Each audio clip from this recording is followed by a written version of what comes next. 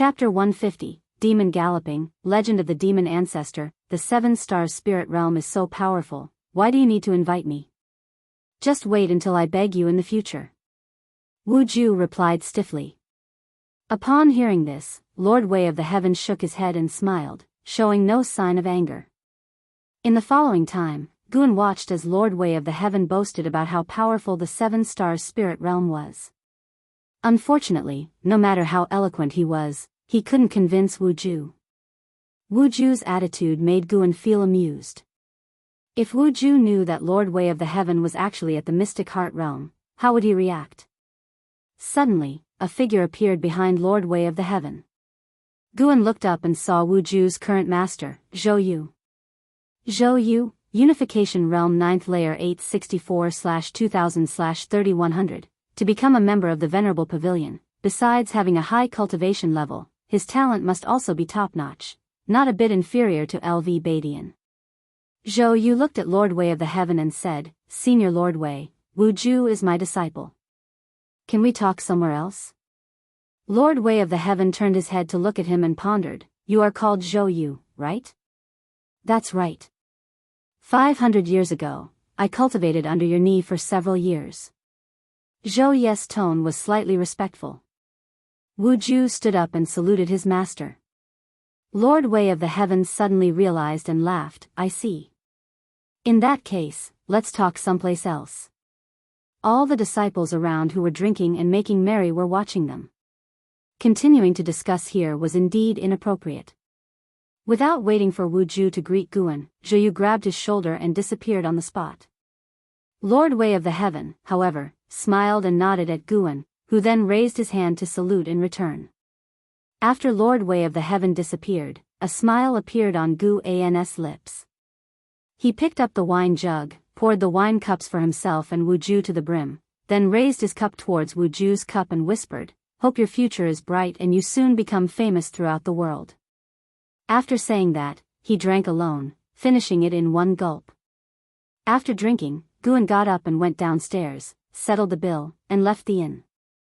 He did not go straight back to the Third Medicine Valley but headed towards the Inner Sex Book Collection Hall. Since Guan borrowed the Chronicles of the World and the Continental Map from the Inner Sex Book Collection Hall, he had established a relationship with Elder Su Lu. Over the years, the two often exchanged about the Green Hero Travelogue, forming a friendship of an age gap. It is worth mentioning that Guan also made the acquaintance of Ancestor Kusong in the Book Collection Hall. Ancestor Kusong hid his Supreme Elder identity and befriended Guan under the guise of an inner sect disciple, and Guan did not expose him. When he arrived at the 3rd floor of the Book Collection Hall, Guan found Su Lu and took out the books he had previously borrowed, then smiled and said, "Elder Su, do you have any more books by Daoist Xuanxuan?" Daoist Xuanxuan was the author of the book Su Lu had lent to Guan. This book was not sold in the Book Collection Hall. It was a book sent back by a friend of Su Lu who had gone overseas. It was said to be very popular. After reading it, Guan found that Daoist Xuanxuan's writing was indeed excellent. He even saw traces of Green Hero Travelogue in it. Later, he heard from Su Lu that Green Hero got inspiration to write Green Hero Travelogue after reading this book by Daoist Xuanxuan. Su Lu received the books Guan placed on the table and looked up at him, saying, "Brat, you should read in your spare time from cultivation, don't get addicted to it." Guan smiled and said, "I have average talent. No matter how hard I cultivate, it's useless. In this lifetime, I can probably only reach the core formation realm. You know, I am the Valley Master of Medicine Valley. I can improve my cultivation level with elixirs. Why waste time on cultivation? I'd rather enjoy life and cherish the time being alive." Su Lu already knew his destiny, so upon hearing these words, he felt they made a lot of sense. Su Lu smiled and said, "Indeed, there is still one book by Daoist Xuanxuan, it's with someone upstairs. Go find him." Guan immediately cupped his hands at him, then turned and walked towards the stairs. There were only 2 people on the 4th floor, one was Ancestor Kusong, and the other was a great void-crossing realm cultivator. These two did not disturb each other. All the way, Guan came to Ancestor Kusong's side. He was sitting on a chair by the window, holding a book in his hand. Supreme Immortal Venerable. This was a popular novel written by Pannon. Over the years, under the operation of the Supreme Sect, Supreme Immortal Venerable, and the Investiture of the Gods, had spread to the other 8 dynasties and were very popular. The most popular was still Supreme Immortal Venerable, while the Investiture of the Gods was highly recommended by the high levels of various sections. In the world of immortal cultivation, there was a classic saying, look at the Investiture of the Gods for high realms, and look at the Supreme Immortal Venerable for low realms. The fact that Ancestor Kusong liked Supreme Immortal Venerable surprised Guan, Sr. Elder Su recommended me here. May I borrow the book by Daoist Xuanchuan? Guan asked softly. Ancestor Kusong listened and touched his left hand into his pocket, took out a book, and threw it to him. Guan caught the book, flipped through it briefly, and immediately smiled. Ancestor Kusong suddenly asked, Guan, have you read the Supreme Immortal Venerable before? Pan's identity was still a secret in the Supreme Sect, known only to a few, and Ancestor Kusong did not pursue the author's identity. Yes, it's all right. Guan commented. Although the Supreme Immortal Venerable was a book he originally wrote, he did not like to read it because there was no sense of novelty. Ancestor Kusong chuckled, then you don't understand the greatness of Supreme Immortal Venerable. In my opinion, this book is better than the Investiture of the Gods, because it can resonate with the majority, showing that the author understands the mundane world. Guan said, but I still like the Investiture of the Gods better. It has more detail and more imagination. The two began to argue about which book was better. Guan did not intend to let him win. After all, ostensibly Guan did not know his true identity. They were friends with a significant age difference but shared a common interest. If Guan always agreed with him, flattering him, it would rather be boring. After a long argument, Guan had the upper hand and left satisfied. Ancestor Kusong, who had been blowing his nose and glowering, watched Guan go downstairs. The anger on his face subsided, turning into a playful smile. At this moment, the great void-crossing realm cultivator walked over. This was a man dressed in a gray Taoist robe. He came to Ancestor Kusong and asked with a smile, Ancestor, why are you arguing with the Foundation Establishment Realm cultivator? He is in the Foundation Establishment Realm, but the fact that he can enter the inner sect shows he is not so simple, does it? Ancestor Kusong asked in return. The gray-robed man shook his head, maybe he has some background, but cultivation levels don't lie. Ancestor Kusong smiled but did not reply, continuing to read the Supreme Immortal Venerable. The gray-robed man continued to ask, the 9 dynasties sects plan to jointly explore the demon land to find the cause of the demon calamity. Will you go? Ancestor Kusong replied, yes, these old bones of mine have no hope of advancing further. After enjoying some more leisurely days, I will head to the demon land. The gray-robed man, upon hearing this, said, Ancestor, take me with you. Nonsense, this trip is life-threatening. Even though I'm at the Mystic Heart Realm, I can't protect you. Is it that terrifying? Do you think the Ephemera sect dares only to make trouble in the 9 dynasties' lands for no reason? Could it be that there is also a Mahayana expert in the demon land? Ancestor Kusong did not answer. He shifted his gaze to the window. Beneath the blue sky, disciples flew in and out, the scenery was beautiful. Deep night. Heavenly Phoenix Mountain, Ninshu Cave. Guan was teaching Tian Yao how to cultivate the Limitless Freedom Step. Tian Yao was the only one to inherit the Limitless Freedom Step. Together with the Primordial Earth Immortal skill, in 1,000 years, her strength would certainly be very powerful. In the same realm, it might not be said that she would be invincible, but no one, neither human nor demon, could stop her. Tian Yao was very excited about Guan's teachings. This was the first time Guan had taught her a spell.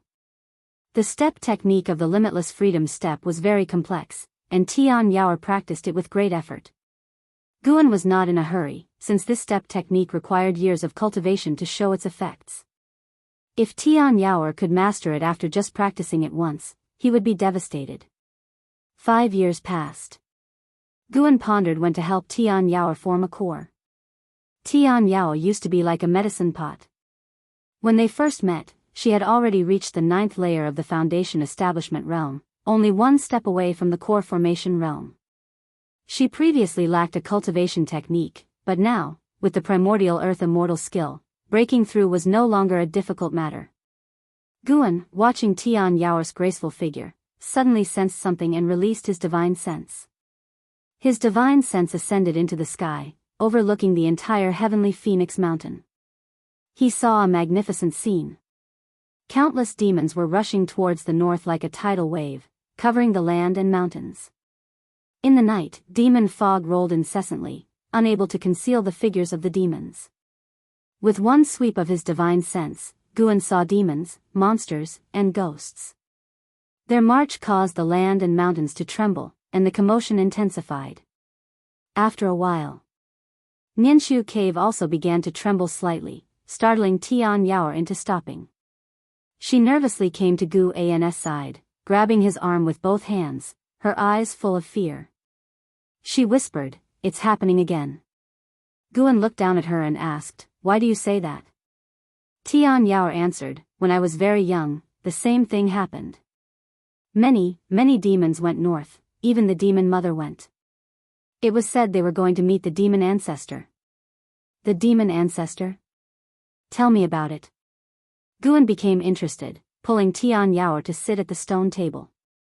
Tian Yao took a deep breath and began to tell the legend of the demon ancestor she had heard. Legend has it that a long time ago, the first demon was born between heaven and earth. He was the demon ancestor. He was born above all beings, and in the long years of feeling lonely, he sprinkled his blood on the earth, allowing the beings of the world to be baptized and then transform into demons. Later, creatures called humans appeared on the earth. They were terrifyingly powerful and slaughtered demons on a large scale. At this point, Tian Yao couldn't help but look at Guan nervously, for she already knew that Guan was not a demon, but a human. To demons who had never interacted with humans, humans were terrifying beings. If Guan hadn't saved her, she would have long attempted to escape.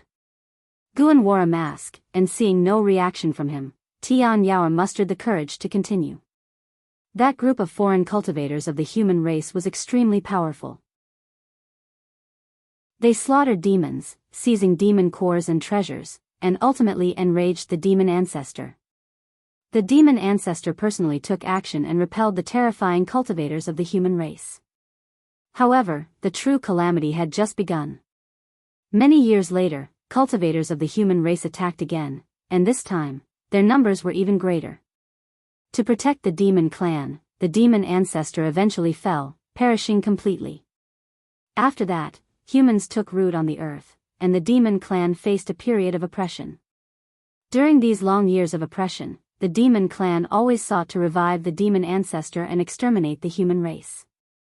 Until now, the demon ancestor was about to be resurrected, and every few decades, all the demons in the world would go to worship the demon ancestor, offering their demon blood.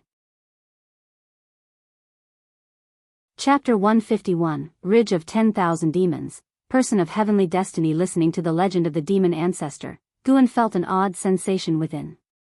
So, the 9 dynasties on the continent were the invaders? No wonder the Holy Land didn't assist the 9 dynasties. But Guan didn't ponder too much. He wouldn't sympathize with the demon clan or blame the 9 dynasties over this. The fight for survival had never been defined by good and evil.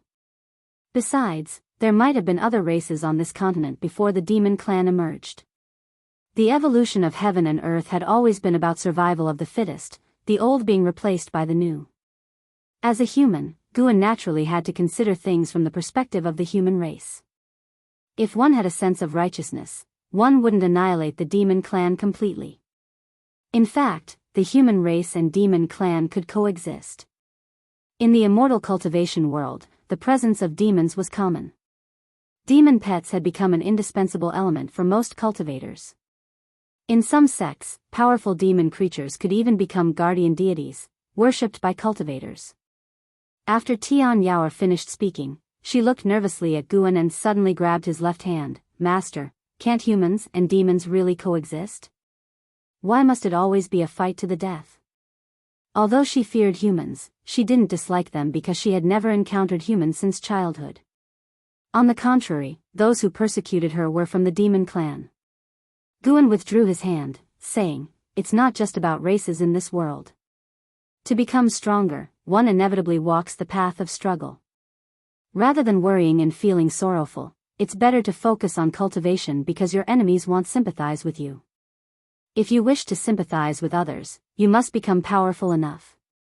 Because of the memories from his past life, aside from the friends he had genuinely bonded with, Guan viewed the world with a sense of detachment. When the chaos erupted in the Supreme Sect's outer sect, he had etched the word righteousness into his mind, but he didn't feel extreme hatred toward those actions. When the ephemera sect ravaged the world, he didn't harbor extreme hatred either. He could immerse himself in the mundane world, yet deep within, he harbored a kind of solitude. This solitude allowed him to see through everything clearly and kept him from being swayed by his surroundings. After listening to his words, Tian Yao nodded earnestly and said, "If the demon ancestor is resurrected and humans are driven away, Master, wherever you go, you must take me with you." Guan smiled and asked, "Is the demon ancestor really that powerful? Will humans surely be driven away? I once heard the demon mother say that once the demon ancestor is resurrected, this continent will completely become a land of demons and devils. The human cultivators of today simply can't contend with the demon ancestor," Tian Yao said with her head tilted. "So powerful?" Guan grew even more intrigued by the demon ancestor. If nothing went wrong, when the calamity of demons and devils erupted, he would have to deal with the demon ancestor. Moreover, Guan was half skeptical of Tian Yao's words. He felt there were more secrets hidden on this continent, not fully explained by this legend. If the continent truly belonged entirely to the demon clan, then where did the devils and ghosts come from? Devils were not just another term for demons, they existed as a separate force. If humans practiced demonic power, they became demon cultivators. If the demon clan practiced demonic power, they became demon devils. Why did demonic power appear? Moreover, Guan sensed that the demon land had an extremely heavy aura of resentment, far surpassing that of the 9 dynasties' lands. In the demon land, human cultivators were rarely seen. It couldn't be said that all of this resentment was caused by human cultivators, right? Then, Guan asked Tian Yao to continue cultivating the limitless freedom step, while he used his divine sense to track the roaming demons and devils.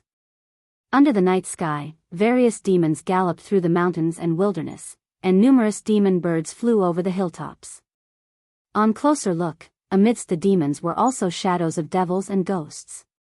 The difference between devil shadows and ghost shadows was that these devil shadows emanated demonic chi, like masses of black mist flying by. Guan's divine sense tracked them over a distance of millions of miles, witnessing an ever-increasing number of demons and devils. Along the way, the number of demons and devils reached a level that even made a Nirvana realm cultivator like him shiver. If the calamity of demons and devils truly erupted and he didn't intervene, the 9 dynasties' territories would likely be swiftly overrun. Approaching the depths of the demon land, Guan also sensed the aura of mystic heart realm demon devils. These demon devils were not stirred by the tide of demons and still remained in their respective caves. Eventually, Guan's divine sense halted within a cluster of volcanoes. Here, lava spread everywhere, the night sky covered in hot, thick smoke, and some volcanoes continuously erupted, spectacular and terrifying. According to the map provided by Su Lu, this should be the Ridge of 10,000 Demons, deep within the continent. The Ridge of 10,000 Demons had over 10,000 volcanoes, housing countless demon kings, with an uncountable number of demon devils. The author of Chronicles of the World passed through here but dared not delve deeper because the overwhelming demon energy filled him with dread. He learned about the Ridge of 10,000 Demons by capturing and interrogating a demon creature. Guan could feel the aura of thousands of Unification Realm beings and more than 20 Mystic Heart Realm beings, including a Great Ascension Realm presence, here. At this moment, countless demon devils within the Ridge of 10,000 Demons were also rushing northward. Guan didn't continue probing north, not because his divine sense couldn't extend further, but because there were already Great Ascension Realm demon devils here. The demon ancestor was likely beyond the Great Ascension realm. Reflecting on the legend mentioned by Tian Yaoer, it seemed highly probable. The blood of a Great Ascension being wasn't that extraordinary, but a Nirvana realm being was different. Their essence of life had already transformed, just like Guan's blood was no longer mundane. Guan didn't want to alert the enemy. After all, the calamity of demons wasn't happening tomorrow. He still had time to extend his lifespan. Once his lifespan reached 10 million years, his strength would experience a significant leap. Maintain composure. The advantage was on his side. Guan retracted his divine sense and continued guiding Tian Yaoer in her cultivation. Spring passed, autumn came, and 3 more years went by. One afternoon, the 82-year-old Guan transformed into a small figure clad in white and arrived at the North Sea Mountain to visit Sage Xian Miao. Sage Xian Miao had been left to his own devices. Guan only visited every few months, and Sage Xian Miao had gotten used to it. He spent his days cultivating in the mountain god temple, living quite comfortably. Upon his arrival, Guan noticed there was someone else outside the temple, and it was someone familiar. Enrich stood side by side with Sage Xian Miao on the edge of a hillside, together overlooking the vast North Sea. It seemed the two shared a good relationship, forged from their unrecognized encounters during the Golden List tournament. Enrich had already broken through to the first layer of the nascent soul realm, and he wasn't yet 50 years old. It looked like Enrich had great potential to surpass the breakthrough speed of Li Xiandao. Your cultivation speed is already fast enough. What you need now is to calm your mind, Sage Xian Miao said, his tone rather helpless. Before participating in the Golden List tournament, he truly believed his talent was unrivaled in the world. Being defeated by Enrich didn't leave him despondent, rather, he felt fortunate. He was glad to have met Enrich, which allowed him to recognize his own limits early on and thus cultivate better. Enrich stood tall, his arms crossed over his chest, his handsome face with loosely tied long hair, exuding both a free-spirited aura and the demeanor of a prodigy. He chewed on a blade of grass, softly laughing. I don't feel that my cultivation speed is very fast. For some reason, since I started cultivating, I've constantly felt a sense of urgency. If I don't hasten my cultivation, disaster will surely befall me. He gazed at the North Sea's surface, his eyes profound. Seeing the kid who, back then, wasn't even up to his shoulder, now growing into such a figure, Guan felt a great sense of accomplishment. If it weren't for him, Enrich would have long perished in the jaws of demons. Moreover, he had guided Enrich in his cultivation, so he deserved to feel this sense of achievement. Hearing Enrich's words, Guan thought of the limit of one's lifespan. Could it be that geniuses like Enrich could sense the existence of heavenly destiny? If he couldn't achieve nirvana within 10,000 years, he would eventually die. Sage Xian Miao sighed, since that's the case, let me guide you. Previously, while passing through Tianwei, my treasure guided me to the ruins of a great cultivator's cave abode. However, the restrictions inside were complex, and I couldn't comprehend them at the time, so I set it aside and came to participate in the Golden List tournament. You can try, as there are great opportunities inside. Upon hearing this, Enrich couldn't help but ask for the exact location of the cave abode ruins. Sage Xian Miao took a map from his storage bag and handed it to Enrich. After chatting a while longer, Enrich prepared to leave. Before departing, he reminded, the hateful Heaven Divine Sword has been causing quite a stir in the immortal cultivation world recently. The Sword Master has already turned to demonic cultivation and learned an evil art, killing more and more people. Be careful in these deep mountains, so he doesn't catch you. If the mountain god is always drowsy, no one can save you. Sage Xian Miao laughed. I am at the 5th layer of the divinity transformation realm. The hateful Heaven Divine Sword hasn't yet killed a divinity transformation cultivator. Enrich shook his head with a wry smile, waved his hand, and turned to leave. He leaped, a flying sword emerging from his waist. He stepped onto it and quickly vanished at the edge of the North Sea. Sage Xian Miao watched for a while, then turned back to the temple. Just as he entered the courtyard, he heard the voice of the mountain god. This boy's root bones are extraordinary, and his chi fortune is remarkable. Looking up, he saw the mountain god sitting on the temple's eaves, watching Enhao's departing figure. Sage Xian Miao smiled and said, "His talent is indeed unparalleled. My master once said that the supreme sect would give birth to a genius capable of changing the world, and perhaps it's him." Guan chuckled upon hearing this. "So, the Three Pure Ones mountain is this impressive?" Sage Xian Miao replied, "Three Pure Ones mountain certainly can't compare to you. Though the Daoist tradition has existed for over 10,000 years, our masters have mastered some prediction techniques. Actually, our Three Pure Ones mountain also hails from overseas. Our ancestors couldn't return, so they settled on this continent." He began introducing Three Pure Ones mountain, and Guan listened attentively. Just the divine reaching mystic gate alone was enough to make him regard Three Pure Ones mountain highly. By the way, our Li family also has a person of heavenly destiny, brimming with chi fortune. This person should also be a disciple of the supreme sect, though he has not yet showcased his talent. When he encounters a great opportunity, he might soar to the heavens and rival Enhao. "I'm looking forward to that day," Sage Xian Miao said, gazing up at Guan with an expectant expression. Guan curiously asked, "Do you have a clear calculation on the person of heavenly destiny?" "It's hard to pin down in calculation, but it should be him. Other Li family disciples' talents aren't outstanding enough." Sage Xian Miao shook his head. Guan knew who he was talking about. The most talented disciple of the Li family in the supreme sect could only be Li Ya.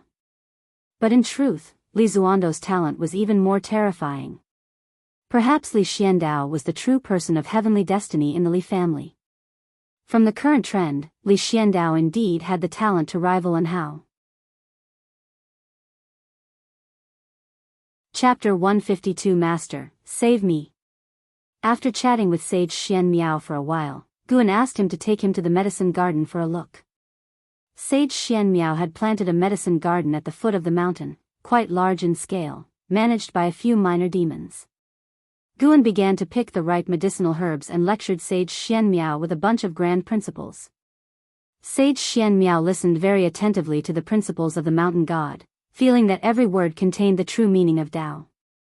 After picking, Guan took only half, leaving the other half for Sage Xian Miao to refine elixirs and cultivate. Although it was not the first time this happened, Sage Xian Miao was moved every time. Even though he was a servant, serving for a lifetime, he was actually cultivating under the mountain god's guidance, which was a great blessing. Sage Xian Miao felt that the mountain god had an important mission to entrust to him, because the mountain god said, "When heaven is about to bestow a great responsibility on a man, it first exercises his mind, toils his bones, starves his body, empties him of possession, and disturbs his deeds." The planting of medicinal herbs might not be something the mountain god needed, but rather a way to temper his character. Regarding the mission that the mountain god wanted to pass on to him, he had a bold guess, and every time he thought of it, he couldn't help but feel restless and tried not to think about it. The medicine garden of the mountain god temple had not yet become a stable source of lifespan for Guan. He now mainly relied on Mystic Valley, 8 scenic caves, 3rd Medicine Valley, Tianya Valley, and Nianchu Cave. Each year, he could obtain nearly 200,000 years of lifespan, although there were occasional fluctuations. His lifespan had already exceeded 5,600,000 years. If nothing unexpected happened, he would reach 10 million years in 20 years. The great calamity of the demons and monsters was unlikely to erupt within 20 years. According to the predictions within the Supreme Sect, it would take at least 50 years for the great calamity of the demons and monsters to erupt. After returning to Mystic Valley, Guan continued to act as an ordinary disciple. It was worth mentioning that Gu Zong had already promoted Guan to an inner sect disciple, but Guan still preferred to wander around the outer city. He had many friends in the outer sect. He was a nostalgic person. Just like that, another year passed. Summer arrived. Guan was practicing calligraphy in a pavilion in Mystic Valley. While practicing, he was also contemplating the profound formations in the Ziwei Array Chronicles. Lu Jiujia suddenly came to visit Guan. Hearing the knock on the door, Guan let him in. He closed the door, walked to the desk, and said, "Senior brother, I have news about Wuxin." Wuxin was Gu An's junior disciple, a spy from the Thousand Autumn Pavilion. Although Wuxin had left, he had left behind the Daoist expansion skill. Guan did not look up, continuing to stare at the paper, saying, "Let's hear it." Lu Jiujia immediately said, "Due to the chaos in the ephemera sect, the Thousand Autumn Pavilion has disbanded. I originally thought he had perished, but recently I heard that a young monk has appeared under the Emperor's command, calling himself Wuxin. This monk acts ruthlessly. He once slaughtered 9,000 soldiers of the Hanlu dynasty by himself and refined their heads into magic artifacts.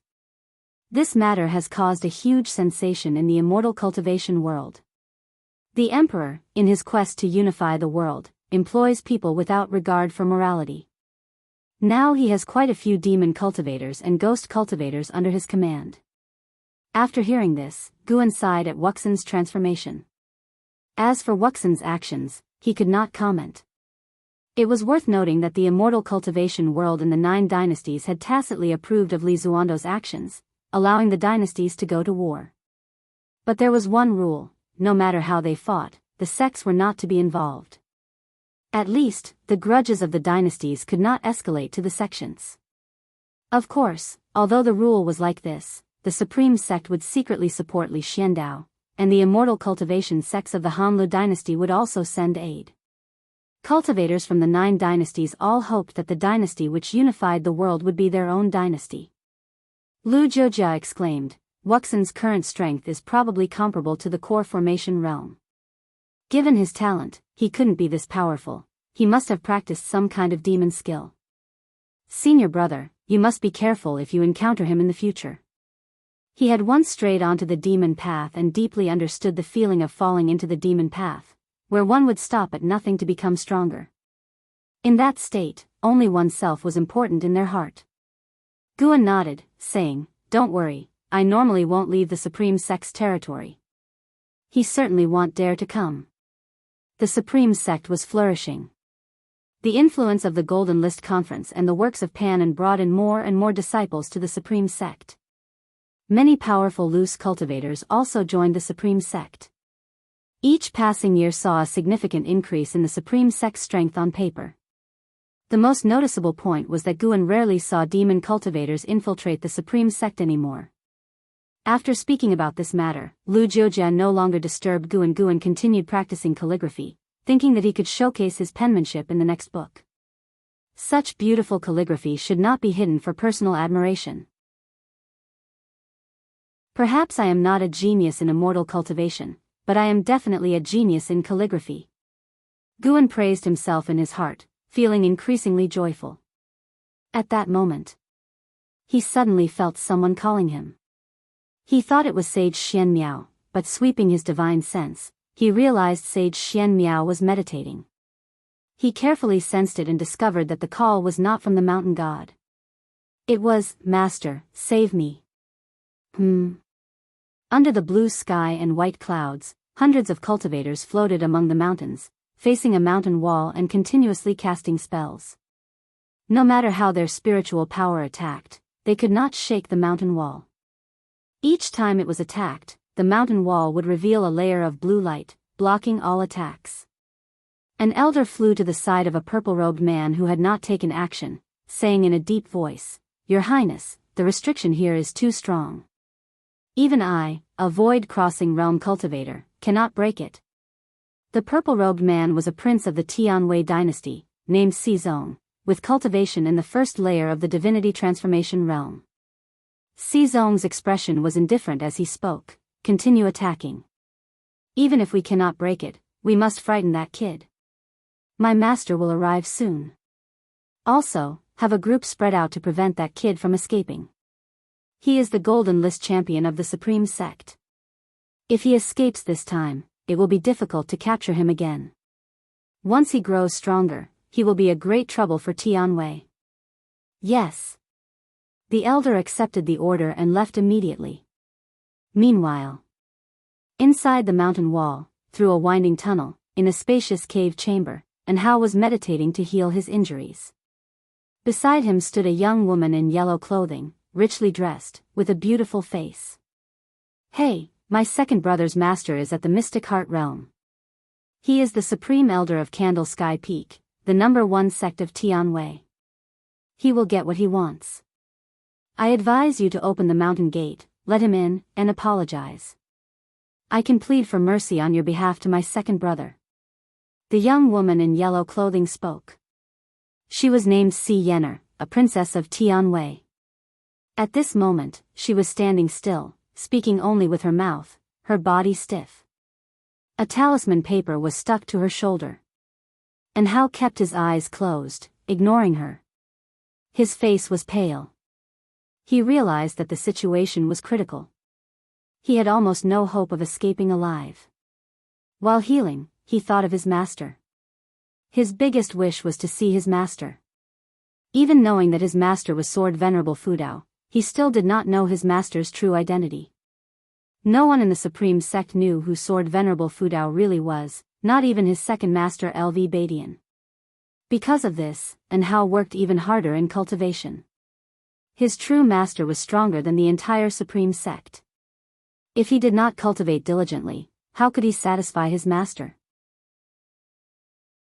And Hao felt both unwillingness and a bit of shame. He hoped that in this critical moment, his master would come to save him. Although Zong had the cultivation of the divinity transformation realm, he could not really harm him. The troublesome thing was that Zong could call for help, and he brought a group of high-level cultivators. This made Hao feel very frustrated. He also had backing. If his master were here, he believed that no matter how many people Zong called, it would be useless. With Si Yenner's incessant nagging, his mind was in disarray. Unable to help it, he opened his eyes, glared at Si Yenner, and cursed, "If you keep talking, be careful I don't strip you and have my way with you before I die." At these words, Si Yenner's face turned pale. She quickly shut her mouth, staring at him with large, aggrieved, and angry eyes. Cough, cough, and Hao's anger caused a backflow of blood, leading to a fit of coughing. He disliked spitting blood, so he swallowed the backflowed blood, enduring the discomfort. Soon, he calmed down and continued to practice and heal his wounds. An ancient hour later. Si Yenner couldn't help but ask, "Hey, and Hao, do you think that statue is the statue of the cave owner?" Following her gaze, one could see a stone statue standing in the center of the cave chamber. It depicted an elderly man standing on a tortoise, holding a wooden staff, with a hunched back and a kindly face. Although it was a stone statue, it had a feeling of coming to life. With eyes closed, and Hao responded, "Perhaps." Suddenly, he thought of something and immediately stood up, walking to the statue. He began to circle the statue, carefully observing. "Did you discover something?" Si Yenner asked curiously. And Hao did not answer her. At that moment, a terrifying pressure descended, halting in Hao's steps and turning his face pale. Si Yenner was similarly frightened. "Master, you have finally arrived." From outside came Zong's delighted shout. He deliberately spoke loudly, clearly for Hao and Si Yenner to hear. "I didn't expect this place to hide the grotto heaven remains of an ancient great cultivator.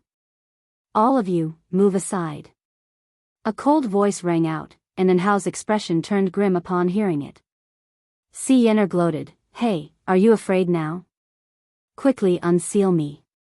Otherwise, when they break in, you will surely die." Rumble, the cave chamber shook violently, sand and dust fell, as if it would collapse at any moment. A terrifying divine sense had already penetrated inside, making Hao's heart jump and his forehead sweat. No matter how talented he was, he could not be a match for the Mystic Heart Realm.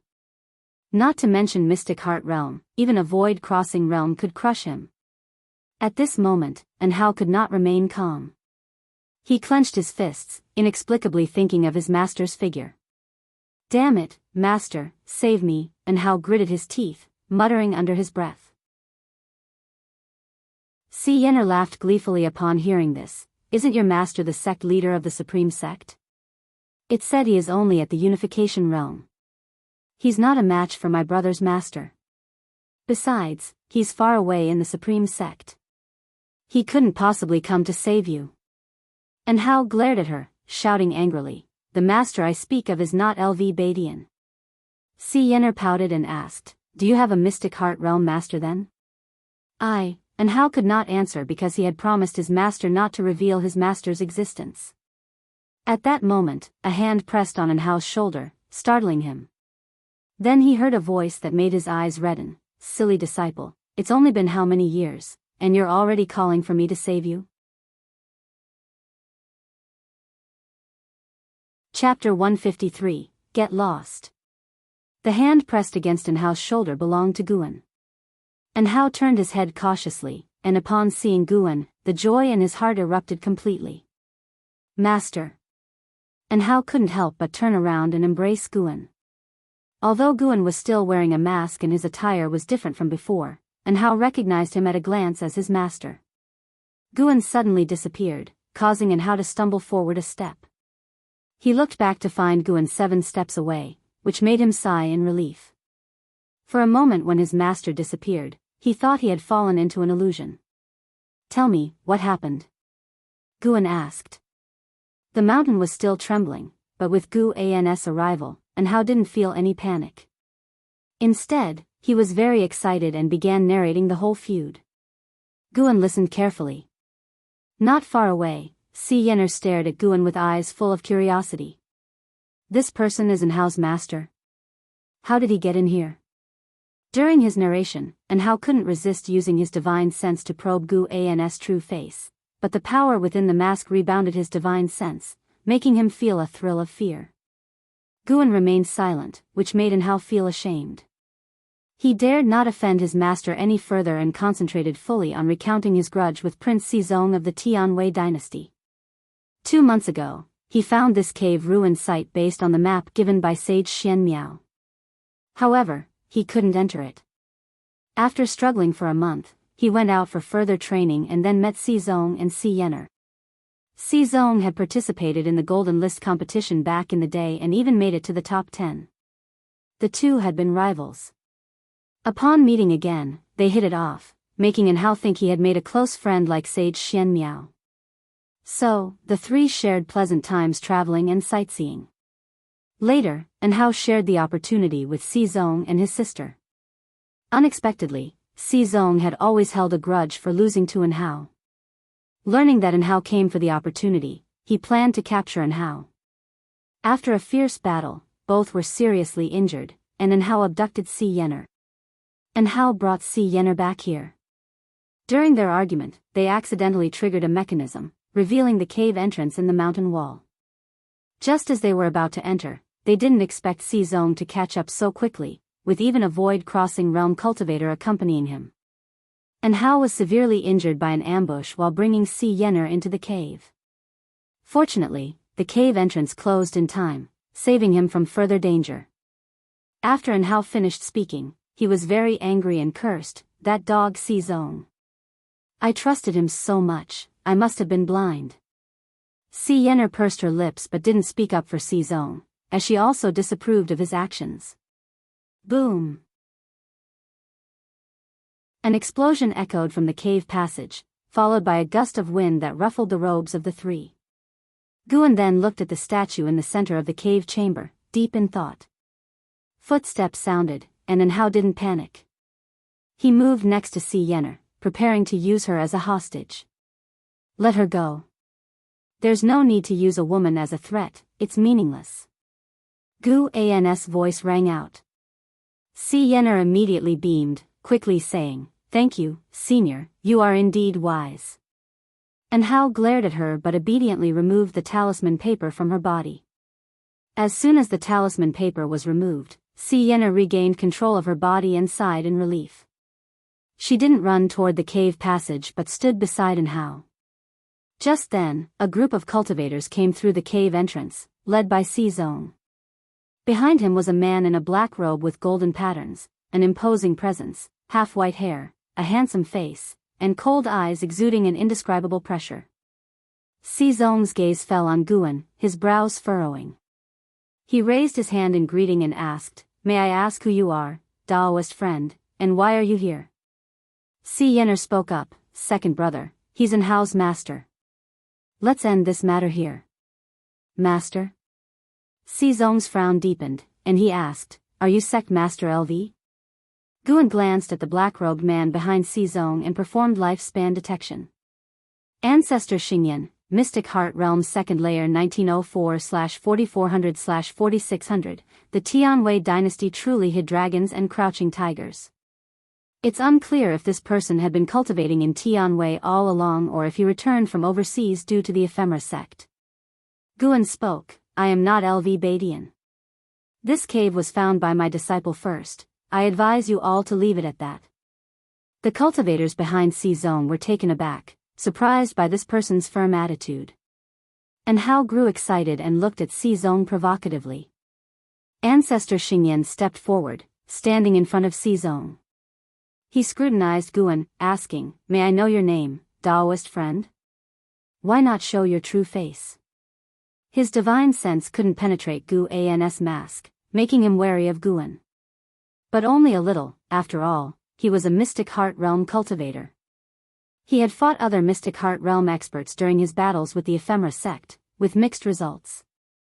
As a fellow Mystic Heart Realm cultivator, he couldn't be killed. Unless this person was as powerful as the ephemera sect hierarch, at the Mahayana realm. Mahayana realm? Ancestor Xingyan didn't believe it. If there was such a powerful existence, why hadn't he heard of it before? Guan turned to Ancestor Xingyan and uttered one word, scram. Scram. Everyone's faces changed drastically, especially those on Xizong's side. They knew Ancestor Xingyan's background. Audacious. How dare you speak rudely to a great cultivator of the Mystic Heart Realm? An elder scolded angrily, while Ancestor Xingyan laughed coldly. And Hao was extremely excited. As expected of his master, how domineering. Xi looked at Guan, feeling that his arrogance stemmed from genuine confidence. Just as Ancestor Xingyan was about to speak, Guan sighed and muttered, annoying. As the words fell, Guan suddenly waved his sleeve. Mana burst forth, transforming into a strong wind that swept towards Ancestor Xingyan, Xizong, and the others. His actions were too fast for anyone to react. As the strong wind passed, Ancestor Xingyan and the others turned to ashes, and their storage bags and rings fell to the ground. The cave chamber instantly fell silent. And Hao's eyes widened, and Xi froze, rubbing her eyes in disbelief. A series of messages appeared before Guan's eyes, indicating that killing 57 cultivators had granted him over 1200 years of lifespan. Guan ignored Hao and Xi's shock, then approached the statue. The Mystic Heart Realm, dead? Xi muttered, beads of cold sweat forming on her forehead as she instinctively felt fear. And Hao was stunned for a while, then cheered and ran to Guan's side, excitedly saying, Master, how are you so powerful? What is your true realm? Are you at the Mahayana realm as mentioned by the ephemera sect hierarch? Mahayana realm. These 3 words made Xi's heart race. She could no longer think about Xizong's death, as her heart was filled with fear and anxiety. She immediately ran towards the cave's entrance. And Hao just glanced at her and didn't stop her. After Guan's earlier display, he felt incredibly confident. Even if the entire Tianwei dynasty surrounded their master and disciple duo, it would be courting death. Guan paid no attention to Hao. Seeing his master examine the statue, Hao dared not interrupt, standing obediently by the side. He looked at Guan with intense admiration in his eyes. He couldn't help but activate his spiritual power, stimulating his senses to ensure he wasn't dreaming. With such a powerful master, could he have destroyed the ephemera sect without the mountain god's intervention? Such a thought crossed Hao's mind, and his admiration for Guan deepened. Before long, Xi returned. It turned out she wasn't escaping but rather telling the outside cultivators to leave quickly to avoid dying because of Xizong. She quietly waited beside Hao. Hao frowned at her, and she raised her face defiantly and glared at him. At this moment, Guan raised his hand and struck the statue with a palm. Under his mana control, the statue began rotating. As the turtle statue moved, water started flowing from its base. After the statue rotated halfway, the turtle's mouth opened, and a beam of white light shot out, hitting the mountain wall. Under the watchful eyes of Anhao and Si Yenner, the mountain wall revealed complex and dense ancient characters, each character writhing as if it wanted to escape the wall, making the two of them widen their eyes in astonishment. The strong light shone on their faces, and it seemed like a sun was forming in their eyes, growing larger. Upon closer inspection, a mass of strong light appeared on the mountain wall where the strange words were, expanding as if a gate to an exotic world was opening. The statue suddenly raised the stone staff in its hand and lightly tapped it. The strong light ahead sharply increased, enveloping the entire cave chamber, and a rich spiritual energy rushed towards Guan and the two. Guan immediately walked towards the mountain wall, with Anhao following closely. Si Yenner gritted her teeth and followed. Within the strong light, Anhao couldn't cast spells, and even his divine sense couldn't spread out, forcing him to forge ahead. After about 10 steps, he suddenly bumped into someone and quickly stopped. Just as he was about to speak, the strong light before him faded, restoring his vision. What came into his view was a magnificent and beautiful world. They stood on a cliff, in front of boundless green mountains, with a blue sky and interwoven white clouds. Such rich spiritual energy. Anhao was drawn to the area's spiritual energy and couldn't help but take a deep breath. "What is that?" Si Yenner exclaimed, pointing to the distant forest. Anhao turned his head and followed her direction, seeing the trees swaying as if a gigantic beast was moving through them a few miles away. "This is truly blessing," a loud and ancient voice echoed through the skies. "Mahayana realm." Anhao and Si Yenner's hearts raced. Guan remained calm, sensing the presence of 4 spirit beasts comparable to the unification realm, as well as a Mahayana realm remnant soul in this minor heaven and earth. The remnant soul was located within a stone statue hundreds of miles away, very weak. Guan spoke, "Go and give it a try, see if you have such blessing." Upon hearing this, Anhao immediately leaped into the forest, followed by Si Yenner. After paying her respects to Guan, "Wait for me." Si Yenner shouted, quickly disappearing into the forest. Guan's figure vanished, crossing a distance of hundreds of miles, reaching halfway up a mountain where a stone statue identical to the one in the cave chamber stood.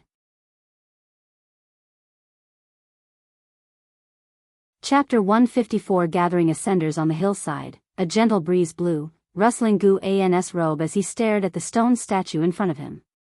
His divine sense had already penetrated the statue, capturing the residual soul within. This residual soul looked exactly like the stone statue, representing an old man. The soul body was curled up as if in a deep sleep. Earlier, the sound was triggered by some kind of restriction that activated whenever any living being entered this cave mansion. Moreover, during his investigation, Guan discovered that there were other transmission arrays in this minor heaven and earth within the cave mansion. Including the one they came through, there were a total of 8 transmission arrays, each corresponding to different directions, which led him to speculate more about this cave mansion. A Mahayana cultivator's cave mansion. Guan raised his hand, drawing out the residual soul from within the stone statue. A ball of light appeared in his palm. Taoist Starmaster, Mahayana Realm 3rd Layer 0/0/0, all zeros? Did this mean Taoist Starmaster was truly dead? He immediately sent his divine sense into the residual soul of Taoist Starmaster, performing the soul-capturing skill to search for memories. Rumble, in the distance came earth-shaking sounds, the noises of Anhao and Si Yenner battling, entangled with a group of wooden puppets. Guan didn't turn around, focusing on soul-searching. An ancient hour later. The residual soul in Guan's hand dissipated into smoke. Taoist Starmaster had indeed long perished, leaving behind a residual soul in hopes of revival or taking over a body. However, the secret technique he used to preserve his soul couldn't withstand the erosion of time. Over the long years, his soul power was completely exhausted, leaving only a soul shell with some memories. Taoist Starmaster came from the 7 Stars spirit realm, regarded as the holy land of this continent. In Taoist Starmaster's memories, Guan learned a terrifying truth. The demon ancestor actually originated from the 7 Stars spirit realm. Taoist Starmaster and several sect mates were ordered to bring the demon ancestor out, to nurture and have him create the demon clan. Later, for unknown reasons, Daoist Starmaster left the Seven Stars spirit realm, journeyed south to the sea to escape the continent, but was ambushed by other cultivators from the Seven Stars spirit realm, severely injured, and finally hid in the Tian Way to open a grotto heaven, from which he never emerged until his final moment. Guan didn't see the true form of the demon ancestor from his memories. The demon ancestor was sealed in a wooden box, deeply feared by Daoist Starmaster and his sect mates. After placing the box down, they immediately left, unsealing it remotely and quickly fleeing. However, when the wooden box was unsealed, the skyrocketing demon energy left a profound impression on Daoist Starmaster. Apart from these memories, the rest were scenes of Daoist Starmaster nurturing spirit beasts within the grotto heaven. The demon ancestor being related to the Seven Stars spirit realm greatly differed from the legends Tian Yaoer had heard. Various possibilities filled Gu An's mind, but he had no desire to investigate further. Daoist Starmaster was a Mahayana cultivator, indicating the likely presence of immortals within the Seven Stars spirit realm. At this stage, he absolutely could not appear on the Seven Stars spirit realm's radar. His greatest advantage was having no grudges or enemies, allowing him to steadily grow stronger. With that thought, Guan turned around, ready to harvest the medicinal herbs here and transport a batch of heavenly treasures away. By dusk, Guan returned to the Third Medicine Valley. This afternoon's harvest extended his life by over 300,000 years. He could continue the harvesting in the future, as the grotto heaven was vast and had become a self-sustaining ecosystem, so he didn't uproot everything. How could he be short-sighted and destroy a place that could continuously extend his life just for temporary greed? The plants that could extend his life must contain spiritual power or spiritual energy, essentially ranking as heavenly treasures. The majority of plants in the grotto heaven were ordinary, and the dense spiritual energy was due to the cave mansion's restrictions that prevented leakage. And Hao and Si Yenner were still inside that cave mansion, making friends with the spirit beasts there, facing no danger for now. Daoist Starmaster left behind cultivation techniques and divine skills in the grotto heaven, enough for Hao and Si Yenner to explore for years. As soon as he returned to the pavilion, Lu Lingjun came to see him. With the door closed, Lu Lingjun sat down at the table and said, "Don't wander around every day. Today, I felt a strong divine sense coming from the outer gate city. The moment it sensed mine, it withdrew. I couldn't trace its whereabouts." "Are you saying there's a potential danger within the Supreme Sect?" Guan asked with a frown. Lu Lingjun nodded. "It should be a demon. A demon's divine sense is different from a cultivator's, and I've dealt with demons enough to see through this point." Being able to evade Lu Lingjun's probing indicated their target was also at the Mystic Heart Realm. A Mystic Heart Realm demon? Guan planned to investigate the Supreme Sect at night, at least to ensure it posed no threat to his Medicine Valley. With you here, whether the intruder is a demon or not, they surely wouldn't dare touch my Medicine Valley. In the future, the Third Medicine Valley will count on your protection. Don't worry, I will personally cultivate your medicinal herbs. Guan smiled, revealing admiration, which Lu Lingjun enjoyed. Lu Lingjun snorted, "Rest assured, unless the mountain god descends, no one can damage the Third Medicine Valley." After reaching the Mystic Heart Realm, she regained the arrogance she once had while overlooking the lower realm. She felt her path of immortal cultivation had just begun. After chatting for a while, Lu Lingjun finally revealed her true purpose.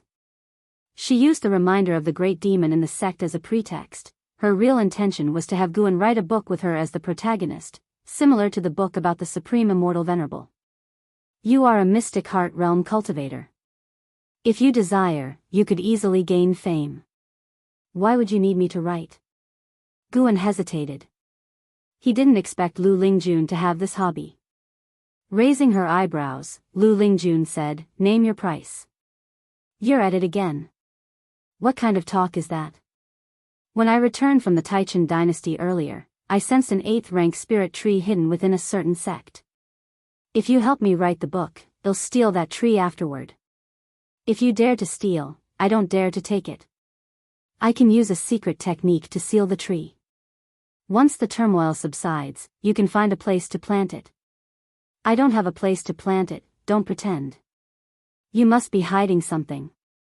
Why else would you go out so often? Ahem, don't slander me. Writing the book is negotiable, but don't defame me, understand? Feeling amused by Gu An's words, Lu Lingjun laughed. Yes, I won't slander you. How could you have any secrets? You are selfless and dedicated to the supreme sect. That's more like it. Now tell me your story so I can seek inspiration. Guan nodded in satisfaction. Recently, with some free time, writing a book wasn't a bad idea, showcasing his calligraphy skills to the world. Lu Lingjun fell into her memories and began telling her story. One whole night passed as she spoke. At dawn, Lu Lingjun finally left Gu An's pavilion. Early morning training, Tang Yu saw this and widened his eyes, quickly averting his gaze, pretending he hadn't seen anything. The news that Lu Lingjun was an elder in the sect had already spread through the valley. Disciples kept their distance from her out of respect. Master is truly impressive, even the sect elder couldn't escape his charm. Indeed, a handsome face can bridge the gap in cultivation levels, Tang Yu thought to himself. As Lu Lingjun returned to her pavilion, Guan overheard her conversation with the White Spirit Demon Emperor. Lu Lingjun had placed advanced restrictions on her pavilion, but they had no effect on Guan, and their pavilions were adjacent, making it easy for him to eavesdrop. Can we really connect with other ascenders through his book? Hard to say, but it's worth a try. Pan An's reputation has spread throughout the 9 dynasties. I can't exactly announce that I'm an ascender, can I? True, though your idea is quite good. If you can unite other ascenders and form your strength, it would greatly aid your future bid for the sect leader's position. Hearing this, Guan put down his pen, falling into deep thought. Noon, in the outer gate city. Upon the heavenly repair platform. A white-robed man arrived at the bottom of the orthographic symbol. He marveled at the sword intent contained within, his eyes filled with astonishment. Just this sword intent alone likely makes Sword Venerable Fudao invincible in the mystic heart realm. It's uncertain if he's reached an even higher level. The white-robed man was in awe, squatting down to touch it. Hey, don't touch randomly, or the sword intent might hurt you. A voice came from beside him. The speaker was Zhuo Lin. Ever since Sword Venerable Fudao used Zhuo Yijian's sword to kill enemies, Zhuo Yijian had no longer come to the heavenly repair platform, staying cooped in his room, comprehending that sword. Not even his son could disturb him. Zhuo Lin had no other means to comprehend Sword Venerable Fudao's sword intent and could only sit in silence at the heavenly repair platform. The white-robed man looked at Zhuo Lin and asked with a smile, "Brother, how long have you been at the heavenly repair platform?" Zhuo Lin replied, "Since these 2 characters came into being, I've been meditating here." "You seem new. First time here?" He eyed the white-robed man suspiciously. The heavenly repair platform was filled with many stories, leading him to overthink. The white-robed man laughed, "I come from the Qintang dynasty. This year, I just joined the Supreme Sect as a guest elder of the Outer Sect. My joining was inspired by Sword Venerable Fudao." Hearing this, Zhuo Lin immediately beckoned him over, signaling him to sit beside him. The white-robed man didn't hesitate and quickly came over to sit down. Zhuo Lin was about to speak when he suddenly saw someone, his eyes lit up, and he called out immediately, "Guan, come over here." In the distance, Guan wandered through the crowd, appearing idle. Hearing Zhuo Lin's call, he hesitated for a moment but still walked towards him. The white-robed man turned his head, seeing the person Zhuo Lin called out to be a Foundation Establishment realm cultivator, then shifted his attention away. Guan conducted a lifespan detection on him. D. Xia, Mystic Heart Realm 3rd Layer 2450/8000/19000, a demon over 2000 years old. The reason Guan came to the Outer Gate City was precisely because of D. Xia. The demon who alarmed Lu Lingjun was D. Xia. D. Xia cultivated some special technique, showing no traces of demon energy on him, but his technique couldn't escape the divine sense of a Nirvana Realm great cultivator. Watching Guan approach slowly, Zhuo Lin remarked to D. Xia, "Though my cultivation is low, I have an exquisite spirit heart. At a glance, I could tell you were exceptional." Hearing this, DC's heart tensed.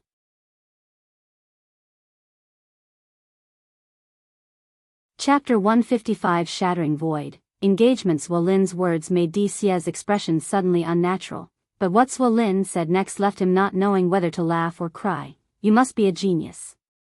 I've never misjudged anyone's talent or chi fortune.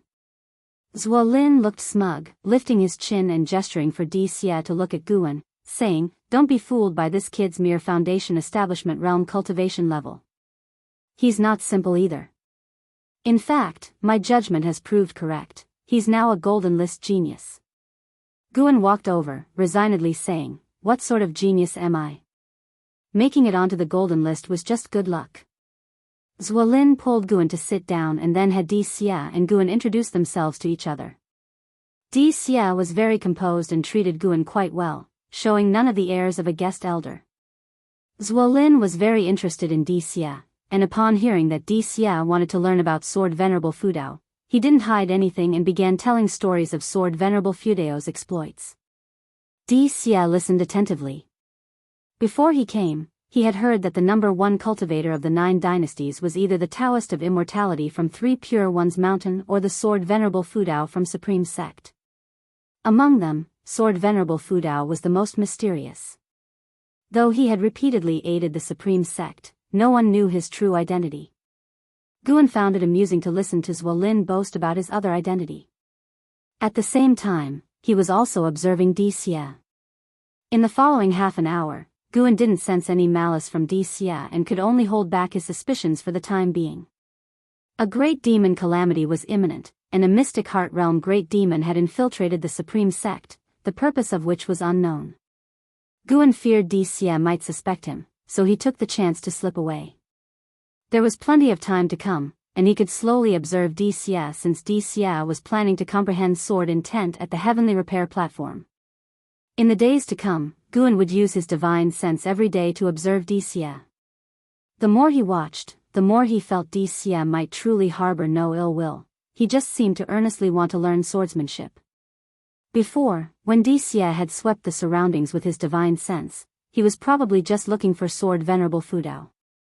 Spring went and autumn came. 2 years passed in the blink of an eye.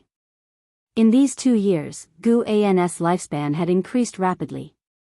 Starmaster Cave had provided him with an enormous amount of lifespan. His lifespan had already broken through 6,500,000, getting ever closer to the 10 million mark.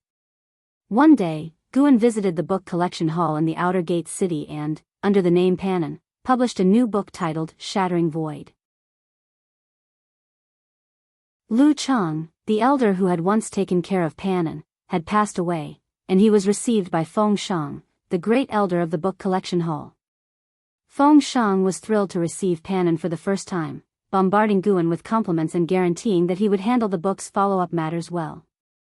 Only after an hour at the book collection hall did Guan manage to get away. Feng Shang was simply too enthusiastic. In Feng Shang's eyes, Guan was a tremendous opportunity. As long as he arranged Pan's new book properly, his career would skyrocket. After leaving the book collection hall, Guan strolled around the city.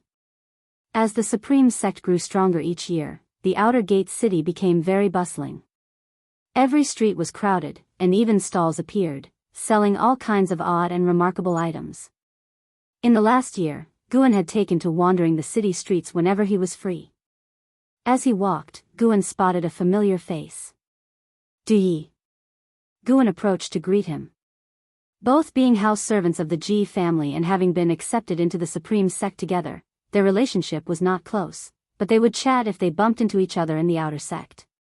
Du Yi was fiddling with a small gourd at a stall.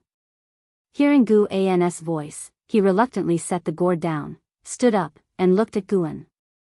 When Guan reached him, Du Yi greeted him with a smile, asking, "Are you here treasure hunting too?" Guan laughed and replied, "There aren't that many treasures to find. I'm just browsing and enjoying the buzz." "How have you been lately?" 92-year-old Du Yi looked just over 40. He hadn't taken any youth-preserving pills when he was younger, unlike Guan, who appeared youthful. In the immortal cultivation world, not every cultivator seeks a youthful appearance. Some believe that maturity conveys more presence. Ah, don't get me started. I attempted the foundation establishment recently and failed, wasting a foundation establishment pill in the process, Dee said gloomily. He was genuinely a low-level cultivator in the immortal cultivation world, of mediocre talent, who had to do odd jobs for young masters from significant families for cultivation resources. Guan consoled him, then took out a medicine bottle with 2 foundation establishment pills inside. Holding the medicine bottle, Dee hesitated. He didn't want to accept Guan's charity, but he couldn't bear to refuse. For a low-level cultivator like him, reaching the foundation establishment was a lifelong dream. Guan smiled and said, "Don't mention it, after all, we grew up together. I hope you live a few more decades. When we're old, we can reminisce about our youth." Hearing this, Dee felt a warm sensation and remembered that he had once told Guan to seek his help if he ever encountered any troubles. If there was any way he could help, he wouldn't hesitate. Half a lifetime later, Guan had never sought his help. Instead, Dee began to owe Guan favors. Dee lightly patted Guan's shoulder, no longer refusing. He put the medicine bottle into his storage bag. "By the way, I heard something recently. Our third miss has been betrothed," Dee suddenly said in a low voice. Hearing this, Guan was stunned and asked with curiosity, "Betrothed? To whom?" Hearing of Ji Xiaoyu's engagement, his heart couldn't help but ripple. Perhaps it was because Ji Xiaoyu had once saved him as a child. Even after growing up, Ji Xiaoyu had been kind to him, not treating him like a house servant and giving him many things to help with his cultivation. Could even such a girl of heavenly pride not escape an arranged marriage? Thinking of this, Guan felt quite emotional. Dee shook his head and said, "How would I know? But it seems that only the engagement is set, there's no date for the wedding yet. I think the young master and the others are very happy, so the other party must be quite significant. That's a given, being able to marry into the Ji family is beyond our imagination," Guan said with a laugh. The 2 of them chatted for a bit more, and then Guan bid farewell to Du Yi. He didn't go back to Medicine Valley but continued to wander around the city. The book collection hall acted quickly, and in less than a month, Shattering Void appeared in the book collection halls of various cities.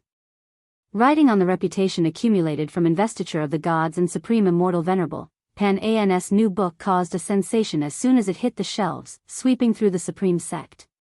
A month later, the name Shattering Void had spread throughout the Taitsong immortal cultivation world and started reaching the other 8 dynasties.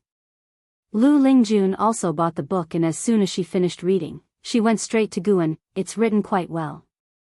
The male protagonist harbors a great demon inside him that leads the way on his journey of immortal cultivation despite his mediocre talent," but Lu Lingjun frowned as she spoke. "What but?" asked Guan. "Why is it called Shattering Void?" She stared intently at Guan, as if trying to see through him. Guan responded with a puzzled look, "Didn't you say that ascending is your pursuit in your homeland? Doesn't Shattering Void appeal to you?" Hearing this, Lu Lingjun couldn't help but nod, saying, "Indeed, it's very appealing. Then you should continue writing it well." She mocked herself internally. How could this kid have guessed that she was an ascender? Then, they started discussing the book Shattering Void, and Lu Lingjun made many demands.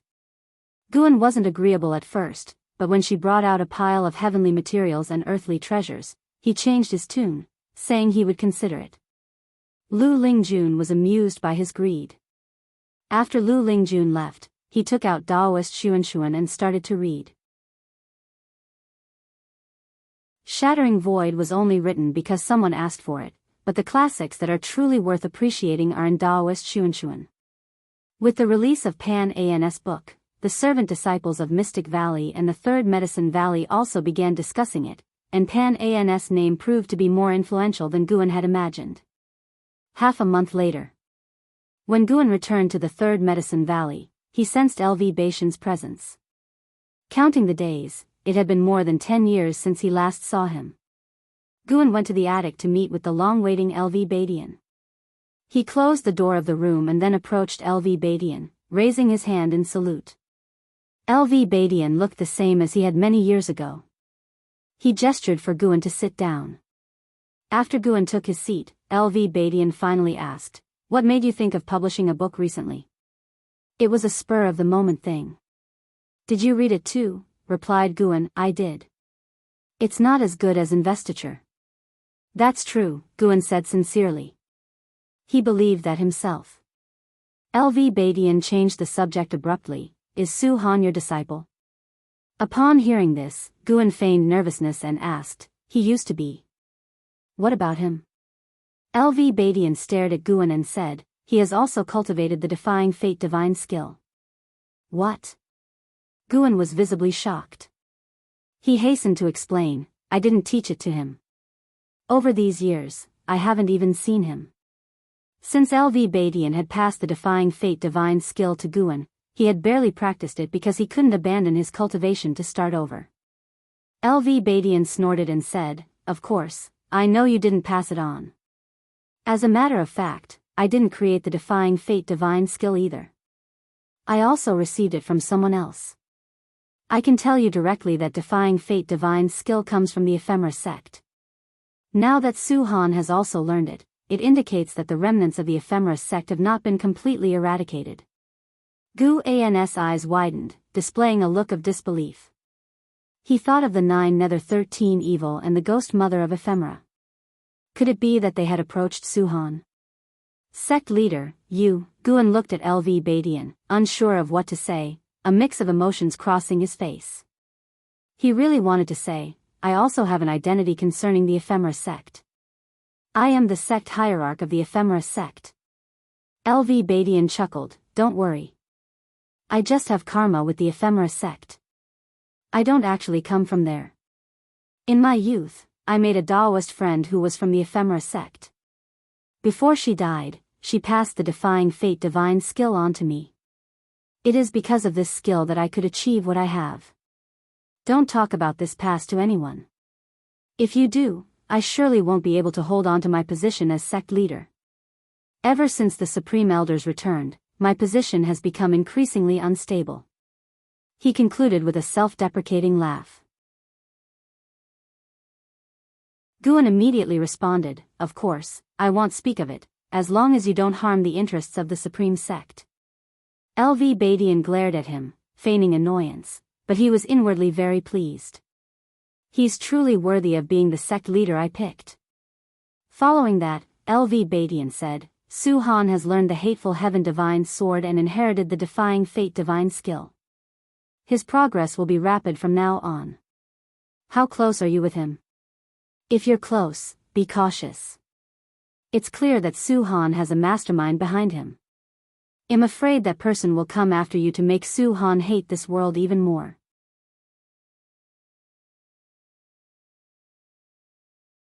Chapter 156 Innate Divine Skills Persecuting Me? Guan almost laughed. Whoever wanted to persecute him must have had a death wish. With his ability to foresee potential threats, he could detect anyone who harbored hostility towards his true self at the first moment. At least for now, no one bore him ill will. Guan usually acted kindly towards others, making it hard for anyone to hold a grudge against him. Apart from the Supreme Sect, not many people knew him. Faced with LV Badian's scrutiny, Guan frowned and pondered, I can't say for sure. I treated him quite well, but back when the Sword Sect was hunting him down, I advised him to abandon the hateful heaven divine sword. Maybe he holds some resentment towards me because of that. LV Badian nodded and said, having some resentment is good. At least you won't become his weak point. But you should still pray he doesn't hate you. Otherwise, if he grows stronger, you'll be in trouble. His tone became teasing towards the end.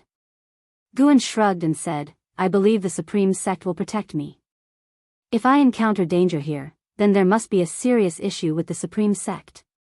You cheeky brat, you're mocking me, aren't you? Not at all. I trust you, sect leader, so please don't make fun of me. As a minor cultivator, I don't want to get involved in bigger troubles. Nothing to do with the Ephemera sect or the hateful heaven divine sword, I'd prefer it that way. Guan said helplessly. Seeing his expression, LV Badian suddenly felt ashamed, thinking he shouldn't have teased him. Guan didn't possess the cultivation level of the Unification Realm's 9th layer. Facing the threat of the hateful heaven divine sword, he must have been very afraid, but was just putting up a brave front. With that thought, LV Baitian's face turned serious, and he said, "As long as you stay within the Supreme Sect, nothing will happen to you. At least here, I can ensure your safety." Obviously, he was hinting at Guan about going to Tianya Valley. Although LV Baitian didn't know where Tianya Valley was, he knew that Guan frequently left Mystic Valley, but he never asked about it. LV Baitian started talking about Li Xiandao. The Taizong dynasty's offensive was swift and fierce, opening no fewer than 5 battlefields in collaboration with the Great Yu dynasty. The neighboring dynasty was about to collapse. LV Baitian indeed didn't like Li Xiandao, but he had to admit that Li Xiandao was very skilled in employing people, always managing to find geniuses or capable generals. From Gu An's point of view, he hoped Li Xiandao could unify the 9 dynasties. Unity would better resist the demon disaster. After unification, order could be established, and the world would be peaceful for the right path. Peace in the world would also help him survive. For the lower-level cultivators, peace was also a good thing. There might be fewer opportunities, but how many lower-level cultivators could turn their fate with an opportunity? Cultivators who turned their fate with opportunities were far fewer than those who died in conflicts. The two talked for a long time, until evening, before LV Baitian finally left. Guan couldn't help but feel that LV Baitian had lost some of his sharpness from years ago. Starmaster Cave. Guan, masked, appeared on a cliff, his divine sense sweeping over to see Enhao staying in a cave. Inside the cave was a pool filled with blood-colored water, where Enhao was practicing, his chi blood continually increasing. Si Yenner was in the forest, practicing her step technique. After spending 2 years in this grotto heaven, both Enhao and Si Yenner had received various inheritances, rapidly improving their skills. It would take many years for them to fully inherit Daoist Starmaster's legacy. After all, Daoist Starmaster was in the Mahayana realm, and his lifetime legacy was extremely vast. Even though Enhao had matchless talent, it would take a lot of time to absorb it all. Guan just glanced at them, then went to pick the celestial treasures in the forest. His aura was hidden, unnoticed by the spirit beasts within the grotto heaven. These Unification Realm spirit beasts were very gentle and had formed good relations with Enhao and Si Yenner, but to avoid unnecessary trouble, Guan still acted quietly. After an hour, Guan left, satisfied. This trip had gained him 50,000 years of lifespan. Since no one cultivated the treasures in Starmaster Cave, Guan also didn't want to do so, fearing that people from the 7 Stars spirit realm might come after him. He could only patiently wait for the celestial treasures in this grotto heaven to grow naturally. That's why he picked only a small amount every time, leaving half behind to self-reproduce. He quickly arrived at Ninshu Cave. One night last month, with Gu An's protection, Tian Yao successfully crossed her tribulation and entered the core formation realm. She had been consolidating her cultivation ever since. Landing on the ground, Guan sensed that her demonic power had stabilized, which indicated that she had consolidated her cultivation. He deliberately made footsteps as he walked towards a garden area. Tian Yao pushed the door open and, like a gust of wind, came to Gu An's side, directly hugging his left arm, excitedly saying, "Master, my demon core has fully formed, and I've even comprehended a divine skill." Feeling the softness from his left arm, Guan marveled internally. A demon was indeed a demon. She appeared very slim, yet her figure was astonishing. He naturally withdrew his arm and walked a few steps forward, squatting down to pick medicinal herbs, while asking, "What kind of divine skill?" Tian Yao came to his side, bending at the waist, hands on her knees, and smiled sweetly. "A transformation divine skill, I'm very powerful now."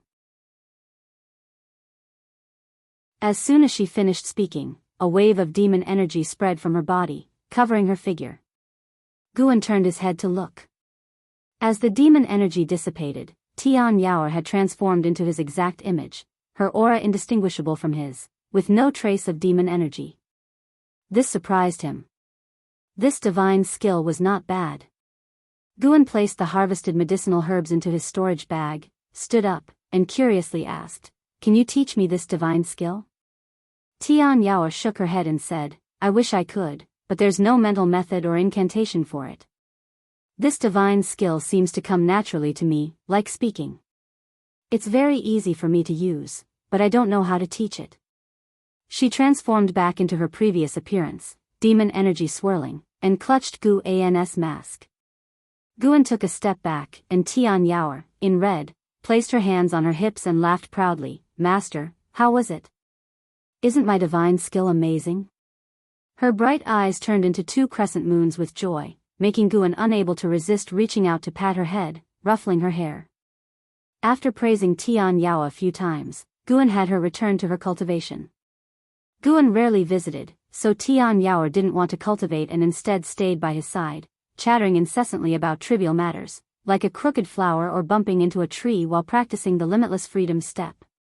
She could only stay in Ninshu Cave, with no contact with other demon creatures, so if it were Guan, he wouldn't have so much to talk about. Guan didn't get annoyed.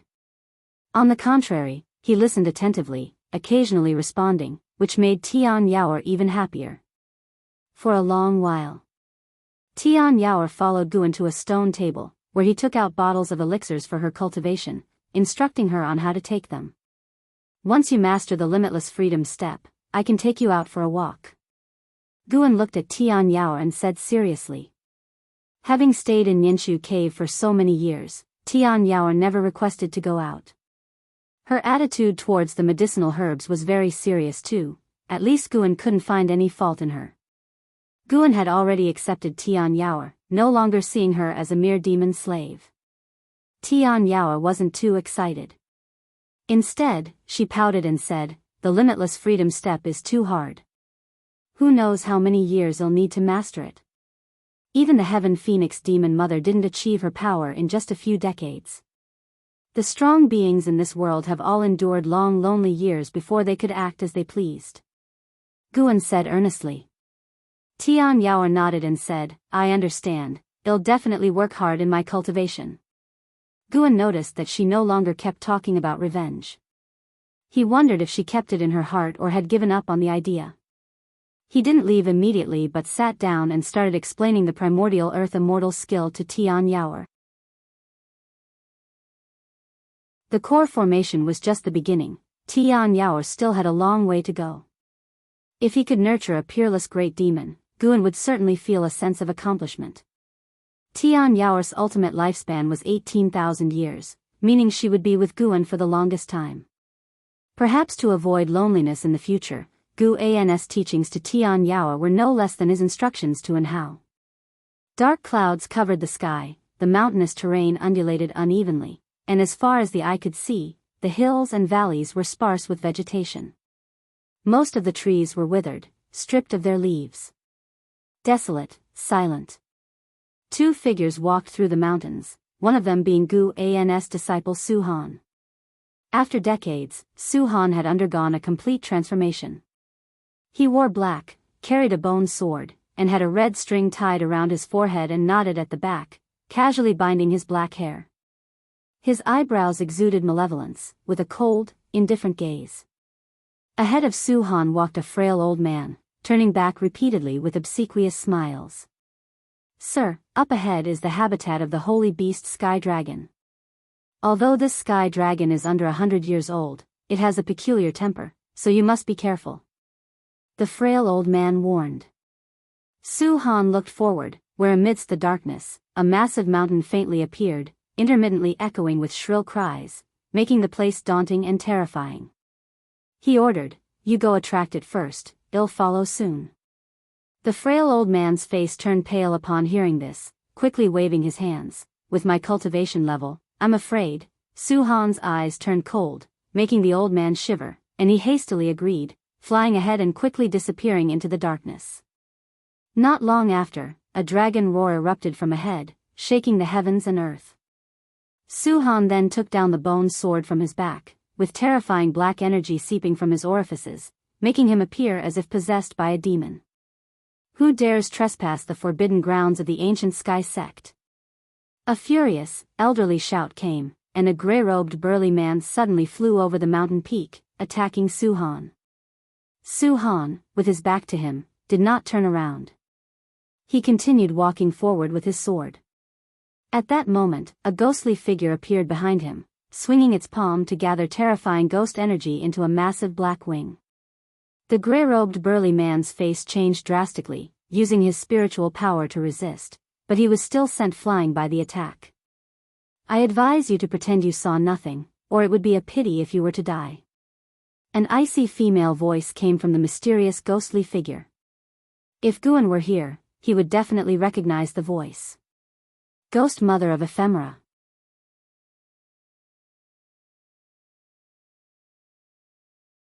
Chapter 157 Different Paths, Downfall late at night, deep underground in the Mystic Valley, inside the 8 scenic caves. Guan was sitting under a green vine tree reading a book, leaning against the main trunk, with 2 tree vines gently massaging his shoulders. He suddenly put down the book and sat up straight. What's wrong? Master, was the pressure too much? The green vine tree emitted a weak, pitiful female voice. Guan replied, No, I just have something to attend to. I need to leave. The green vine tree trembled, quickly saying, Master, don't forget to bring some lamb meat next time. Guan waved his hand and then disappeared from the spot. He took a step out of the supreme sect's boundaries and arrived at the top of a mountain. It was late autumn, the night wind was chilly, fluttering his robe. He gazed into the distance. He felt that the sky dragon was in trouble. Although he and the sky dragon hadn't formed a contract, ever since the sky dragon was born, they established a subtle connection. This connection was similar to the feeling when Sage Xian Miao summoned him. He extended his divine sense along this subtle connection. Soon, he locked onto a certain sect. His divine sense pierced through layers of restrictions and entered a minor heaven and earth similar to the Starmaster Cave. The Ghost Mother of Ephemera, and the 9 Nether 13 Evil. These guys were fighting with great cultivators of the ancient Sky Sect. Gu An's divine sense locked onto the Sky Dragon, his expression becoming strange. The person fighting with the Sky Dragon was surprisingly Su Han. Su Han's aura had already approached the nascent soul realm, but his aura was very chaotic, giving the impression that he could deviate at any moment. The Sky Dragon, although lazy and not much of a cultivator, relied on its powerful bloodline talent. Su Han couldn't take it down quickly. The 20 zhang-long Sky Dragon twisted its body, occasionally spewing scorching flames. Su Han's figure was ghostly, skillfully dodging, and occasionally swinging his sword, sending sword chi slashing at the Sky Dragon, causing its dragon blood to splatter continuously. In his other hand, Su Han held a cloth bag, collecting the Sky Dragon's blood. After a moment of hesitation, Guan decided to intervene. In the dim heavens and earth, the Sky Dragon was fleeing through the mountains and wilds, with Su Han wielding a bone sword, relentlessly pursuing. Damn it. Who are you, really? I will never forgive you in the future. The Sky Dragon roared, shaking the mountain forests, its voice still childish, like that of a young boy. Su Han's cold voice came from behind, Hateful Heaven Divine Sword, Su Han. The Sky Dragon's eyes narrowed, clearly having heard of the Hateful Heaven Divine Sword, showing fear in its eyes. It ran even faster, twisting its body like an eel. Su Han leaped into the air, flying high, and slashed down. The sword chi was immense, condensing into 7 sword shadows, attacking the Sky Dragon. Each sword shadow's tail had several ghosts, as if evil spirits were pushing the swords, terrifying under the night sky. A dark purple demonic shadow appeared out of nowhere on the Sky Dragon's head, grabbing and dispersing Su Han's sword chi in midair. Su Han's eyes widened. It was him. Su Han couldn't forget the mysterious demonic shadow that killed his master, Zhong Liang, recognizing it at a glance. Boom! A terrifying divine sense instantly struck his mind, causing him to faint immediately, falling into the mountain forests. The Sky Dragon also suffered a divine sense attack, instantly falling unconscious, its massive body crashing down, kicking up clouds of dust. Guan appeared before Su Han, who lay on the grass, life or death uncertain. At this moment, the Ghost Mother of Ephemera suddenly appeared before Su Han, half kneeling, clasping her hands in apology. Please forgive me, sect hierarch. We did not know the sky dragon was connected to you. The ghostly energy around her dissipated, revealing a pale female face. Her gaze towards Guan was filled with joy. Guan coldly asked, "Are you the ghost mother of ephemera?" Although he had seen the ghost mother of ephemera before, Sword Venerable Fudao had not, so he had to ask. "I am indeed the ghost mother of ephemera." The ghost mother of ephemera respectfully answered. Guan continued, "The ancient sky sect is also under my protection. The sky dragon is the holy beast of the ancient sky sect. You are not allowed to seize it." By saying this, he indicated that he intervened for the sake of the ancient sky sect, not for the sky dragon. Upon hearing this, the ghost mother of ephemera cautiously asked, "Why do you protect both sects?" Guan countered, "The ephemera sect is already destroyed. Why don't you return to the Nine Nether Road?" The ghost mother of ephemera replied helplessly, "We indeed wish to return, but the path back on the Nine Nether Road has been blocked by cultivators of the Seven Stars Spirit Realm. We can only escape back." The Seven Stars Spirit Realm? Hearing this, Guan became more certain that the demonic catastrophe was being driven by the Seven Stars Spirit Realm. "Is this young man your disciple?" Guan asked. The ghost mother of ephemera looked at Guan, shrouded in demonic energy, hesitated for a moment, then said, "He is not my disciple, just a pawn. With the impending demonic catastrophe, I wanted to cultivate him to become my strength to break through the Nine Nether Road. Using Su Han to fight against the cultivators of the Seven Stars Spirit Realm within the Nine Nether Road?" Guan couldn't help but feel pity for Su Han, but he had no intention of saving him. Su Han's desire for power had become an obsession. Even without the ghost mother of ephemera, he would still go astray.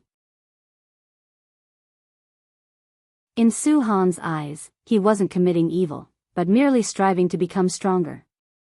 Guan didn't personally eliminate Su Han because he had not heard of Su Han slaughtering innocent civilians. Those who died at Su Han's hands were indeed many, but they were all people with grudges against him. Most of them wanted to remove the hateful Heaven Divine Sword but were instead killed by him. The hateful Heaven Divine Sword was Su Han's ancestral swordsmanship, so he and Guan were not true master and disciple. Guan merely provided him with some elixirs. Past ties of master and disciple had been severed. Su Han's life or death was no longer related to Guan. Guan mainly wanted to see Su Han's fate. Su Han, who had mastered the defying fate divine skill, could devour the spiritual power of other cultivators. To some extent, it was similar to Gu An's ability to seize lifespan. But Su Han's path was completely different from Gu An's. Wherever this young man went, he fought, and his fierce reputation spread far and wide. The ghost mother of ephemera revealed the effects of the defying fate divine skill, which were exactly the same as those known to Guan, with no exaggeration. From the ghost mother of ephemera's perspective, she naturally didn't know Sword Venerable Fudao knew the defying fate divine skill, so she spoke frankly. Perhaps she genuinely wanted to make Guan the sect hierarch of the ephemera sect. In the land we come from, the ephemera sect has stood for tens of thousands of years. The spiritual energy there far surpasses that of the 9 dynasties. Although the ephemera sect has been destroyed by the mountain god, it was the traitors who defected to butcher immortal Jing who were wiped out. Our sect's orthodox disciples still remain. If you return with me, in at most 1,000 years, the ephemera sect can restore its former glory. The ghost mother of ephemera said earnestly. Guan asked, "Is it just because I know the Taitsang divine shocking sword? Aren't you afraid it'll sacrifice you all, like the actions of the ephemera sect?" Knowing the Taitsang divine shocking sword is one reason.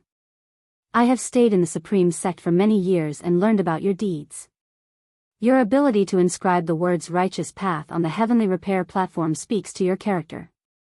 If you are willing to lead the ephemera sect, you can certainly guide it towards the right path. The ephemera tree may be an evil entity, but the ephemera sect was originally founded by subduing this tree to save lives and thus established its Taoist tradition. As she spoke, she raised her right hand, and a token appeared in her hand.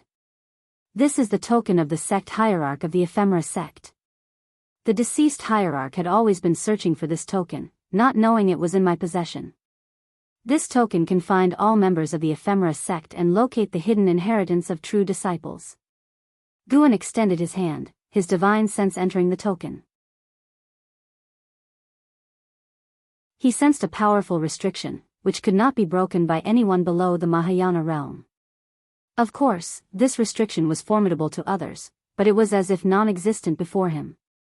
As his divine sense entered the token, he felt as if he was overlooking the land. He saw a chaotic, dim world with only landforms, no flowers or living beings. Through the scenes within the token, he could see the positions of other ephemera sect cultivators. Apart from this, the token had many other functions, with numerous restrictions that intrigued Guan. He retracted his divine sense and said, "I'll temporarily hold on to this token. In the future, treat the token as though it's me." Upon hearing this, the ghost mother of ephemera was overjoyed and quickly bowed to thank Guan. Guan then disappeared from the spot. The ghost mother of ephemera immediately stood up and left with Su Han.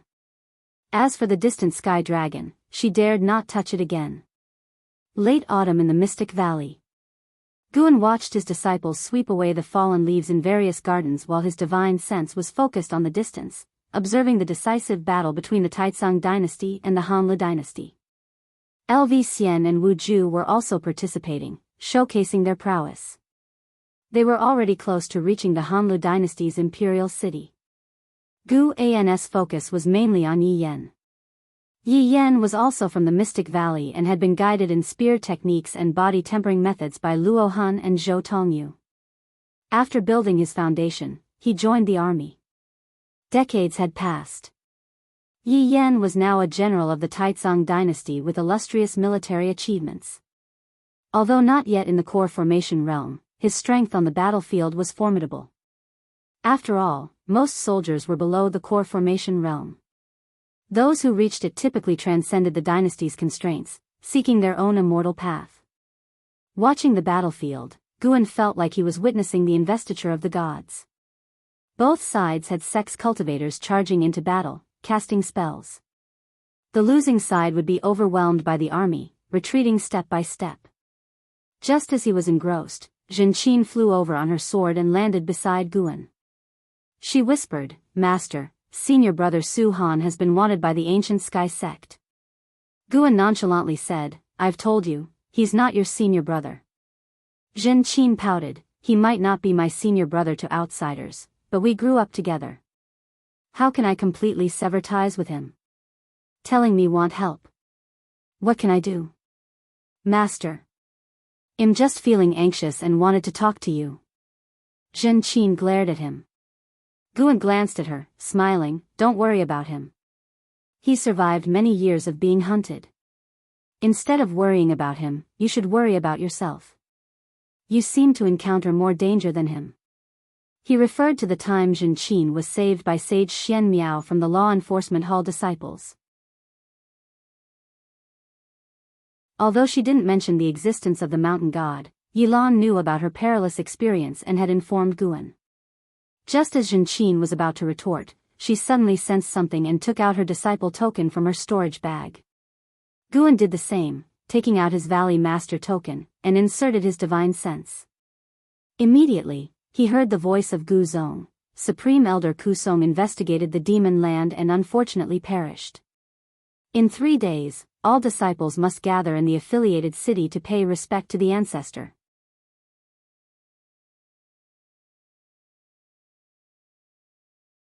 Chapter 158, Jiang Qiong returns. A hand in the night ancestor Kusong died? Guan heard Gu Zong's words and felt a bit dazed. Although he wasn't very close friends with ancestor Kusong, they had pleasant conversations whenever they were at the inner sect book collection hall. Hearing the news of ancestor Kusong's demise gave him an indescribable feeling. The Supreme Elder has fallen. If I recall correctly, ancestor Kusong was at the Mystic Heart Realm, right? Zhen Qin frowned and said. When the ephemera sect attacked back then, ancestor Kusong fought against Venerable Qi Qian, spreading his Dao name throughout the Supreme Sect. He had become the second most renowned great cultivator in the Supreme Sect, only next to Sword Venerable Fudao. Even Zhen Qin, who had no interaction with ancestor Kusong, felt sad upon hearing his demise. Guan looked up to the sky. He saw dark clouds, indicating that a storm was about to come. Ancestor Quzong's death shocked the entire Supreme Sect, and the news quickly spread through the immortal cultivation world. 3 days later, Guan arrived at Inner Sect City as scheduled to attend Ancestor Quzong's memorial service. Tens of thousands of disciples in the city mourned. Listening to the sect elders recount Ancestor Quzong's life achievements, even newly inducted disciples felt sorrow. After recounting Ancestor Quzong's life, the Supreme Sect also disclosed for the first time the impending great calamity of demons that would erupt decades later, causing an uproar among the cities. In the days that followed, various sects under the Taizong dynasty also announced this matter. The peace of the immortal cultivation world was once again shattered, and all cultivators felt a sense of crisis. A mystic heart realm cultivator has already fallen. This calamity is far more terrifying than the previous ephemera sect turmoil. Autumn faded into winter. Winter snow gradually covered Mystic Valley. On this day, Guan waited early at the Mystic Valley Pavilion because he felt a familiar aura approaching. Late at night, a figure appeared outside Guan's window. Guan went to open the window and let the visitor in. It was a white-robed woman wearing a bamboo hat. After entering, she took off the hat and looked back at Guan, who was setting up a restriction. She smiled and asked, "Did you miss me, obedient disciple?" After finishing the restriction, Guan turned around and curiously asked, "Where have you been all these years? Are you all right?" He cast a lifespan detection spell on Jiang Qiong. Jiang Qiong, nascent soul realm level 6243/700/5490, 5,490 years of maximum lifespan. Guan remembered that Jiang Qiong's maximum lifespan was around 2,400 years. It seems there were great opportunities on the Nine Nether Road. Jiang Qiong smiled and said, "I went to a mysterious place and got great opportunities. How could your martial master not fare well?" Seeing Guan's concerned expression warmed Jiang Qiong's heart. Someone still thought of her in this world. Guan invited Jiang Qiong to sit down first and then started brewing tea. "Disciple, how have you been these years?" Jiang Qiong asked, her gaze sweeping over the room's decor. With his back to her, Guan replied, "As usual, growing flowers and herbs, reading books. Oh, and in the last Golden List tournament, I ranked among the top 500, thanks to the magic artifact bestowed by my sect seniors." Talking about the Golden List tournament, he felt proud and intentionally boasted to Jiang Qiong.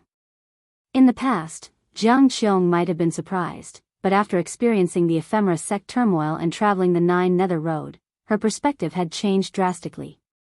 Facing Guan's boasting, she found it amusing while also feeling gratified. Seeing him living well made her happy. After Guan finished speaking, he carried some hot tea to the table. As he sat down, he poured tea while asking, "And you? Can you share a bit?"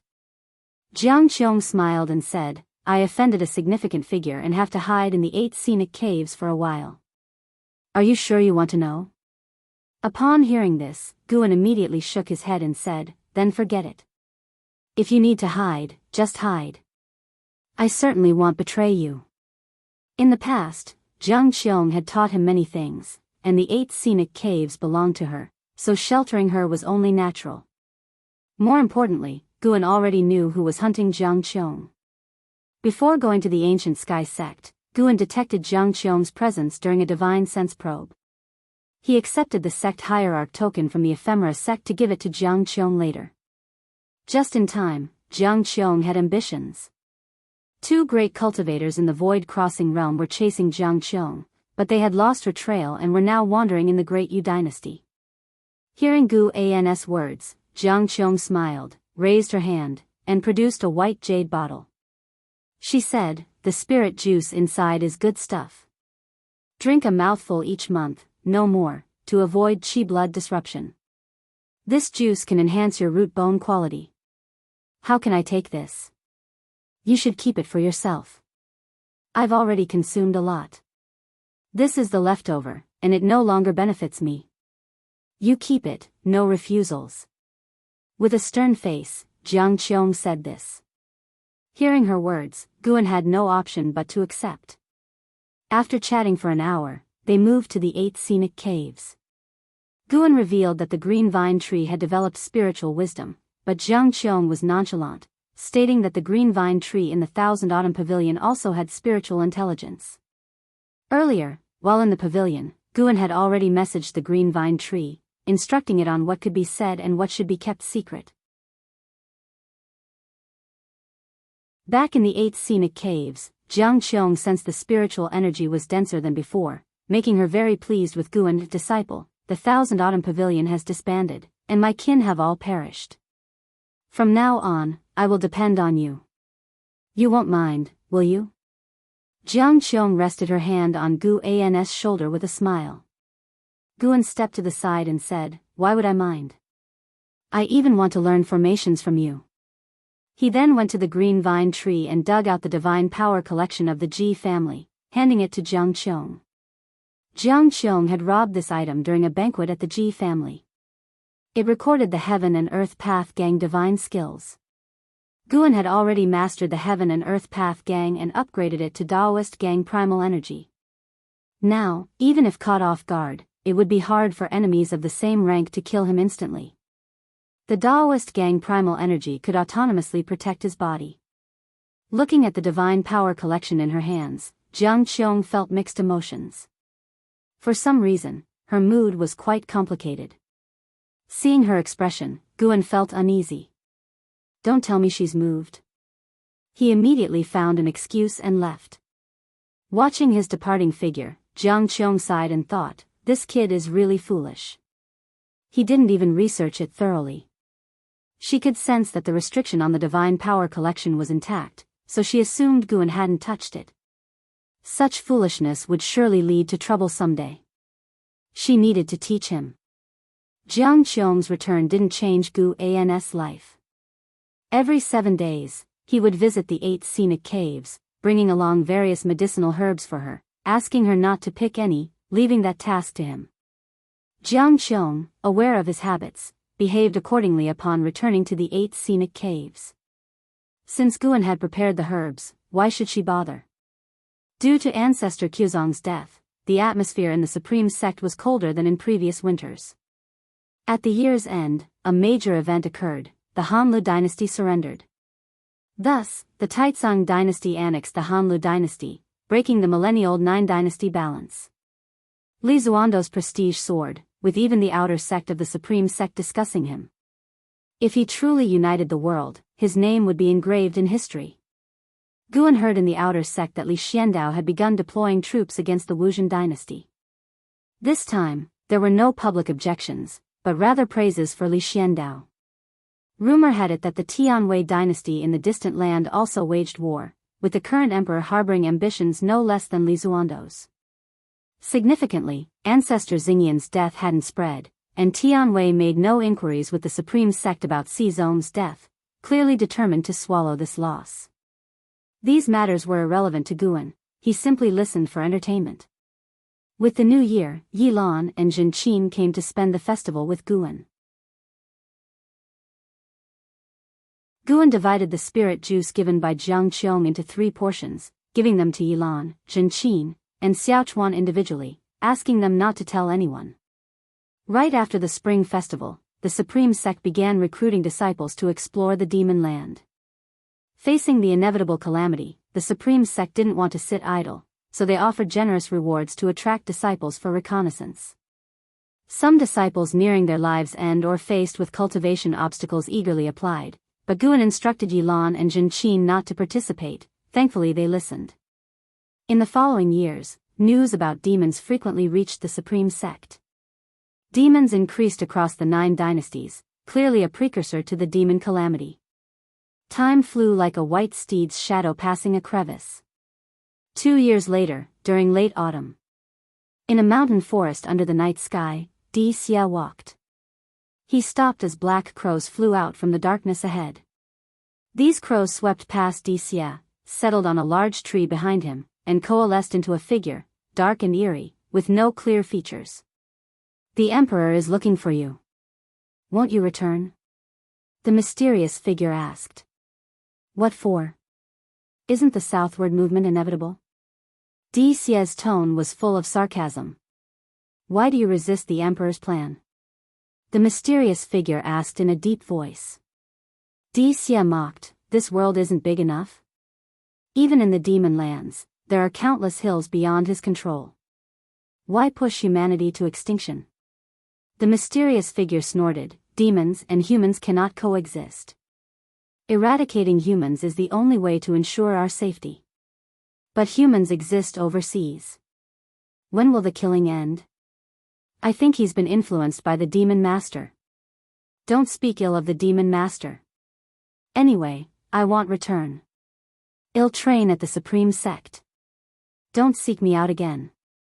If Sword Venerable Fudao discovers you, even if you die, I won't lift a finger. With these words, Di Xie left. The mysterious figure coldly said, Sword Venerable Fudao. Ancestor Kusong of the Supreme Sect died by my hand. If I encounter Sword Venerable Fudao, I'll ensure he meets the same fate, boiled into broth. Di Xie continued without turning back and disappeared into the darkness. The mysterious figure snorted, then transformed into black crows and flew north. The crows flew swiftly, leaving the Taizong dynasty behind in no time. An hour later, they flew over the North Sea mountain and arrived at the forest of the Taichen dynasty.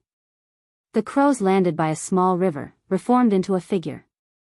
This time, he showed his true form, a crow-headed humanoid covered in black feathers, wings folding back as he squatted and plunged his hands into the river water. The night was chilly, and the river's surface glimmered. Thud. A hand suddenly pressed on his shoulder, freezing his expression.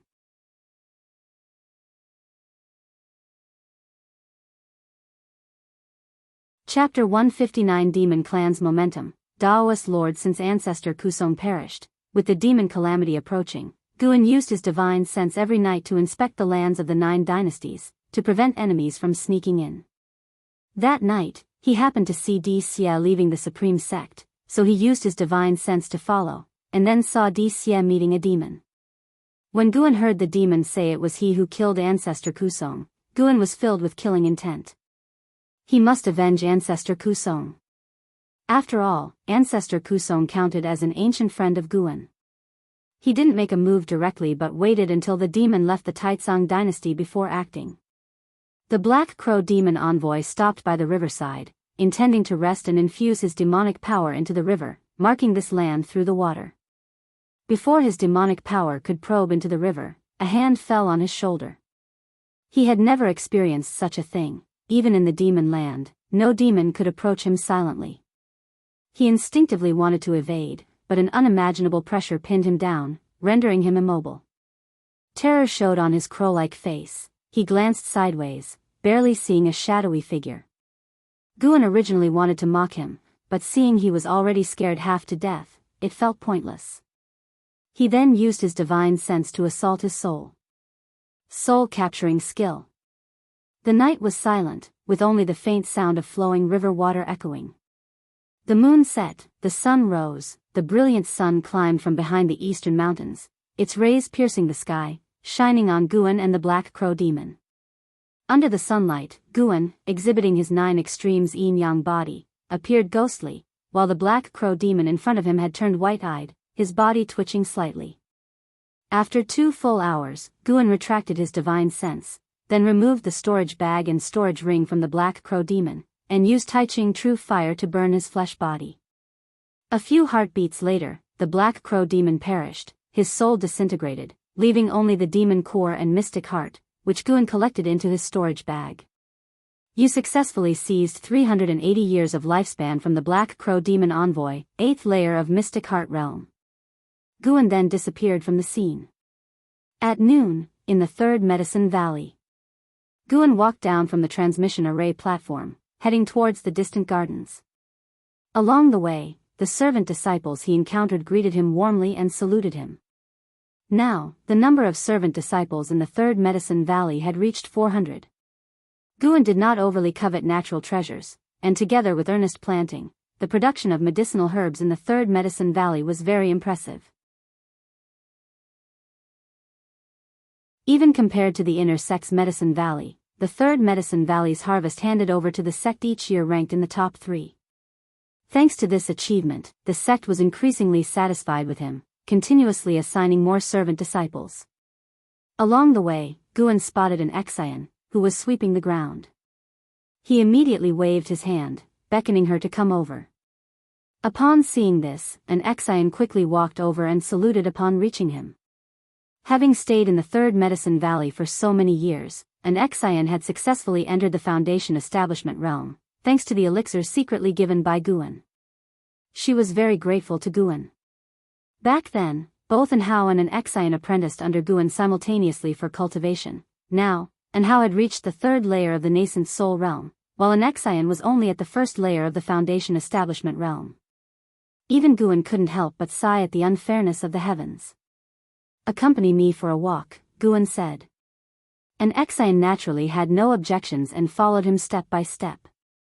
During the harvest, Guan occasionally explained to her how to cultivate high-rank medicinal herbs, and she listened attentively. Nowadays, she was also very interested in medicinal herb cultivation. After about an hour, Guan took out a secret book and handed it to an Exian. "This skill can hopefully enhance your aptitude, don't let anyone discover it," Guan whispered, then glanced warily into the distance.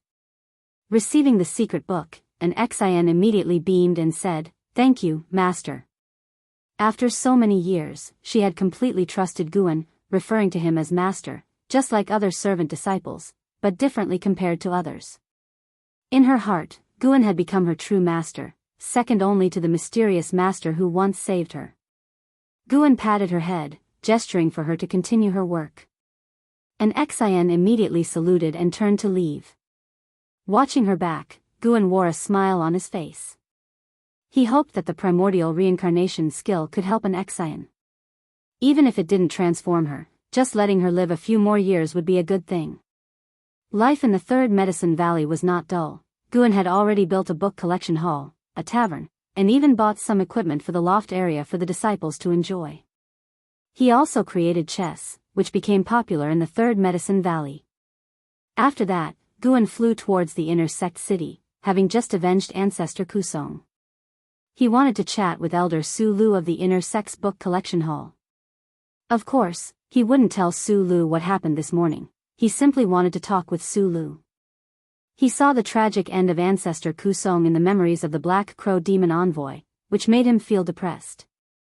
At Heavenly Phoenix Mountain, in Ninshu Cave, Tian Yaoa was curiously watching Guan plant a tree. The tree was already 2 zhang tall, its leaves crimson, with long vines growing from it, making it look like a tree ablaze with flames. This was a 7th-tier spirit tree, the sun-nurturing tree, which Guan had moved from the Starmaster Cave.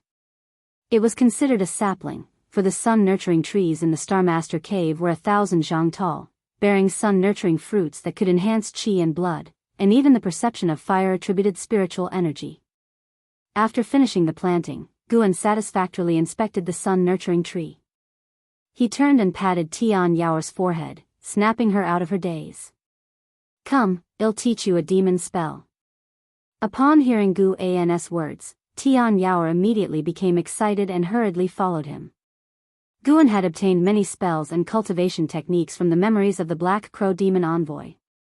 He intended to teach Tian Yao the Black Crow Demon Envoy's spell to transform into a flock of black crows. It had to be said, Tian Yao's aptitude and comprehension were very high. After an hour, she could already transform into several fire crows. That's right, fire crows, not black crows. Flame-imbued crows made Guan suspect even more that she had the phoenix bloodline. The most important aspect of this spell was not the transformation, but the flight speed. Tian Yao would need to spend a lot of time to master it fully. Watching her practice the spell, Gu An's thoughts wandered. Demon Emperors, Demon Masters, 72 routes of Great Demon Kings, and the soon-to-be-revived Demon Ancestor. Even Guan, who had reached the 9th layer of the Nirvana realm, felt the pressure. The lowest cultivation level of the 72 routes of Great Demon Kings was the Mystic Heart realm, with the top 3 Great Demon Kings having stepped into the Mahayana realm. This was why the Ephemera sect did not dare to set foot in the demon land. And the reason the demon clan did not head south was not out of fear of the 9 dynasties but rather waiting for the revival of the demon ancestor, who would need a large amount of flesh and blood to restore his body. The people of the 9 dynasties were the food designated by the demon emperor. Of course, there were also mysterious great cultivators protecting the 9 dynasties. 2,000 years ago, a mysterious Mahayana cultivator heavily injured the demon emperor during his southern invasion, nearly causing his death. However, that great cultivator had already headed south across the sea, a fact discovered by the Black Crow demon envoy subordinates, who then informed the demon emperor. That great cultivator came from the great Jiang dynasty's Enchanting sect, known as the Taoist Lord. Whether he was still alive after 2,000 years remained unknown. The great Jiang dynasty was the strongest dynasty among the 9. Although the world was now in chaos, the great Jiang dynasty remained stable, and the Enchanting sect solidified its position as the leading faction in the world by opposing the Ephemera sect. The demon land was vast and boundless. Besides the openly acknowledged great demon kings, who knew what else was hidden there. This made Guan more eager to reach a lifespan of 10 million years. If possible, he didn't want to escape. He wished to continue living on this land with the supreme sect. The death of the Black Crow demon envoy did not cause any impact. Xie still spent his days at the heavenly repair platform comprehending sword intent. However, as time passed, demons kept increasing all over the world, causing great suffering to the common people, and the supreme sect issued more missions to eliminate demons. Even Yilan and Jinqin had to join the efforts. Since their missions were within the supreme sect, Guan was at ease. 2 years flew by in the blink of an eye. Guan's lifespan reached over 7. For a million years, getting closer to the 10 million mark. He used his divine sense to investigate the demon land daily. Should the demon calamity arrive prematurely, he would choose to break through early. He had already decided the location for his breakthrough. He would break through above the Southern Ocean. That day, Hao and Si Yener left the Starmaster cave. As they walked out of the mountain wall, they turned back, watching the cave entrance gradually disappear. "Where is your master?" "I haven't seen him all these years," Si Yener asked curiously. Hao replied, "The old man is elusive, I don't know where he is either. But one thing is certain, if I encounter danger, he won't stand by and do nothing." Hearing this, he showed a pleased expression. Si Yener pursed her lips, wanting to mock him, but she held back. She couldn't forget the scene when Guan obliterated the mystic heart realm with a flick of his sleeve. Such a great cultivator, Tianwei could not afford to offend. Just then, a figure leaped out of the forest, landing swiftly in front of the two. Hao frowned, thinking it was an ambush and prepared to fight. The newcomer was a man in Tianwei's official attire. He raised his hand in salute and said, "Your Highness, I have come under the Emperor's orders to escort you. His Majesty plans to marry you to Hao, the top scholar on the golden list." Upon hearing this, Si Yener's face turned pale, and she angrily asked, "Is father insane? How can he marry me to this kind of person?" Hao originally wanted to refuse, but hearing this, he immediately retorted displeasedly, What kind of person am I? Do you think I'm not worthy of you? Then I must marry you." The two began arguing. Meanwhile, the official attire man maintained his smile, watching their argument. Far away in the Supreme Sect's mystic valley, Guan was observing them. He had no objections to Hao and Si Yener marrying because he had long seen the budding feelings between the two. However, he remained wary of Tianwei. Should Tianwei attempt to scheme against Hao, he wouldn't be lenient. It would be an excuse for the Taizong dynasty to annex Tianwei's territory.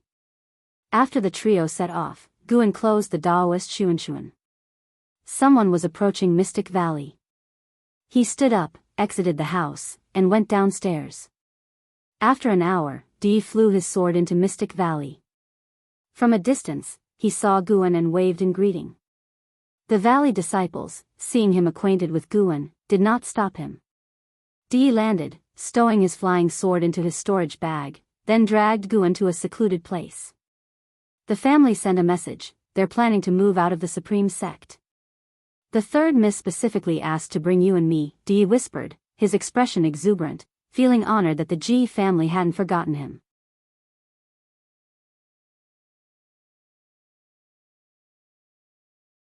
Chapter 160. You are not strong enough. Relocate from Supreme Sect? Guan was stunned. He didn't expect that Dee had come to him regarding this matter. How could he leave Supreme Sect? His foundation was still here. Moreover, where could the G family go if they left Supreme Sect? Guan frowned and asked, why do they want to relocate? Dee replied, it seems to be related to the demonic calamity. The family has already found a place to avoid the calamity. No matter what, the family is willing to take both of us. We should be grateful. Get prepared. The exact time of departure hasn't been decided yet, but when it's time to leave, don't delay. Guan shook his head and said, I can't leave. Tell the family, thank you for your kind intention, but I plan to stay and live or die with Supreme Sect. As soon as he said this, Dee was stunned, his brows immediately knitted tightly. He said in a deep voice, Guan, don't forget where you and I come from. Sorry, the G family's nurturing grace, I've repaid over the years with medicinal herbs. But the kindness of Supreme Sect, I still can't repay. I can't leave, you go ahead. I will stay. Guan said seriously. Dee was furious, wanting to teach Guan a lesson, but he was afraid that other servant disciples would hear. There's still time. Think it over. When the demons invade Taizong Dynasty, you won't be able to hide even if you want to. Dee threw down those words and left in a huff. He came quickly and left quickly, but when he departed, there was no smile on his face. Despite Die's anger, Guan felt warm inside. At least it showed that Dee cared about him.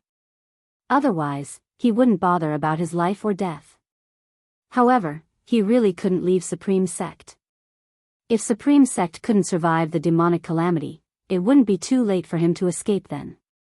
With Guan's cultivation level, if he really wanted to escape, who could stop him? It wasn't until nightfall that Guan entered the 8 scenic caves. Jiang Qiong was meditating under the green vine tree, training. In front of her stood a great cauldron, with the fire under the cauldron still burning. Feeling Guan's presence, Jiang Qiong asked nonchalantly, why are you here? Didn't you come just a couple of days ago?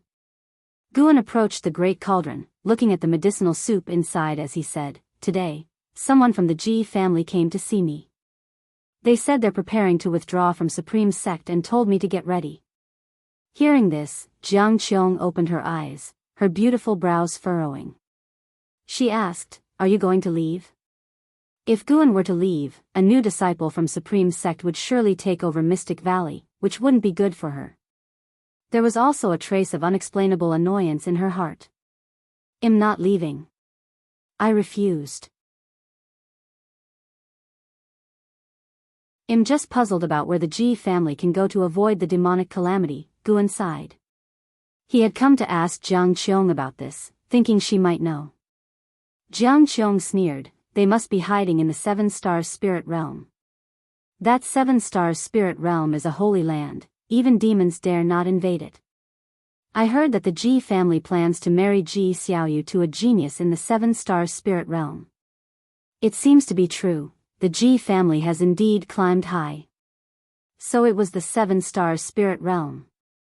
Guan looked at Jiang Qiong and asked with a frown, is the 7-star spirit realm very powerful? Of course, it is powerful. On this land, dynasties change, and races constantly engage in wars, but only the 7-star spirit realm has always existed. You tell me, are they powerful? In a sense, the 7-star spirit realm is the true ruler of this land. Those who pursued me were cultivators from the 7-star spirit realm because I got to the opportunity they wanted first, Jiang Qiong sneered. Listening to her, Guan wanted to say that if she, a nascent soul cultivator, could snatch opportunities from the cultivators of the 7-star spirit realm, then it showed that the 7-star spirit realm wasn't that powerful. Jiang Qiong seemed to see through his thoughts and said, the foundation of the 7-star spirit realm is very strong. It should have a great heaven and earth no less vast than the 9 dynasties. The families inside are numerous, and their disciples are many. The ones I encountered on the Nine Nether Road were a group of young disciples out on a training mission. Those guys were all under 100 years old but had nascent soul cultivation. The Seven Stars spirit realm is indeed terrifying. She showed a look of awe. Even though she was hunted by them, she had no thought of revenge because the difference in strength was too great. A great heaven and earth no less vast than the 9 dynasties. Guan grew more curious about the Seven Stars spirit realm.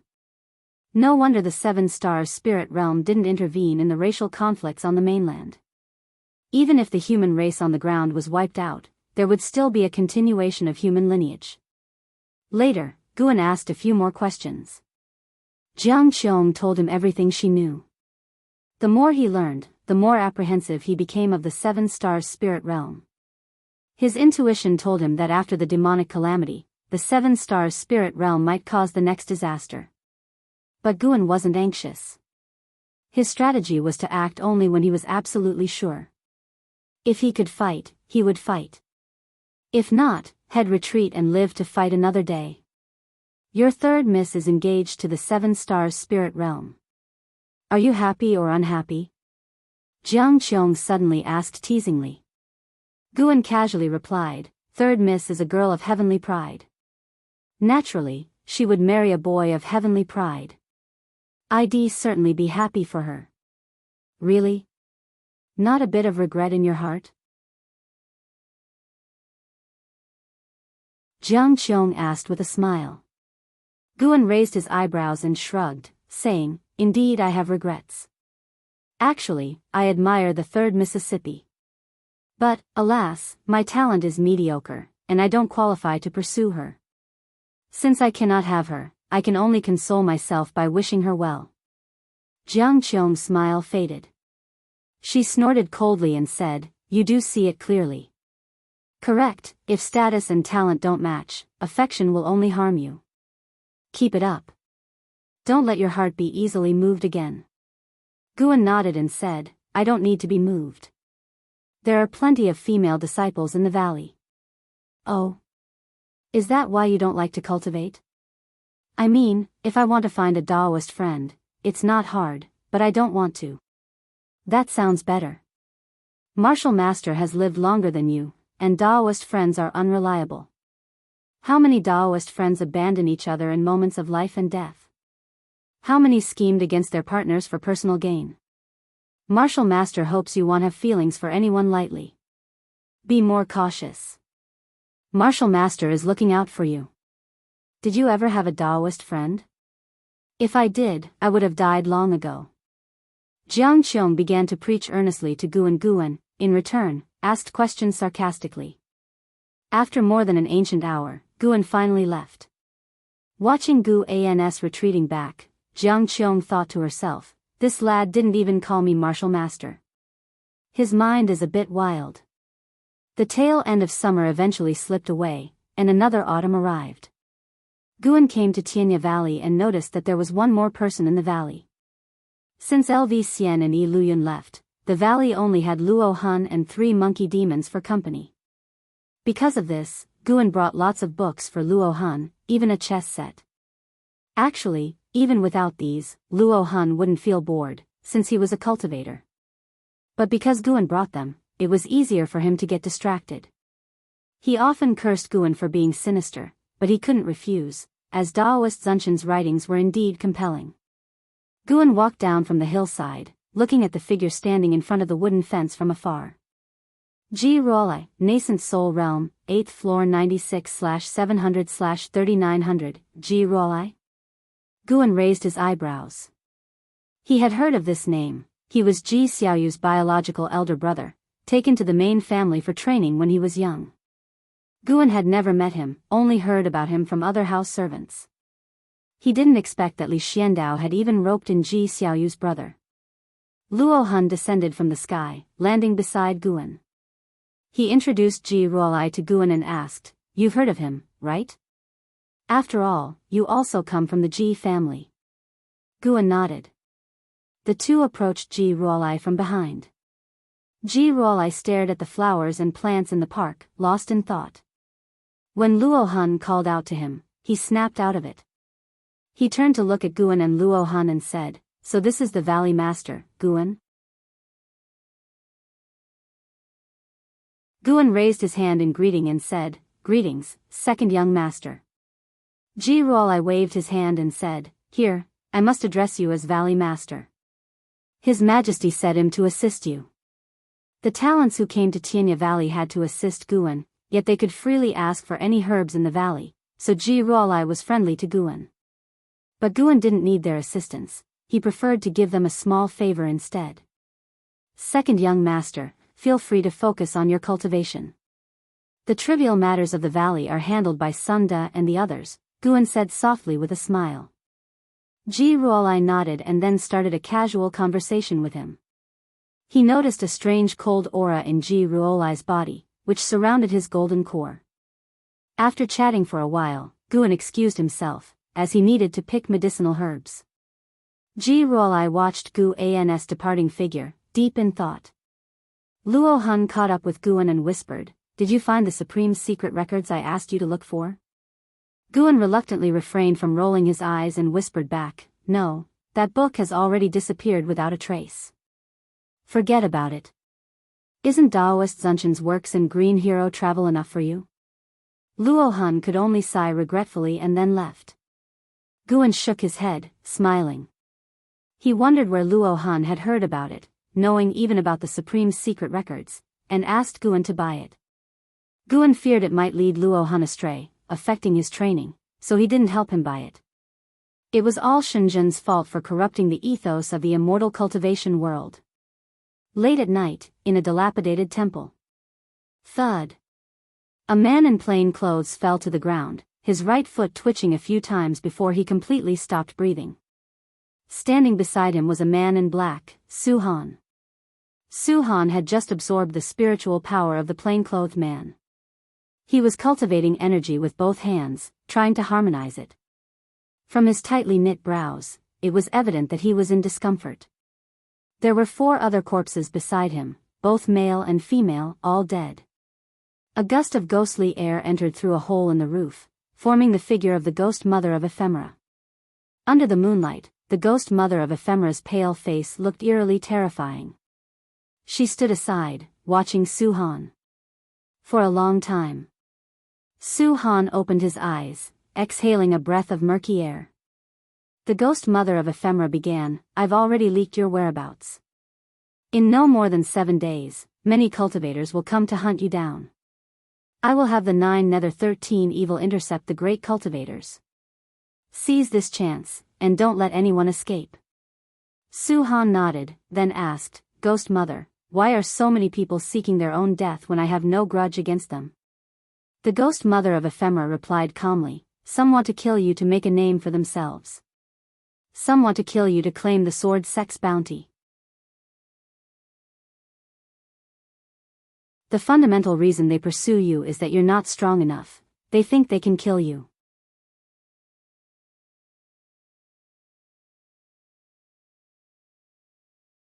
Chapter 161, The Mahayana Demon Attacks, The Only Way Out. Hearing the words of the ghost mother of Ephemera, Su Han remained silent. He did not refute her because he also felt that he was weak. Along the way, he had narrowly escaped death many times, relying not on his own strength. Su Han was very clear that he was just a pawn. Like the ghost mother of Ephemera in front of him who was helping him wholeheartedly, she must have had her own motives. But he had no other choice. The time left for you is running out. The demon calamity is approaching. The defying fate divine skill can only absorb the spiritual power of cultivators, not demonic power. When the demon calamity descends, if you're unwilling to abandon your principles, it will be tough for you to become stronger as every cultivator will be busy resisting the demons, said the ghost mother of Ephemera. Upon hearing this, Su Han asked, "Are you in a hurry? What do you ultimately want me to do?" The ghost mother of Ephemera answered, "That depends on how strong you can become. It's not me who should be in a hurry but you. Since the day you began cultivating the hateful heaven divine sword, your lifespan has been limited. No matter how high a realm you reach, your lifespan will not increase unless you can reach the legendary immortal realm. Su-Han frowned. The ghost mother of Ephemera had mentioned the drawbacks of the hateful Heaven Divine sword more than once. It seemed like a reminder for his own good, but he felt threatened and oppressed. I will do my best, Su-Han said, and then sat down to meditate, beginning his cultivation. The ghost mother of Ephemera watched him for a while, then transformed into a wisp of ghostly energy and dissipated. Su-Han looked up, gazing at the full moon outside. For some reason, he suddenly felt an immense sorrow and confusion. It seemed no one in the world remembered him anymore. Winter snow arrived, covering the third Medicine Valley in a vast expanse of white, making everything look desolate. Guan stood on the balcony, appreciating the snowy scenery while thinking about the next volume of Shattering Void. Shattering Void had become incredibly popular, and its popularity far exceeded Guan's expectations. The first 5 volumes alone had outsold the entire series of Supreme Immortal Venerable. The essence of Shattering Void was the same as Supreme Immortal Venerable, a feel-good story. But the theme of Shattering Void resonated deeply with the current mindset of cultivators across the world. With the demon calamity looming, various sects continued to send disciples out to gather information. As more intelligence came in, the whole immortal cultivation world grew increasingly oppressive. More and more people felt they were at the end of their path in cultivation. If only they could shatter the void and escape, how wonderful that would be. In the distance, a white spirit rat scampered across the snow, with Xiaochuan chasing behind it. Not only did he fail to catch it, but the white spirit rat also kicked snow into his face, amusing Guan greatly. It was hard to tell what charm this plump rat had that Xiaochuan liked it so much. Lu Lingjun walked to Guan's building, looked up at him, and said, "Valley Master, have you felt anything?" Guan lowered his eyes and asked, "Cold?" "Indeed, you could say that. There is a powerful demonic energy coming from the north. Could it be a sign that the demon calamity is about to arrive?" Lu Lingjun replied, her gaze also shifting to the north. Guan had actually sensed it long ago. A powerful demon at the Mahayana realm was moving south and was almost at the territory of the 8 dynasties. He did not intervene. He wanted to see if there were any hidden experts in the territory of the 8 dynasties. When the demon calamity erupted, he couldn't rely on his strength alone to turn the tide. Apart from the danger, doing so would draw too much hatred, making it easy for the 7 stars spirit realm to target him. Although Guan's divine sense could cover the 9 dynasties' territory, the world was vast, and some people always managed to hide, like the Starmaster Cave, which he hadn't discovered with his divine sense before. Guan asked, "If the demon calamity descends, what will you do?" Lu Lingjun replied, "Naturally, I will fight alongside the Supreme Sect, but if we are overpowered and see no hope, I will head south to seek an immortal fate." Having ascended for so many years, she had a deep understanding of this world. Since ancient times, when great cultivators hit bottlenecks, they would venture south. Even though the seas were more perilous than the demon lands, there were still those who pressed on without hesitation.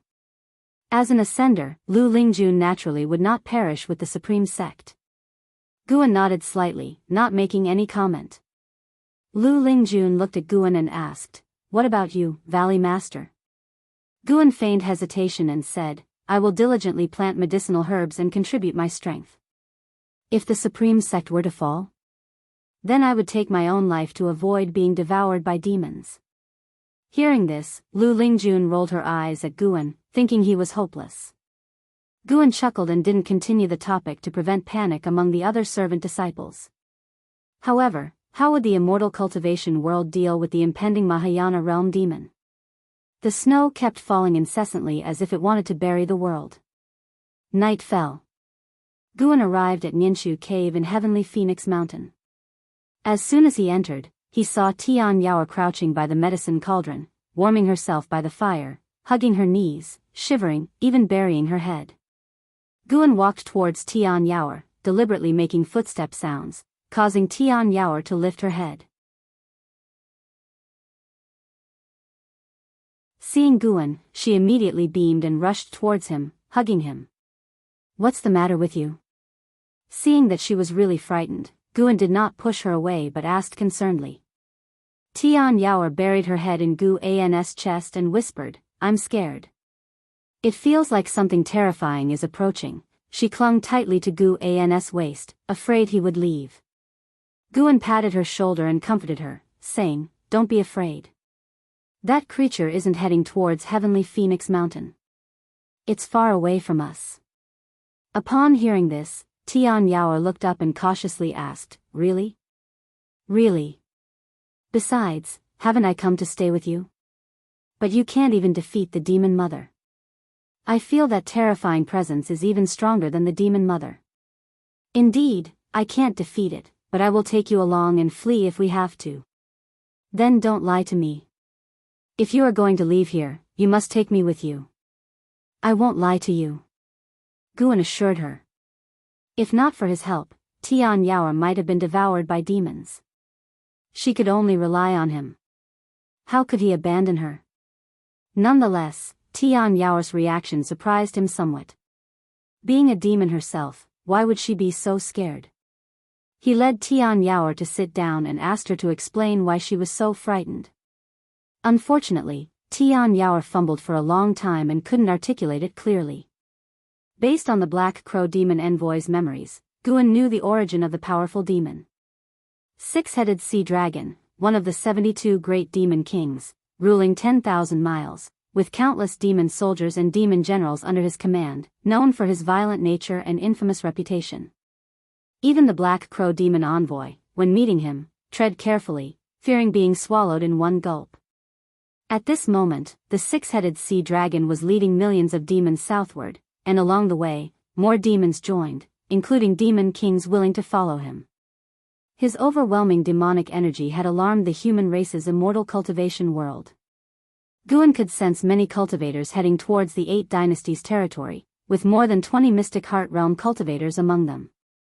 Guan comforted Tian Yaoer for a while, and she finally calmed down. Surprisingly, she fell asleep on his lap. It seemed he would have to stay here a while longer tonight. Morning. At dawn, a dragon's roar echoed from afar, startling the servant disciples in the Mystic Valley. Chu Jingfeng, meditating on a cliff, opened his eyes and looked towards the sky, his brows furrowed, as the snow on his body gradually melted. In the valley, the servant disciples gathered, discussing where the sound came from and what demon had made it. Guan walked into the valley from the endless snow, collected his flying sword, and was immediately surrounded by servant disciples asking about the dragon's roar. "I also don't know what demon made it, but you can rest assured, staying in the Supreme Sect, you won't have to worry." Guan reassured. The current batch of disciples in Mystic Valley was new.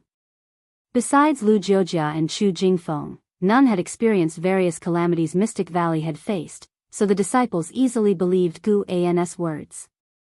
In the following days, news continuously arrived at the Supreme Sect. The name of the six-headed sea dragon forcefully entered the eyes of Supreme Sect disciples. A great cultivator of the Mystic Heart Realm had already been devoured by him alive, causing unrest throughout the Supreme Sect. A large number of disciples were dispatched to the north to provide support. Even Gu Zong personally came to the Third Medicine Valley to request Lu Lingjun's assistance. After hesitating, Lu Lingjun decided to step in. Along with her was ancestor Xian Quan. The news of their departure spread across the cities of the Supreme Sect. However, when Guan roamed the Outer Gate city, he found that many people had little hope for the 2 mystical heart realm cultivators, praying more for their safety. Ancestor Quzong's fall had cast a significant shadow over the Supreme Sect. Guan was also paying attention to the distant battle. Santian's sect once again took the lead role, leading by example, using the spiritual power of 1,000,000 cultivators to set up a grand formation, creating a barrier against the demon clan's invasion. 14 Mystic Heart Realm cultivators surrounded the six-headed sea dragon, none daring to get close, and the battle turned completely one-sided. However, the six-headed sea dragon showed no interest in entering human territory, merely taunting and issuing various threats and insults, enraging and terrifying the immortal cultivation world. It seemed like the six-headed sea dragon was testing the 8 Dynasties territory. Perhaps fearing the Taoist lord of Tsangtian's sect, or possibly wary of the mountain god. Early the next morning, Lu Lingjun and ancestor Xian Quan joined the war. Guan watched throughout, to prevent their deaths. Facing the powerful six-headed sea dragon, Lu Lingjun and Xian Quan were soon defeated and fled back to the human territory to recover their injuries. Guan felt that Lu Lingjun was purposely underperforming, intentionally getting injured, and then retreating. Perhaps she too believed that fighting to the death was a real possibility of dying. The less the six-headed sea dragon invaded human territory, the more Guan suspected there was a stronger demon behind him. Di Xie's father, the Demon Emperor. That Demon Emperor ruled over the demons and monsters of the demon land. Perhaps this was a test he arranged. Several days later, Guan arrived at the outer gate city, witnessing a complex scene. He saw the vast heavenly repair stone with tens of thousands of disciples meditating on it. Guzong even sat under the words, righteous path, forcing those meditating on sword enlightenment to leave the platform. Di Xie had come down. Seeing Guan, he approached and sighed, the northern territory is in crisis. The sect is pleading for Sword Venerable Fudeo's assistance. Guan worriedly asked, a great cultivator of the mystic heart realm has already fallen. Would relying solely on Sword Venerable Fudao be enough? Di Xie sighed, maybe not, but what else can we do? Being a demon himself, he understood the strength of the demon land deeply. With a compassionate tone, he said, this calamity is inevitable. Perhaps the sea is the only way.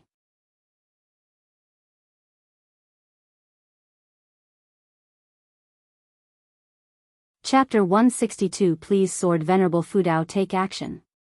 Guan could only sigh along with Di Xie when he heard his words. Escape to the ocean? What a joke. Guan didn't know what was on Di Xie's mind, but he felt that after the extermination of the 8 dynasties' human race, the next to suffer would be the demons. The previous legends had already proven this. When the land was covered by demons, powerful cultivators would come. Using humans to feed demons, using demons to feed humans? By making some adjustments, it wouldn't be fratricide, and the Holy Land would still be revered by both races. Guan chatted with Di Xie half-heartedly, his eyes never leaving the heavenly repair platform. He was also weighing whether to make a move. After all, he was still quite some time away from the critical point of 1,000,000 years of lifespan. If he broke through now, he would certainly break through to a higher realm, but he wanted to unlock the next lifespan function even more. He feared that his intervention might accelerate the process of the Great Demon Calamity. The Great Jiang Dynasty, here in the northernmost part of the 8 dynasties, was a land of towering mountains and precipitous ridges, full of world-renowned wonders. Backed by the demon land, the survival environment for the cultivators of the Great Jiang Dynasty was more difficult, which was why it had produced the strongest dynasty. In the northern territory, where mountains overlapped, and heavy snow covered the sky, the majestic snow mist made the mountains appear as the ridges of a true dragon, grand and spectacular, and almost like a wall created by heaven, separating the world into 2 halves. On one of the mountains, Lu Lingjun sat cross-legged on a giant boulder. The spiritual power emanating from her kept the surrounding snow mist at bay, forming wisps of white smoke rising into the air. She slowly opened her eyes, gazing towards the horizon.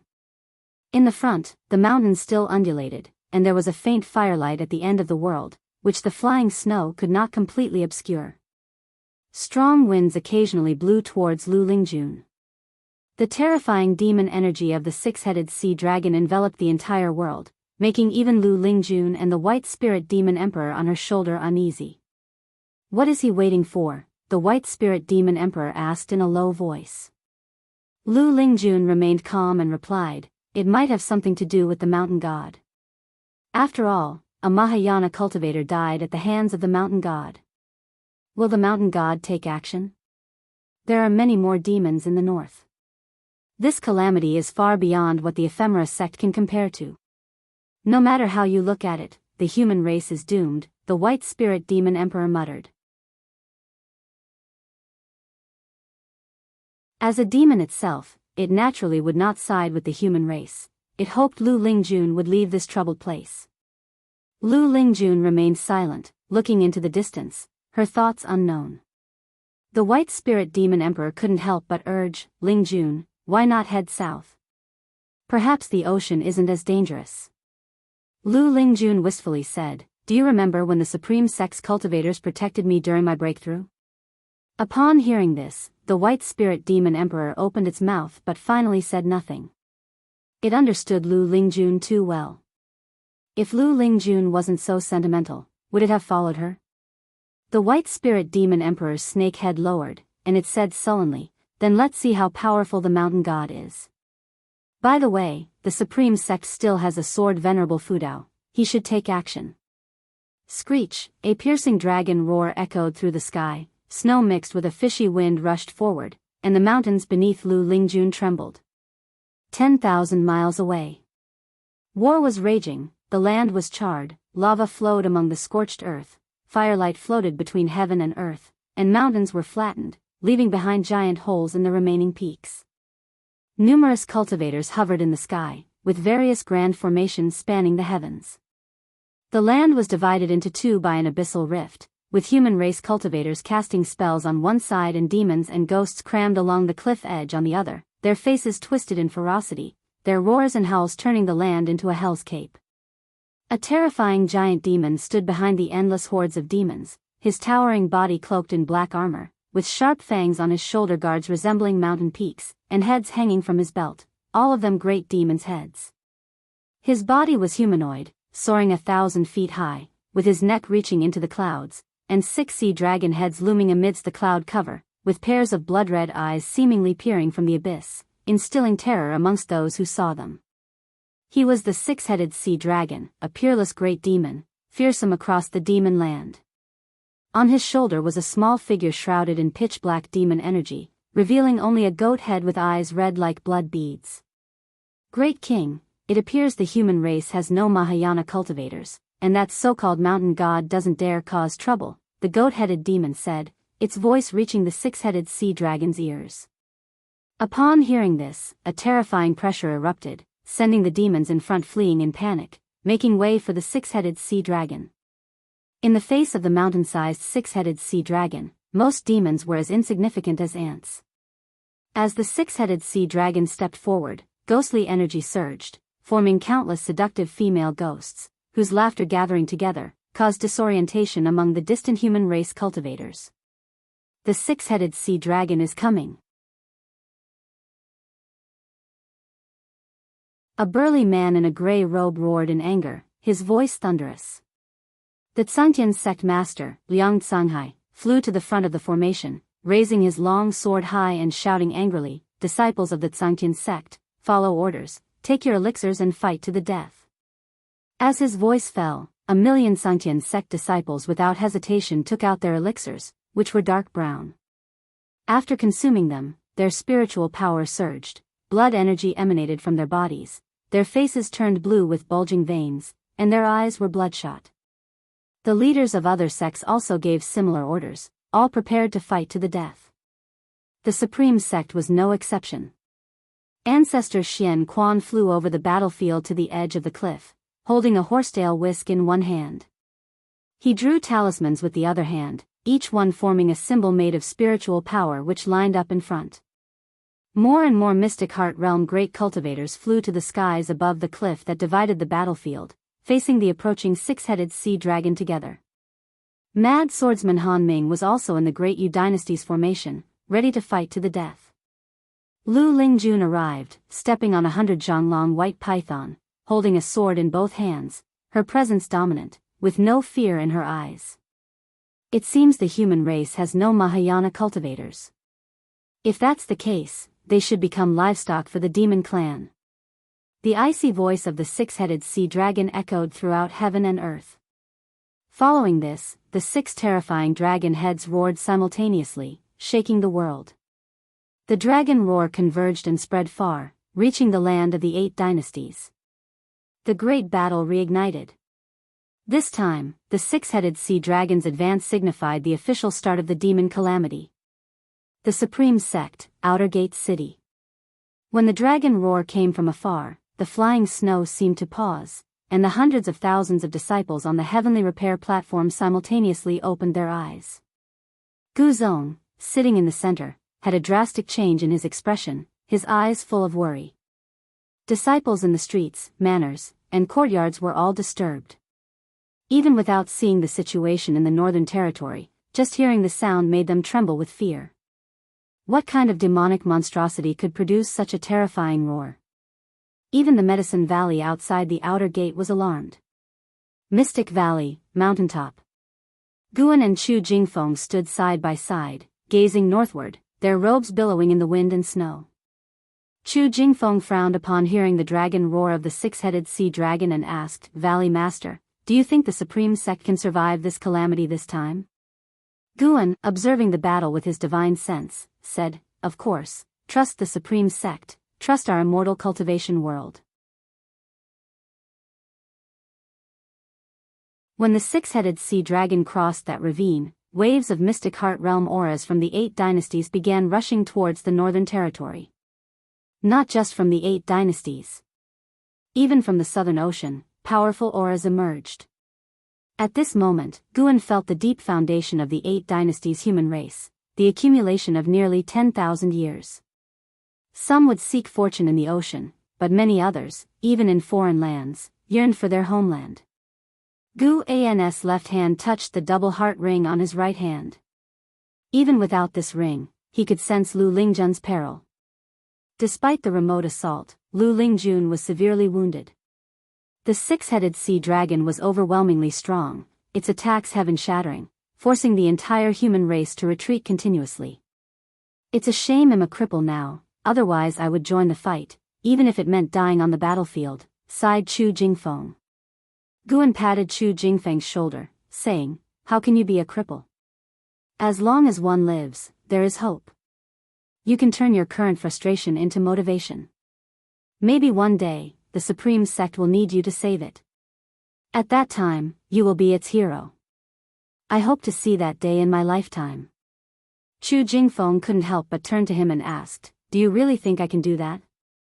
Guan smiled, "Of course.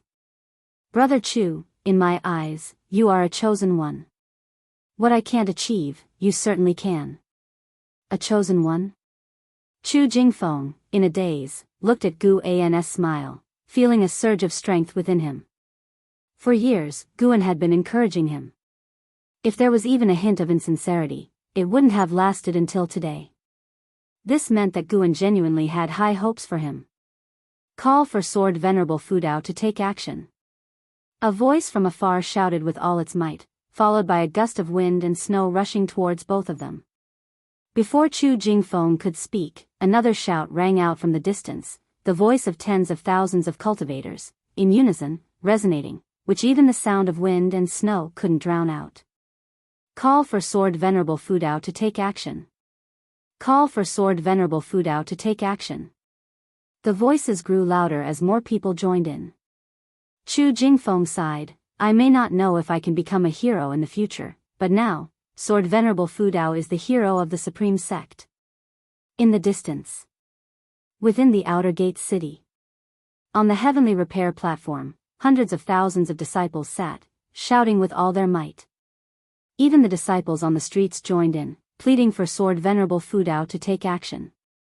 Suddenly, Gu Zong, who was shouting, seemed to sense something.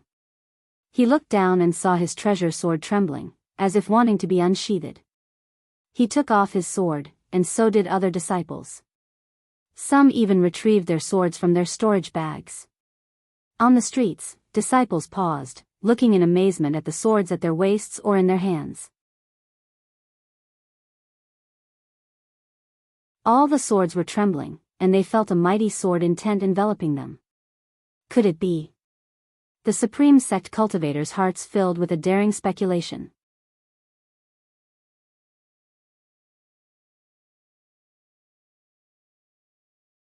Chapter 163, Execution of the Great Demon King, the Terrifying Sword Venerable. All the swords and flying swords in the city were trembling, exciting the cultivators immensely. They even raised their swords, holding them aloft. "It's the sword intent of Sword Venerable Fudao. Sword Venerable Fudao heard our call. This sword intent is indeed from Sword Venerable Fudao. With such vast sword intent, it should be able to contend with the six-headed sea dragon, right? Where is Sword Venerable Fudao? Could he be in the city? The city was in an uproar. Everyone was very excited. Clang, the sound of swords being drawn suddenly overshadowed the clamor of voices. Countless swords rose into the sky, their tips pointing upwards, all hovering at the same height. There were over 1,000,000 swords, and their light was so dazzling that it even outshone the falling snow. On the heavenly repair platform, Guzong stood up, and so did the other disciples, all gazing up at the swords in the sky. Xie stood on the eaves, looking up at the scene, with an expression of incredulity on the face of this mystic heart realm great demon. Such sword intent, Xie murmured to himself. Having come to the supreme sect for so many years, he had deeply felt the sword intent of Sword Venerable Fudao. He thought he had overestimated Sword Venerable Fudao, but now he realized the depth of his immeasurable power. Even though he had the third layer of the mystic heart realm cultivation, facing this sword intent made Xie feel insurmountable. Under the gaze of the entire city, over 1,000,000 swords flew towards the north, sword chi bursting forth, dispersing the falling snow between heaven and earth, unstoppable, disappearing into the horizon in the blink of an eye. The vast sky was cleaved in two, revealing a clear blue sky, a magnificent sight. Guzong's hair was blown askew by the strong wind as he looked towards the direction of the departing 1,000,000 swords, a smile appearing on his face, no longer with a frown as before. Six-headed sea dragon, can you withstand the strongest sword of the supreme sect? Great Jiang Dynasty, Northern Territory. Endless cultivators flew towards the north like a rain of arrows, a magnificent sight that scattered the falling snow in the sky. Looking in the direction they were flying, thousands of miles away, on the demon battlefield, the six-headed sea dragon had already leaped over the bottomless canyon. Countless demonic creatures leaped over the canyon, following him to massacre the territory of the human race. The six-headed sea dragon grasped a great cultivator of the mystic heart realm in his hand.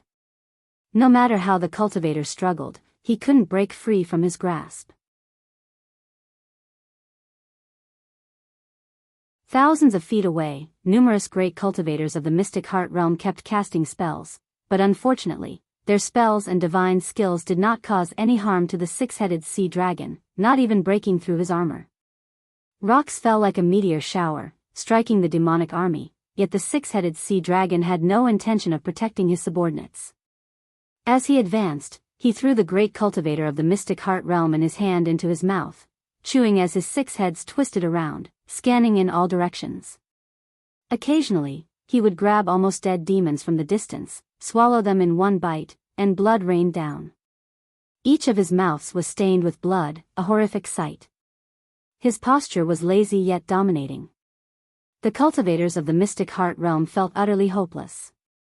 They had never felt so helpless even when facing Butcher Immortal Jing from the Ephemera sect, because Butcher Immortal Jing had died too quickly then, whereas now they truly felt the might of a Mahayana realm being. Lu Lingjun stood on the back of the white spirit demon emperor, her hair disheveled, her right shoulder bleeding profusely, blood bubbling constantly. She looked at the six-headed sea dragon from afar with eyes full of unwillingness. We can't move him at all. If this continues, we could end up in his mouth any time. The white spirit demon emperor said despondently, without any of the bearing of a unification realm being. It now only wanted to flee from this place. Lu Lingjun took a deep breath, knowing that continuing the battle was hopeless and would only lead to pointless sacrifices. She harbored thoughts of retreating, and not just from the battlefield, but from this continent altogether. Just then, she seemed to sense something and suddenly turned her head, eyes wide with disbelief. Behind, the world was vast and covered in white. Snow obscured everything, and the snow mist blew towards her with the wind. Not only her, more and more cultivators felt something, all turning their heads to look. Liang Tsanghai, the master of the Tsangtian sect, blood-covered and disheveled, held a great cauldron in his right hand, emitting tens of thousands of green lights, sweeping across the battlefield. Blood flowers burst wherever the lights swept, but his attacks on the six-headed sea dragon had no effect. He suddenly turned sideways, eyes widened in shock, looking back. The six-headed sea dragon, advancing and feeding simultaneously, also seemed to sense something. All 6 heads turned forward. His 6 dragon faces twisted ferociously, roaring forward in unison, the dragon's roar shaking heaven and earth. Countless lower cultivation cultivators and demons bled from the 7 orifices, stunned by the roar. The 6-headed sea dragon raised his hand, demon energy bursting from his palm, manifesting a giant bone knife out of thin air. He gripped the knife with both hands and slashed forward in fury.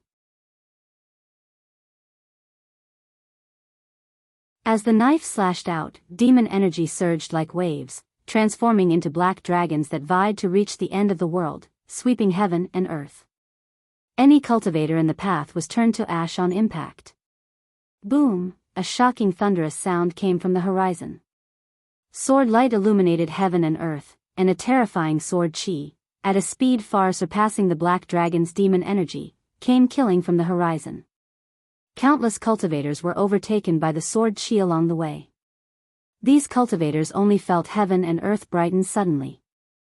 Next, they were enveloped by a mysterious and vast sword intent, their pupils dilating, a multitude of swords surrounded by sword chi passing by them and forcefully entering their field of vision. Lu Lingjun, being of higher cultivation, reacted faster, yet she was still overwhelmed by the countless swords. She didn't dare move, only able to watch the swords rush towards the 6-headed sea dragon. Her beautiful eyes widened, full of shock. In merely the blink of an eye, over 1,000,000 swords converged into a gigantic sword chi, fiercely dispersing the black dragon demon energy, rushing headlong towards the 6-headed sea dragon. The 6-headed sea dragon reacted extremely quickly.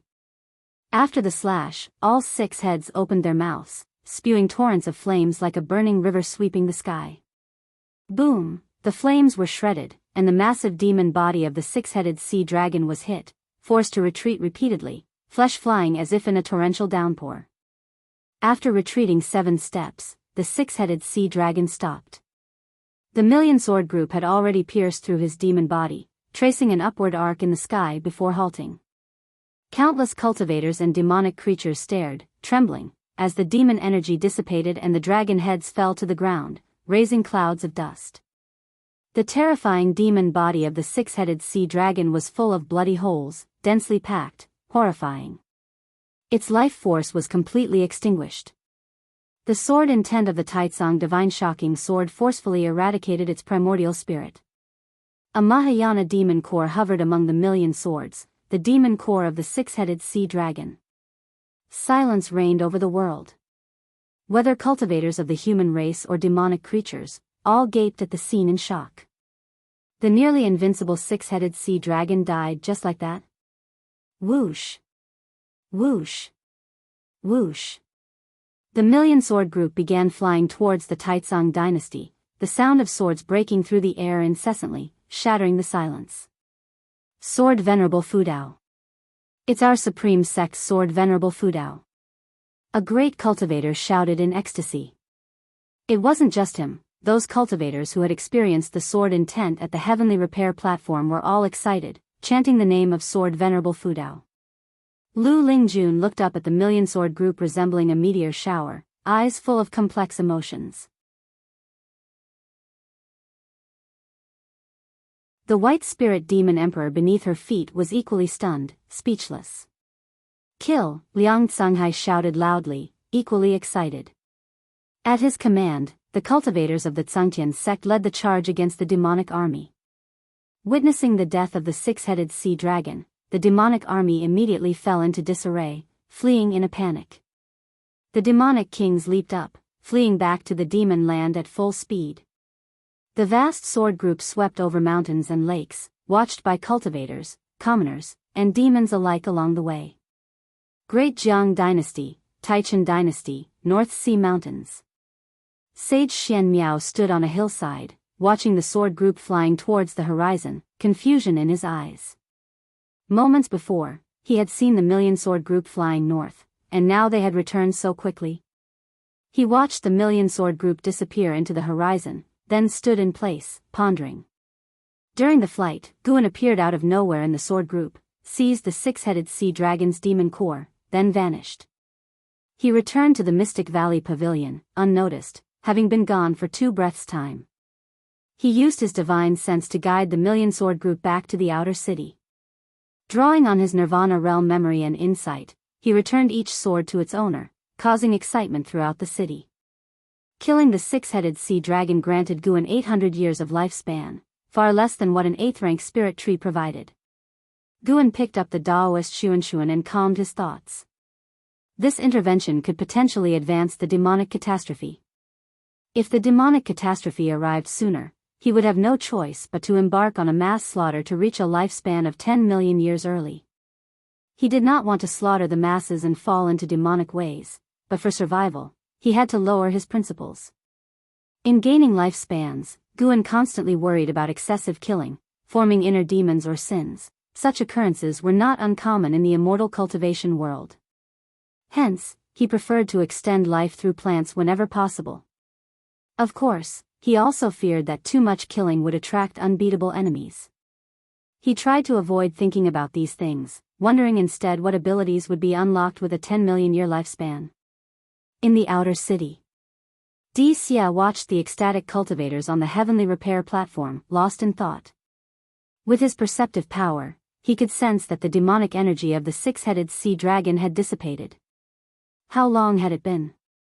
Sword Venerable Fudao actually used others' swords to successfully slay the six-headed sea dragon. Di Xia knew the six-headed sea dragon. He disliked the six-headed sea dragon but had to admit its strength, ranking among the top in the 72 great demon kings. Being able to easily kill the six-headed sea dragon, how strong was Sword Venerable Fudao? Di Xia suddenly felt that the upcoming war between the two races had an unpredictable outcome. Sword Venerable Fudao might become the greatest obstacle for his father. He was not worried, even a bit expectant. Compared to the atmosphere of the demon clan, he preferred the atmosphere of the supreme sect. At least there was no internal strife. Di Xia looked into the distance, eyes playful, thinking curiously, Demon Master, you consider yourself to be extraordinary, thinking you can predict all things in heaven and earth. Could you have foreseen Sword Venerable Fudao? He walked up to the heavenly repair platform, ready to continue observing the sword intent of Sword Venerable Fudao. He had a premonition that the sword intent of Sword Venerable Fudao would be his greatest opportunity in this life.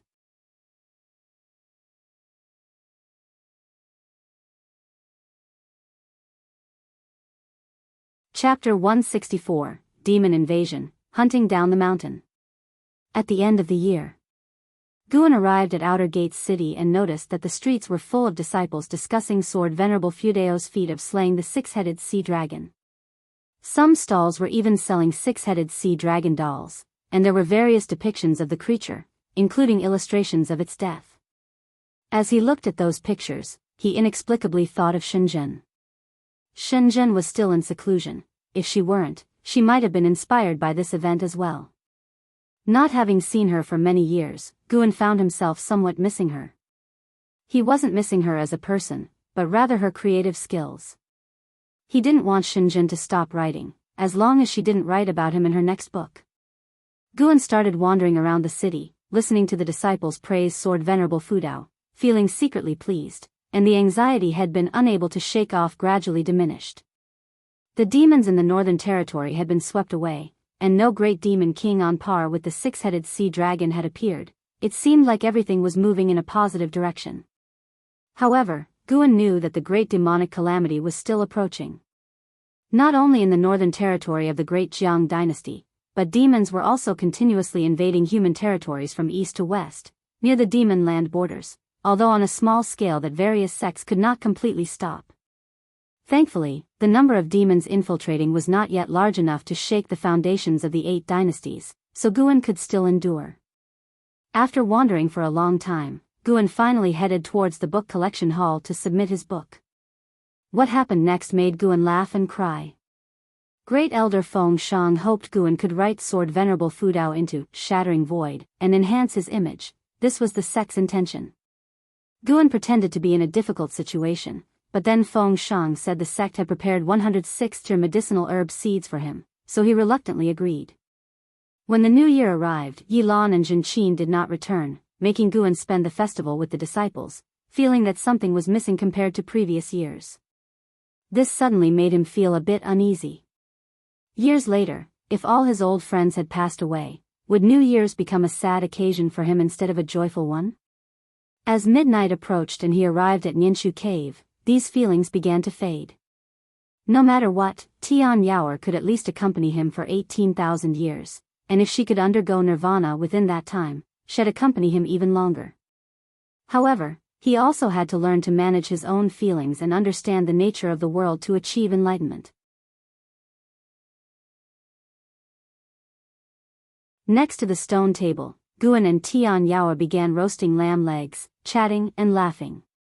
Tian Yaoer was always talkative when facing him, creating a festive atmosphere. By the way, Master, I've been hearing a strange sound lately, as if it's coming from outside.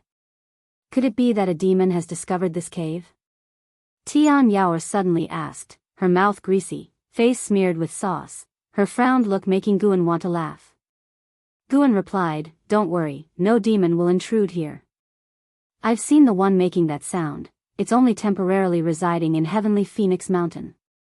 Hearing this, Tian Yaoer immediately felt relieved. "Oh, Master, where do you go after leaving the cave? Did you go live among humans?" Tian Yaoer asked. "Yes, I have other caves to tend to." "Ah. Master, you don't have other demons raised, do you?" "There are a few, but none as powerful as you." "Are there any female demons?" "Of course not, those demons lack the capacity to shape-shift." "That's good." "Master, do you have a Taoist friend?" Tian Yaoer seemed to have opened a can of worms, constantly pressing with questions. Guan raised an eyebrow under his mask and asked, "Where did you hear about Taoist friends?" Tian Yaoer took a bite of lamb, replying unclearly, "From the books you left. Do you have a Taoist friend or not?" Guan answered, "Of course not." Tian Yaoer looked pleased, but Guan's next words made her face fall. "But there are a few women who might become my Taoist friends. I'm quite troubled, not knowing whom to choose."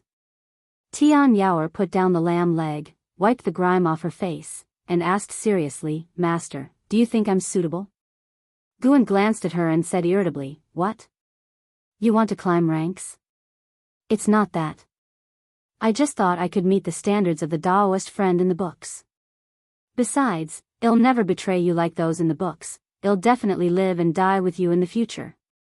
Tian Yaoer hastily explained. "You want to live and die with me, but I don't want to. I'm aiming for longevity." Guan was determined to live longer than heaven and earth, so he wouldn't be moved by such words. He replied grumpily, "Focus on your cultivation, little demon, and don't think about nonsensical things. Whether human or demon, cultivation should come first, emotions should be at most a secondary pursuit." "Alright, then what requirements do you have for a Taoist friend?" "I was just teasing you earlier, I won't seek a Taoist friend. If I did, imagine the sorrow when I have to bury her in the future. That does seem reasonable. I asked you to read books so you could understand the world's ways, not think about feelings. I understand, no thoughts about feelings, but if Master wants, I'm always ready." Seeing Tian Yaoer's serious expression, Guan's eyes couldn't help but drift downward, but he quickly looked away. He changed the topic and started talking about cultivation. Tian Yaoer pouted, feeling a bit disheartened, but still listened attentively. She could only see Guan twice a month, so she cherished their time together. After the new year, the name of Sword Venerable Fudao was already spreading across the world. The Supreme Sect wasn't idle either, issuing many demon-slaying tasks, prompting more disciples to descend the mountain to save the common people. Mystic Valley, inside a pavilion. Guan was weaving a robe for himself. Normally, he didn't need to meditate or absorb energy, so he had plenty of time to pursue his hobbies, tailoring being one of them. The reason he wanted to weave a robe was that he was preparing to descend the mountain to slay demons and monsters. Partly to help the common people and partly to seize the opportunity to extend his life, striving to reach a lifespan of 10 million years as soon as possible. He also wanted to experience the lives of Yilan and Zhenqin. Finally, Guan finished the robe, stored it in his storage bag, and then took up the Qinghong sword and walked out of the pavilion. He greeted Lu Jiojia and left Mystic Valley. Lu Jiojia wasn't curious about where he was going. After all, he frequently left Mystic Valley, and in the eyes of the disciples in the valley, the master was a busy man. Under the blue sky and white clouds, Guan stood on a cliff, wearing a dark purple robe.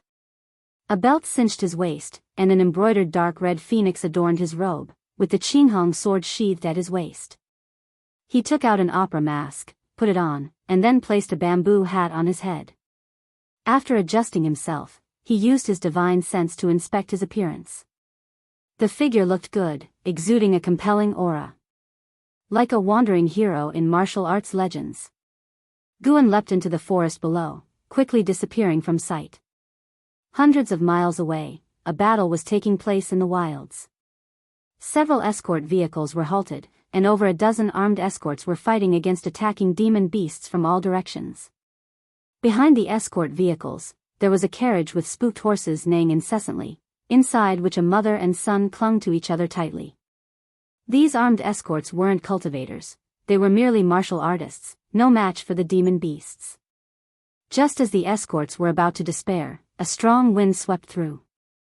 Following that, a figure rushed out from the nearby forest, moving as swiftly as a hare, wielding a sword like the wind, cutting down one demon beast after another. In less than 3 breaths, all 9 demon beasts were dead. The escorts turned to look and could just barely make out an embroidered dark red phoenix on the figure's back. Before they could speak, the figure quickly disappeared. Amazing.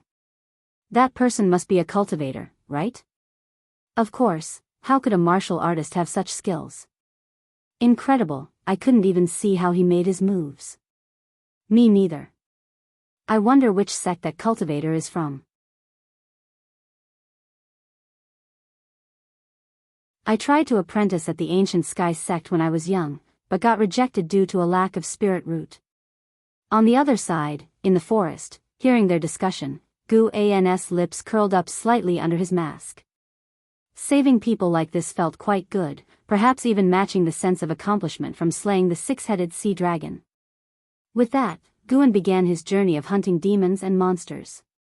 He only killed those demons posing a threat to the common people, ensuring that every act of killing also saved lives. Saving one life could be more meritorious than building a 7-story pagoda. Would this hold true in this realm? Anyway, Guan felt at peace, killing one demon, saving one person. Good and evil balanced, he shouldn't be burdened with sin. Late at night, a group of cultivators were meditating in the forest, campfires scattered around, with 5 or 6 people by each fire. Yilan and Jin Qin were among them. Yilan was meditating, absorbing energy, while Jin Qin was discussing recent demon encounters and events in the immortal cultivation world with nearby disciples. I wonder what the 6-headed sea dragon looked like. I heard it ate 5 Mystic Heart Realm great cultivators alive, Jin Qin said softly, her face full of curiosity and fear. When she mentioned the 6-headed sea dragon, the other disciples instantly became excited, starting to talk about Sword Venerable Fudao. After slaying the 6-headed sea dragon, Sword Venerable Fudao's reputation in the immortal cultivation world had reached its peak. Everyone was curious about how powerful he truly was. No matter how strong the opponent, Sword Venerable Fudao could always kill them effortlessly. As they chatted, they started discussing some of the major happenings in the immortal cultivation world. Recently, Hateful Heaven Divine Sword Su Han absorbed the spiritual power of 20 nascent soul realm cultivators. He is said to be on the verge of entering the divinity transformation realm. What kind of demon skill is he practicing? A male disciple worriedly said. They spent their years slaying demons and monsters outside, so they were concerned about running into Su Han. Listening to their discussion about Su Han, Jin Qin suddenly felt downhearted. What's this? You want to know what cultivation techniques Su Han practices? Well, you're in luck tonight, you'll find out. A chilling laugh suddenly echoed through the forest, startling the disciples of the law enforcement hall. They all quickly stood up, with Yilan also rising, drawing the white spirit sword, ready for battle. Prepare for battle, Yilan said in a deep voice. The disciples each took out their magic artifacts and quickly gathered together. Looking around, the silent forest under the night sky was so eerie, with mist swirling in the depths, obscuring any figures. Yilan suddenly looked in a direction and frowned. The others did the same, only to see figures emerging from the darkness, carrying a coffin.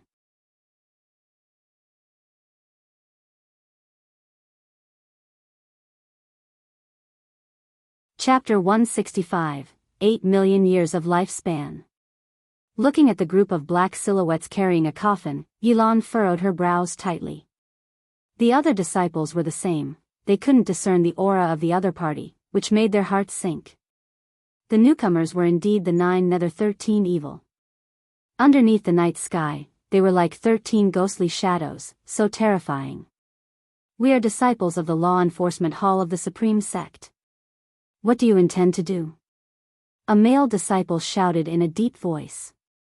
In the Taizong dynasty, as disciples of the Supreme Sect, they still had some confidence.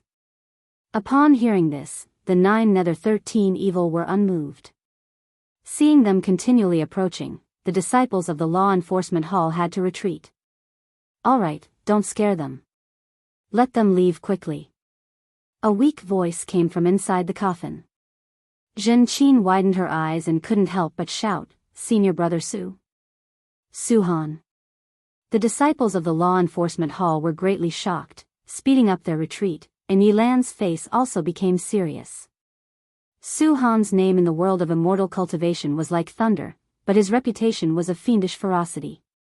So it's your junior sister. No wonder you want to let them leave. Then hurry up and get lost. A black silhouette said sinisterly. Zhen Qin wanted to speak, but Yilan stopped her, and without uttering harsh words, led the disciples away immediately. As they left, Zhen Qin frequently looked back, her gaze falling on the coffin, but unfortunately, she couldn't see through it. Just like that, Yilan and the others quickly departed. The 9 Nether 13 evil then put down the coffin, and the coffin lid was opened. Su-han sat up from inside, his hair disheveled, one hand clutching the coffin board. The 9 Nether 13 evil spread out, setting up formations in all directions. Su-han stared in the direction where Yilan, Zhen Qin, and others had left, his eyes complex, lost in thought. Thousands of miles away. Above the forest, Guan stood atop a tree, watching the scene from afar. He embraced the Qinghong sword, his face concealed by a mask, only his eyes flickering with a ghostly light. After watching for a while, Guan finally turned around and leaped into the mountain forest. Spring arrived, everything revived, the sky over the Supreme Sect turned blue, dotted with white clouds, and the scenery was delightful. In the third medicine valley, Guan was picking medicinal herbs, an Exian following beside him, holding a bamboo basket. In those days, Guan would go out daily to save people and slay demons. Although his lifespan did not increase rapidly, it still increased by several thousand years each day. Mainly, he wasn't solely targeting demons. In the process, he also experienced the various states of the mortal world.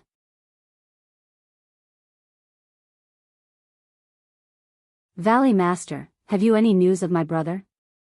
An Exian suddenly asked, a question she had held back for a long time. She knew Guan was acquainted with Enhao, especially familiar with Enhao's master, LV Badian. While picking medicinal herbs, Guan replied, I heard that he is in Tianwei and is said to marry the princess of Tianwei. The auspicious date is not yet decided, and he is currently in seclusion cultivating in Tianwei. This matter was not secretive and had already spread within the inner sect. As the first genius of the Supreme Sect, any of Enhao's actions could stir up rumors. The Supreme Sect had already sent elders to discuss the matter. The sect supported Enhao's marriage with the Tianwei imperial family. Hearing this, an Exian sighed in relief and asked smilingly, how is the princess of Tianwei in terms of talent and beauty? In terms of talent, that I don't know. It said she's quite beautiful. You know your brother, don't you? If the looks weren't good enough, would he even consider her? Guan responded. Talking about Enhao brought more smiles to Enzin's face. She began recounting Enhao's childhood embarrassing moments, and Guan listened intently without showing any impatience. Guan also felt happy that Enhao could get married.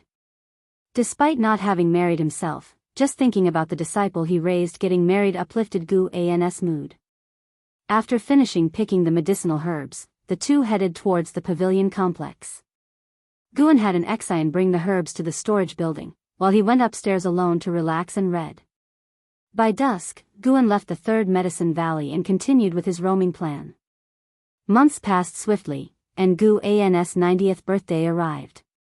During this period, he had slain over 12,300 demon beasts, gaining nearly 400,000 years of lifespan, bringing his total lifespan to over 8 million years. All the cultivators in the world were slaying demons and rescuing suffering people. Therefore, Guan had not yet made a name for himself, but the tens of thousands he had saved remembered him. Sooner or later, his deeds would be widely known. 8 dynasties were still at war, pushing for unification, while the immortal cultivation world was resisting demons. Yet no matter how many demons were killed, the number of demons in the lands of the 8 dynasties kept increasing. The demon calamity was different from what many imagined. It wasn't about countless demons attacking all at once but a continuous infiltration.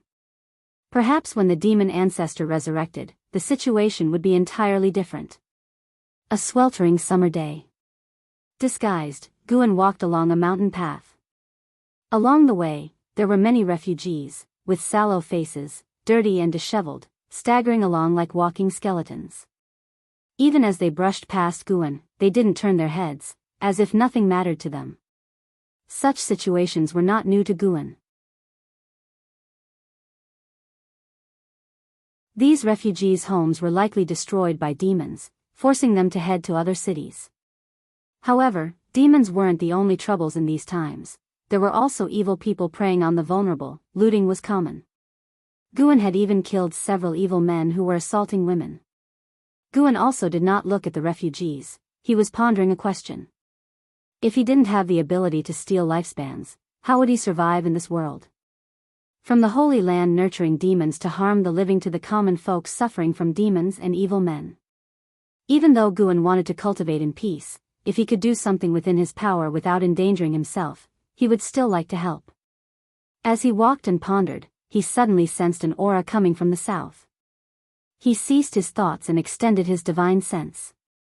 The divine sense of the 9th layer of the Nirvana realm swept over mountains and rivers, lakes and seas, arriving at the vast blue ocean. He saw a brilliant white light appear at the horizon, carefully observing. It was a series of white lotuses forming a staircase in the air, continuously extending forward, while the lotuses at the back disappeared. A Taoist was stepping on the white lotus steps as if an immortal walking in the mortal world. Mahayana cultivator. Finally, a Mahayana cultivator returned. Guan felt relieved. If he had to face the demon calamity alone, he would indeed consider fleeing with others. Relying on a lone individual's strength to avert the calamity of extinction would certainly attract the attention of all factions in the 7 stars spirit realm and those hidden forces. They would investigate him madly. Even if he hid deeply, he couldn't guarantee they wouldn't find him. This didn't align with his cultivation philosophy. He needed others to share the burden, so he could act with less pressure. Subsequently, Guan quickened his pace and continued his demon-slaying plan.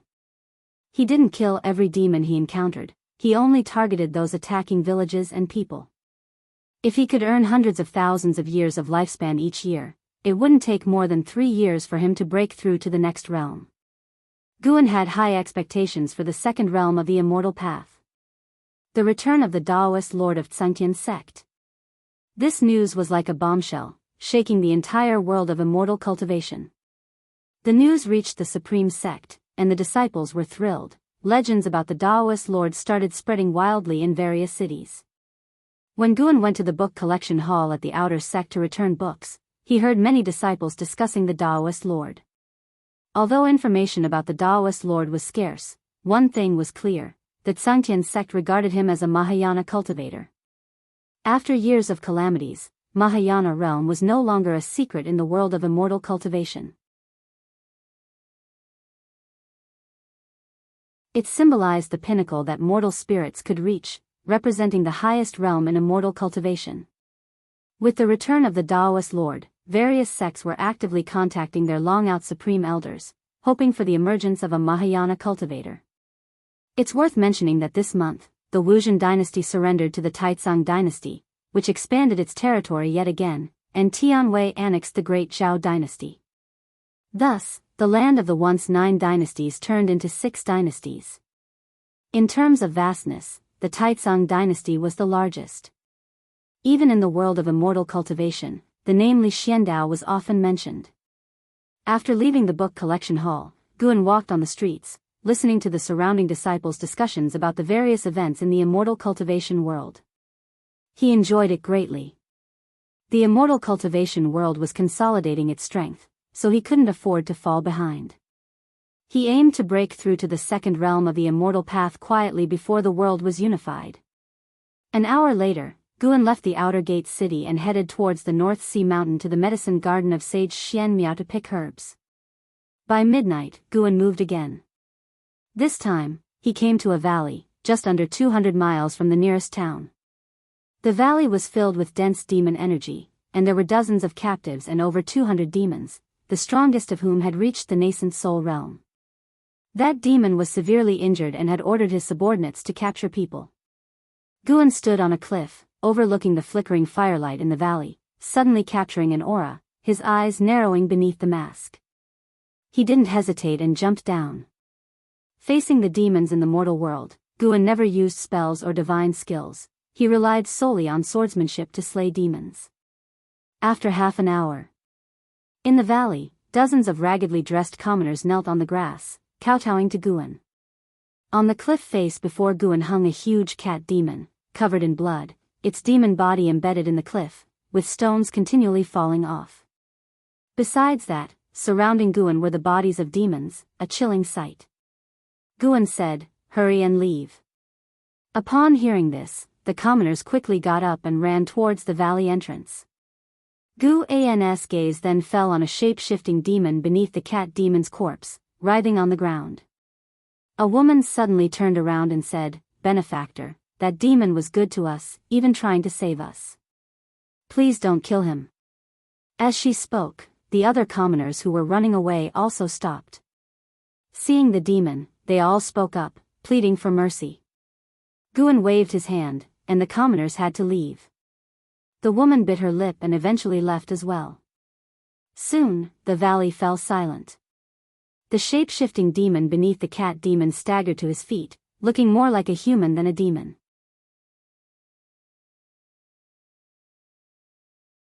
"Kill me if you want." Zhang Buku looked at the mysterious sword cultivator ahead, gritting his teeth, his eyes showing no fear.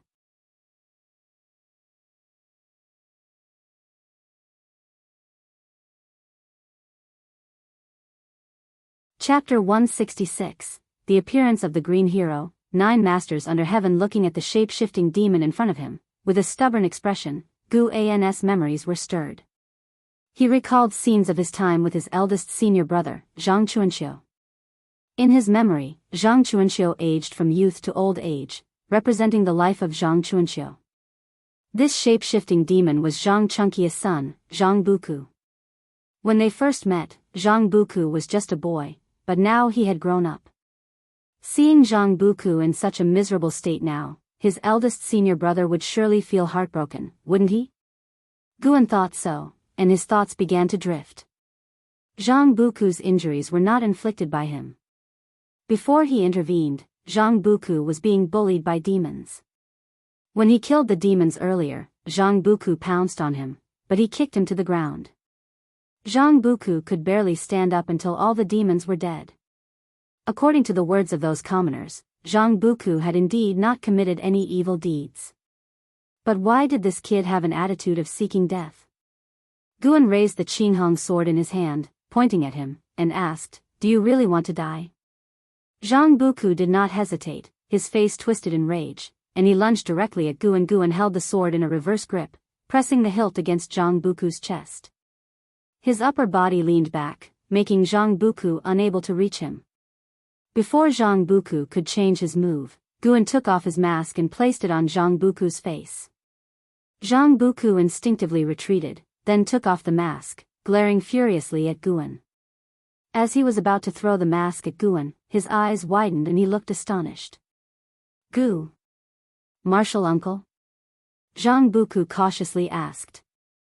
Guan wasn't afraid of revealing his identity, because although the strength he displayed when slaying demons was strong, it was far from his true cultivation level. And only this way would Zhang Buku stop his attack. Guan asked with a smile, "Do you still remember me?" Zhang Buku wiped the blood off his face, excitedly replying, "Of course I remember. You even gave me a spirit energy elixir, how could I forget?" Guan sheathed his sword, then took out some healing medicine and handed it to him, instructing him to heal first. Zhang Buku did not refuse. He took the elixir and sat down to meditate, healing his injuries while watching Guan collect demon treasures. An hour later, the two of them came to a small river. Zhang Buku squatted down, beginning to wash his face, and clean his wounds in the process. After he finished cleaning, he turned to look at Guan, who had put the mask back on, and asked, "Martial Uncle Gu, why are you dressed like this?"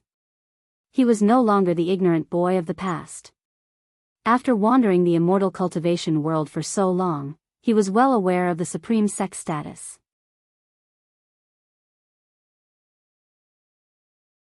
Within the Taizong dynasty, wherever the disciples of the supreme sect went, they were always honored. Guan replied, "In an era of chaos caused by demons, although I have the heart to save the suffering, I also fear trouble. That's why I wear a mask, not wanting to be recognized." Zhang Buku suddenly understood. He remembered his father's evaluation of martial Uncle Gu. Cowardly, cautious, yet possessing a warm heart. "Be sure not to tell anyone about what I did," Guan added. Zhang Buku chuckled, "Don't worry, I'm very tight-lipped. Besides, martial Uncle Gu just saved my life, how could I ever harm you?" Guan patted his head and asked, "Why were you mingling with those demons?" Upon hearing this, Zhang Buku's smile instantly froze, and he lowered his head. The night wind was hot, and Guan looked at Zhang Buku's back, sighing in his heart. There was no need to ask, Guan could guess his predicament. The union of human and demon, born in a human environment, but as he grew up, his demon energy increased. Humans would not tolerate him, and his views had been shaped by Zhang Chuanxiu. How could he integrate into the demon clan? Guan had previously heard those demons mocking him for his impure blood, which showed that the demon clan did not accept him either. "I recently acquired a cultivation technique, said to be from the Thousand Autumn Pavilion. As I am from a righteous path sect, I cannot cultivate it, so I might as well pass it on to you," Guan suddenly said, then took out a secret book from his storage bag. It was titled Demon Shadow Divine Skill. In reality, it was the cultivation technique for the 9 extremes yin-yang body. Upon hearing this, Zhang Buku could not help but raise his head to look. Staring at Gu An's outstretched hand, he felt a bit dazed. At 66 years old, only this martial Uncle Gu had cared for him without expecting anything in return. He stood up, hesitating. Guan directly stuffed the secret book into his arms, saying, "Take it, and remember, do not tell anyone that I gave it to you." Zhang Buku took a deep breath. He raised his eyes to look at Guan and asked, "Martial Uncle Gu, do you think I am human or demon? Why can't either humans or demons accept me?" Guan asked in surprise, "Who said neither can accept you?" "I accept you. Does it matter whether you are human or demon? Buku, the suffering you are enduring now may be due to a troubled world. Think of those people trapped in the valleys, how many can control their own fate? You can cultivate, which already surpasses 90% of living beings." Zhang Buku fell into a trance, thinking about those who were suffering. "What matters is not the identity you were born with, but the existence you want to become in this life," Guan said earnestly. Zhang Buku took a deep breath and said, "Thank you, Martial Uncle Gu, for your guidance."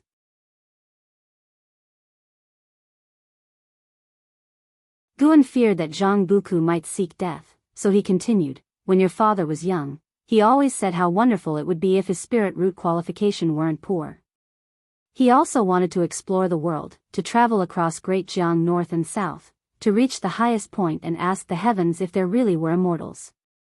What you possess now is something your father could not touch in his entire life. Cultivate well, and immortal cultivation will guide you to find the meaning of life. Zhang Buku's maximum lifespan was 2,300 years. Even with half-demon blood, it proved that his qualification was not poor. After saying this, Guan patted Zhang Buku's shoulder and then left behind a storage bag before leaving. Zhang Buku hurriedly asked, "Martial Uncle Gu, where are you going?" "To save those who, like you, are suffering." Guan waved his hand without looking back. Zhang Buku watched his back, his eyes full of admiration. He understood the background of Martial Uncle Gu, who had no parents, born as a house servant, while he at least had his father accompany him to adulthood. Martial Uncle Gu was so carefree, so why should he lament and blame himself? When he noticed the storage bag on the ground, Zhang Buku couldn't help but pick it up. Just as he was about to call out to Martial Uncle Gu, he could no longer see his figure. He probed the storage bag with his divine sense, and immediately a complicated expression appeared on his face. Inside were all the demon treasures left behind by the earlier demons. He held the storage bag tightly, lowered his head, and tears streamed down his cheeks. As he cried, his mouth began to smile. "I will cultivate well, Martial Uncle Gu. One day I will repay you and make you proud." A year passed by quickly. During this year, great cultivators gradually returned from overseas, and each great cultivator's life deeds were promoted by his sect, spreading throughout the world, inspiring all cultivators with boundless enthusiasm. The great calamity of demons was terrifying, but just like Pan's book, Shattering Void, the human race, with their perseverance, would surely endure all calamities. Over the past year, Guan had led a fulfilling life. In the time not spent picking medicinal herbs, he went down the mountain to save the suffering. If he encountered bullied demons, he would also help them. Gradually, a legend arose among the people about a swordsman, who is now called the Green Hero. Later, somehow, this legend evolved into simply calling him Green Hero. In the Mystic Valley, in front of the pavilion, Guan was sparring in swordsmanship with Chu Jingfeng. Yilan watched from the side. Eventually, Guan barely defeated Chu Jingfeng. He wiped the sweat from his forehead, lamenting, "Without using spiritual power, it is truly difficult to win against Brother Chu relying solely on swordsmanship." Chu Jingfeng panted heavily and smiled, "Your swordsmanship is excellent.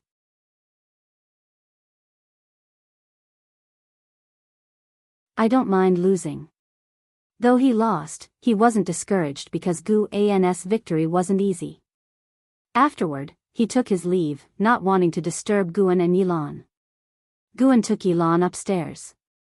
Once inside, Guan went to wash his face first. Yilan closed the door, walked to the desk, and began to speak. "Recently, more and more demons are appearing at the borders of the 5 dynasties. There's even a great demon in the mystic heart realm. It seems that the death of the 6-headed sea dragon did not deter the demon land. Over the year, the Qintang dynasty had merged into the Great Jiang dynasty, and the world was short of another dynasty. I have received information that there are 72 great demon kings in the demon land, and the 6-headed sea dragon was just one of them. When the true great calamity of demons arrives, I don't know how the human race will resist. I think relying solely on the 9 great cultivators in the world is far from enough," Yilan said, full of worry. The title of 9 Great Cultivators was a name proclaimed by the Supreme Sect, including the Taoist Lord of Tsangtian Sect, the Taoist of Immortality of 3 Pure Ones Mountain, and the Sword Venerable Fudao of the Supreme Sect. With the title 9 Great Cultivators spreading, the immortal cultivation world's morale was greatly boosted, and the Supreme Sect was frequently mentioned as a result. LV Badian had thoroughly studied the techniques Guan had taught him. Guan turned and smiled. The strength of the immortal cultivation world is at least continuously improving, which is a good thing. As long as there is hope, it is fine. Yilan added, "It is said that above the 72 great demon kings, there are even more terrifying existences. It is unknown what the demons in the demon land are planning. Don't think about those things. You and I cannot change the grand trend of the world. All we can do is go with the flow and survive." Guan comforted her. Yilan nodded, saying, if the Great Jiang does fall, brother, let's go south and head to the sea. I've been making preparations. Although the ocean is dangerous, at least it's a way out. If we can find a small island to live on in the future, even if it's only for 10 or 20 years, it wouldn't be a wasted life. Guan smiled and asked, what kind of life would that be? Just the two of us? Wouldn't that be boring? How could it be boring? We would work at sunrise and rest at sunset. I have many ways to amuse you. Yilan raised her eyebrows at Guan as she spoke, her gaze truly making Guan's imagination run wild. Guan gave a mock cough and said, if it really comes to that, then it can only be so. After hearing this, Yilan became excited and started talking about the resources she had been preparing. Watching her smile, Guan thought to himself, you can rest assured, sister, I will not let you wander aimlessly. Guan's lifespan had already exceeded 9,300,000 years, getting closer to the 10 million mark. This year, if he made an effort, there's a chance he could accumulate a lifespan of 10 million years by the end of the year. For his sister, he had to test the edge of the great calamity of demons.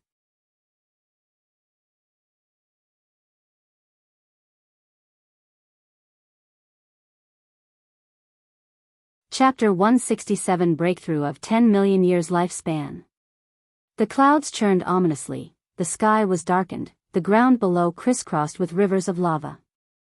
From a high vantage point, it seemed as though the earth had cracked open, with a searing hot air filling the space between heaven and earth, and a demon fog swirling with embers. Volcanoes stretched endlessly into the horizon, some still erupting. Within the mountains, countless demons twisted and soared. Fish even leaped from the lava, causing bones to rise and fall. Upon the peak of a majestic volcano stood an altar. Seated atop the altar in meditation was a man in a black robe. The robe was vast, his long hair giving the impression that the black robe covered 1/3 of the altar's surface. A snake-like tail, covered in black scales, extended from beneath the robe, draping over the edge of the altar. In front of the black-robed man, a giant skeleton held a bronze mirror, inside which demon energy surged, as if thousands of evil ghosts struggled to break free. A great demon with a tiger's head and a human's body flew in on a demonic cloud, landing beside the altar. Demon Master, His Majesty the Demon Emperor is preparing to go to the ancient tomb of the demon ancestor. He asks if you will accompany him. The tiger-headed demon bowed respectfully as it inquired. The black-robed man on the altar was the Demon Master, a figure within the demon land second only to the Demon Emperor in power. With an air of indifference, the Demon Master replied, tell His Majesty my divination is at a critical juncture, I cannot accompany him. The tiger-headed demon continued to ask, His Majesty wants to know what he should do if the demon ancestor regains consciousness earlier than expected. Assure His Majesty that the soul of the demon ancestor is merely a shell, its spiritual wisdom has been eroded by heaven and earth. Without finding a suitable soul, it's impossible for him to be resurrected. But His Majesty needs an answer. The tiger-headed demon hesitated. Hearing this, the demon master became silent, and his tail ceased its movement, increasing the tiger-headed demon's tension. After a long while, the demon master said in a low voice, if he indeed regains consciousness, have His Majesty destroy him. As you command. Relieved, the tiger-headed demon bowed deeply and departed immediately. Once the tiger-headed demon disappeared into the horizon, the demon master slowly raised his head, revealing a nightmarish face. Half of it was just bare bones, his eyeballs seemed on the verge of falling out, and 2 dagger-like fangs protruded from his mouth. With blood-red pupils, he gazed into the bronze mirror ahead, mumbling to himself, why have the fates changed? In the late autumn, in the book collection hall of the inner sect. Guan arrived on the 3rd floor and found Elder Su Lu, asking, recently, a batch of disciples from overseas has returned, including a Supreme Elder. Is there an ocean map available? Su Lu raised his eyes to look at him, smiling as he said, you've already asked 3 times. It seems your patience has paid off. He opened a drawer, took out a jade scroll, and said, the map is here. Use your divine sense to read it, but you can't take it away. You have to look at it here. Thank you, Elder. Guan quickly expressed his gratitude, then picked up the jade scroll and walked to a nearby chair. He did not fear suspicion. If anyone investigated, he could present himself as Pan, and Pan's justification would be sufficient.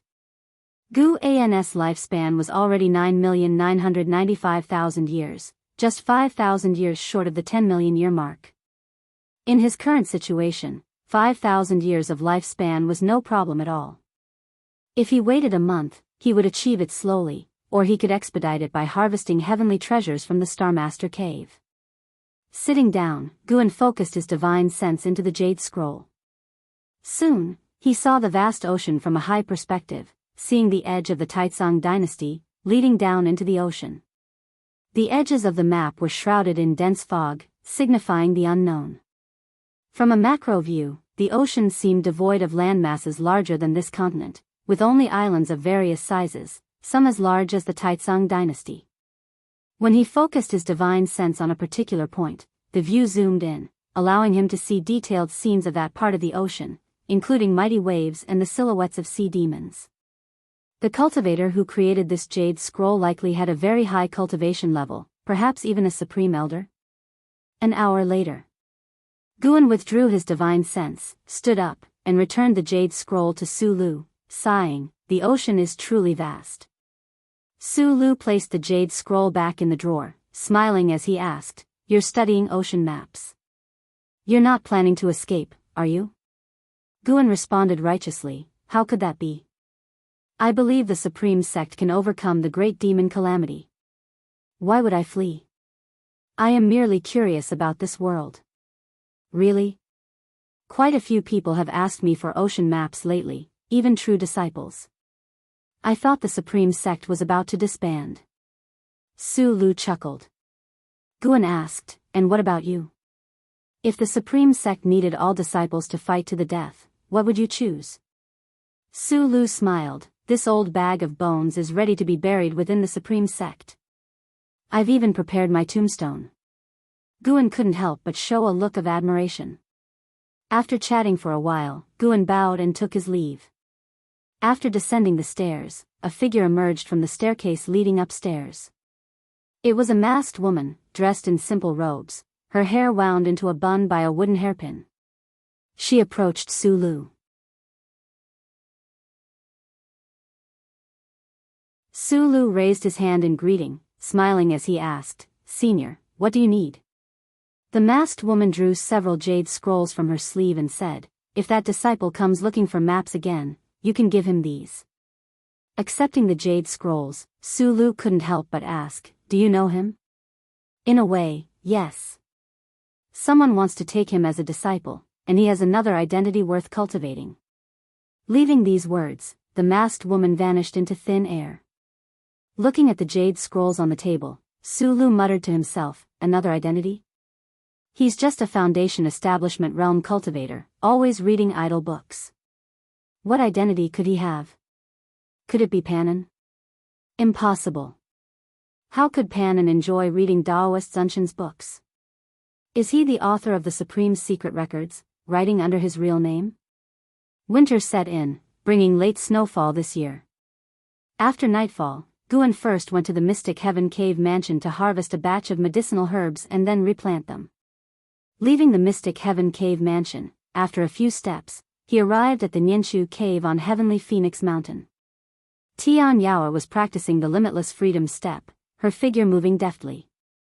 Despite the short distance, the divine skills were already evident in her movements. This demoness comprehension was indeed high, but to reach 100 miles in one step, or even 1,000, would require many more years. As for achieving Guan's level, he currently saw no hope. With just a glance, Guan turned and began gathering medicinal herbs. Tian Yao spotted him, her face lighting up with delight as she quickly rushed over. A fragrant breeze hit Guan, and Tian Yao hugged him, rubbing her face against his chest, causing him some exasperation. Why was this girl getting more and more clingy? "Why do you suddenly have a fragrance?" Guan asked, raising an eyebrow, lightly patting Tian Yao's thigh as she became even bolder. Hugging was one thing, but using her legs to rub against him was too much. Tian Yao looked up, giggling, I don't know either. Maybe it's my natural scent. Master, do you like it? Guan pressed his hand to her forehead, pushing her away.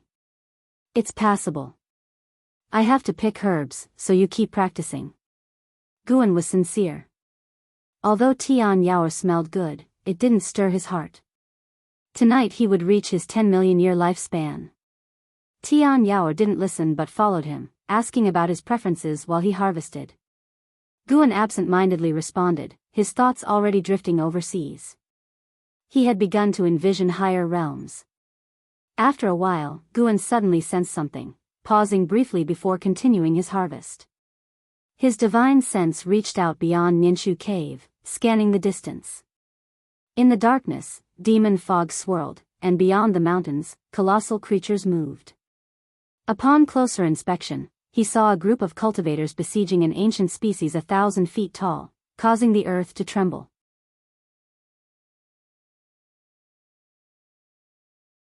The ancient species resembled a turtle, with a mountain, which was also a volcano, on its shell and 3 snake-like heads continually spewing demonic flames.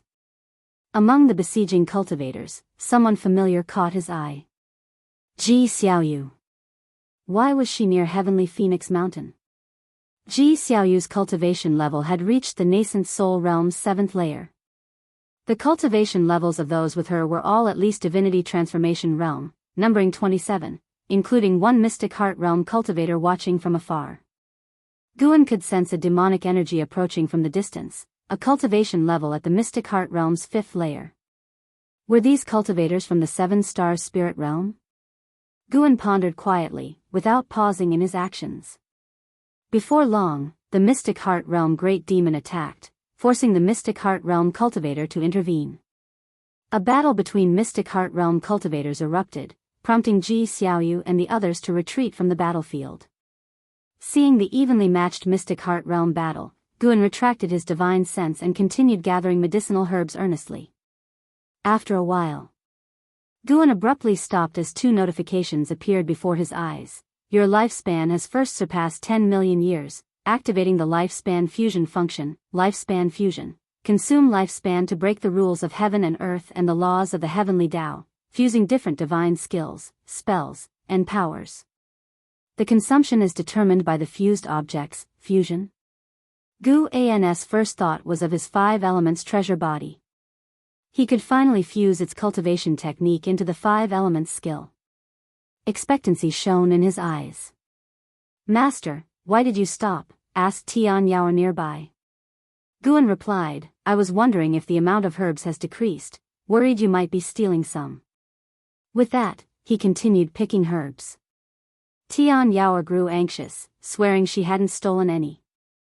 Guan teased her for a bit before assuring her he was joking. Tian Yao, dissatisfied, pouted and glared at him as though she wanted to eat him alive. It was the first time Guan had seen her truly angry. Once the herbs were gathered, Guan placed an arm around her shoulder, comforting, don't be mad. Later, I'll teach you a powerful spell. Tian Yao pouted, the primordial earth immortal skill and limitless freedom step are already enough for me to practice. I don't need spells. Then what do you want? Let me think. How about you stay with me for a night? To practice cultivation? No, to read books together, while lying down. Hearing this, Guan immediately sensed something amiss. This girl was getting bolder.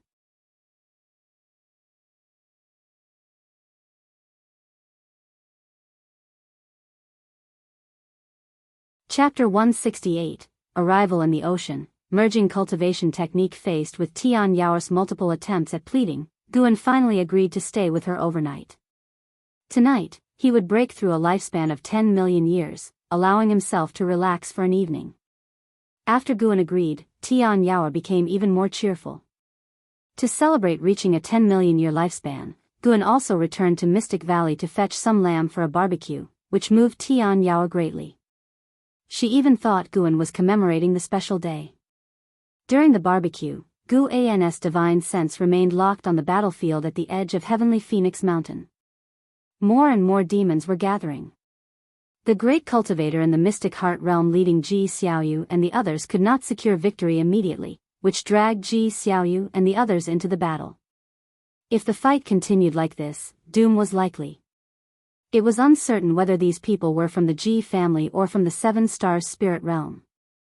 Guan pondered this, while chatting with Tian Yaoer, making sure she did not notice any flaws in his behavior. An hour later, the great cultivator in the mystic heart realm sustained severe injuries and had to lead Ji Xiaoyu and the others to escape.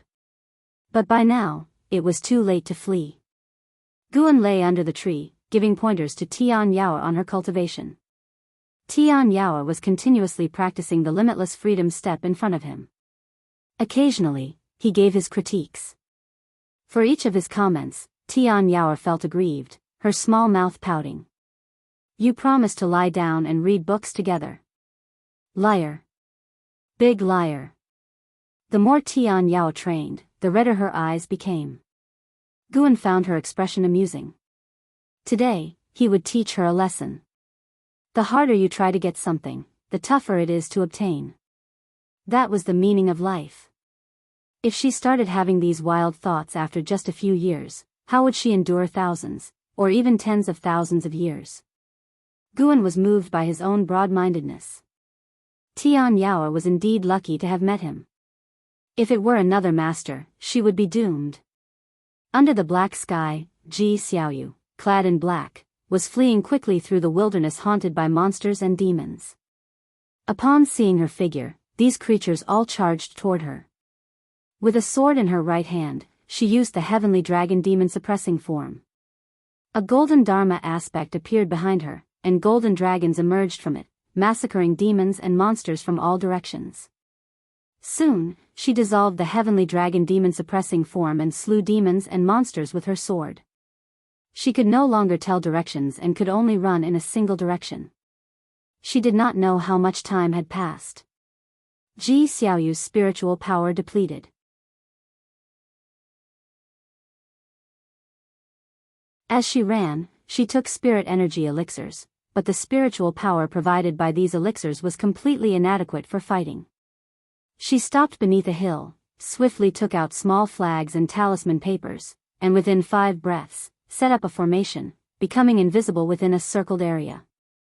She sat down to meditate, beginning to cultivate energy. Demons flew over her head, unable to see her form. However, the ground began to tremble, rocks jumped up, making Ji Xiaoyu open her eyes and frown. From her viewpoint, a colossal figure loomed behind the mountains, faintly discernible. It was a giant demon in shape-shifting form, with a human-like body and a lion's head. Its long mane twisted like tendrils, horrifyingly menacing in the dark night. "Where do you think you're escaping to, little lady?" A cold, violent voice rang out, followed by a storm that swept through the mountain wilderness, kicking up waves of dust. After the gust hit Ji Xiaoyu's formation, the airborne rocks and currents avoided the formation, which highlighted its outline instead. Ji Xiaoyu stared at the approaching giant demon silhouette with a calm expression, without a trace of fear in her eyes. She merely sighed softly, and a faint golden mark appeared on her forehead. Before long, the terrifying giant demon arrived in front of her. He squatted slowly, the cloud-like sea revealing his lion head with sharp fangs, blood-red eyes, and a mane, like flames from hell, blazing fiercely. Suddenly, the terrifying giant demon stopped. He raised his eyes to look behind Ji Xiaoyu. The golden mark on Ji Xiaoyu's forehead had expanded, covering her entire forehead like a complex network of lines. She sensed something and turned to look.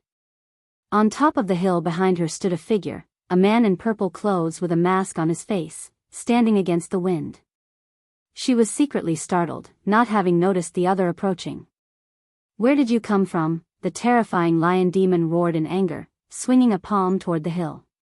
With one palm strike, Ji Xiaoyu's formation shattered under immense pressure. Small flags plunged into the ground, talisman papers fluttered, and her hairpiece was blown off, her hair dancing wildly. Boom! With a deafening roar, the earth shook and the sky trembled, forcing even Ji Xiaoyu, in the seventh layer of the nascent soul realm, to close her eyes. When the unsettling aura dissipated, she opened her eyes to find the terrifying lion demon left with only his upper body, blood raining down. The demon clouds in the night sky dispersed, revealing splendid, beautiful stars. Ji Xiaoyu's eyes widened in astonishment. That lion demon was so powerful, even her void-crossing realm companions were devoured by it. Subconsciously, she turned to look. The mysterious man still stood on the hill, his arms hanging naturally, as if he had not been the one to strike. The man was none other than Guan. To avoid being recognized, Guan had made his figure larger, taller by one head, with disheveled hair and an almost invisible aura. He didn't use the 9 extremes yin-yang body because news of Sword Venerable Fudao mastering the demon's shadow divine skill had already spread. He didn't want Ji Xiaoyu linking him to Sword Venerable Fudao. Ji Xiaoyu quickly stood up and bowed to Guan, saying, "Thank you for saving me, senior." "Why is a Ji family disciple in the demon land?" Guan asked in a hoarse voice, easily reminiscent of a weathered man in his 40s or 50s. Killing that great demon had granted him 600 years of lifespan, a tremendous bounty. Ji Xiaoyu replied, "I followed the 7 stars spirit realm for training." "Does senior have any relationship with my family?" Guan appeared in front of Ji Xiaoyu out of thin air, placing a hand on her shoulder, and said, "Let's talk in another place." Before Ji Xiaoyu could respond, everything blurred before her eyes. The long-distance space shift made her uncomfortable, unable to move. A few moments later, she felt her feet touch the ground. Opening her eyes, she found herself in a cave. The space here was not large, with layered rocks, a mountain wall in front of her pouring underground water, making it very humid. Looking up, she saw numerous crystal stones hanging from the ceiling, emitting various lights that illuminated the cave. "Stay here to heal." Guan left this message before disappearing into thin air. Ji Xiaoyu stood silently. She extended her divine sense, finding the cave over 1,000 zhang beneath the surface, filled with spiritual energy, perfect for healing. Although she did not know who the person was, given the means he displayed, she understood she couldn't escape. The person seemed to have no malicious intent. Otherwise, she was now exhausted, a prime time to attack her. Ji Xiaoyu sat cross-legged and began to cultivate energy to restore her spiritual power. On the other side, Guan returned to Heavenly Phoenix Mountain. Tian Yaoer was sulking, but seeing him with 2 bottles of fine wine, she immediately beamed with joy. Since the last time she got drunk, she had fallen in love with alcohol. Half an hour later, Tian Yaoer was drunk and lying on Guan's lap. Guan patted her back, a smile on his face. In the morning, Guan did not immediately return to the Supreme Sect nor look for Ji Xiaoyu, as she would not recover her spiritual power and injuries in just one night. He went directly south, flying toward the ocean. Utilizing the 9 extremes yin-yang body, he transformed into a shadow form, then performed the limitless freedom step to swiftly leave the Taizong dynasty and enter the ocean. The vast sea and open sky widened Guan's view, lifting his spirits. His figure constantly shifted, moving quickly above the sea of clouds. On the ocean, a large ship sailed quickly. On the deck lay a man in green robes, lying on his back with a book in his hands. Suddenly, he saw something, sitting up abruptly. However, upon closer inspection, he found nothing in the sky. "That's odd, did I see wrong?" The man in green frowned deeply. He lost interest in reading, putting his book, The Investiture of the Gods, back into his storage bag before walking to the bow of the ship, gazing into the distance. The ocean stretched endlessly, but he could already feel the breath of his homeland. He smiled, murmuring, "A demon calamity, another opportunity for me to turn the tide in my favor." Guan took over 500 steps, finally landing on a mist-shrouded island. The island was vast, sparsely populated with living creatures, with only 6 islands within 10,000 li, perfect for his breakthrough. He quietly slipped into the forest, sitting under an old tree, and immediately activated the lifespan barrier. He pulled up his attribute panel, seeing his lifespan of 10,010,000 years, a smile forming on his face. First, upgrade his cultivation technique. Guan began using the lifespan fusion function, merging the primordial earth immortal skill with 4 basic cultivation techniques of different attributes. Due to the significant difference between these 5 techniques, forcibly merging them will not necessarily exceed the most powerful technique. Do you wish to continue? What? Did it mean the fusion would take an average? Guan cursed inwardly. Was this a way to waste his lifespan? Fortunately, he prepared other techniques. Over the years, he had killed countless enemies, searched many souls, and transcribed many techniques himself, just in case. He immediately took out 4 high-rank techniques, starting to cultivate them one by one. He did not need to abandon his original cultivation, nor did he need to cultivate other attributes of spiritual power. He only needed to run through the sorcery once, allowing the techniques to enter his attribute panel. After half an hour, Guan's attribute panel showed 4 more techniques. He intended to upgrade them one by one but received a prompt: the technique's attributes conflict. Please choose to abandon and start anew, or forcefully integrate, with a risk of deviation. Damn! Even with a golden finger similar to a system, he could still risk deviation. Guan had no choice but to enable the lifespan fusion function, merging these 5 techniques. Fusion will cost 500,000 years of lifespan. Do you want to continue? This costs 500,000 years? Guan suppressed his heartache and chose to continue. You invested 500,000 years of lifespan to merge the primordial earth immortal skill, karma fire dark sky skill, golden light spirit body art, vast earth vital energy skill, great cold heaven sorcery. Fusion successful. You comprehended 5 elements Taoist skill.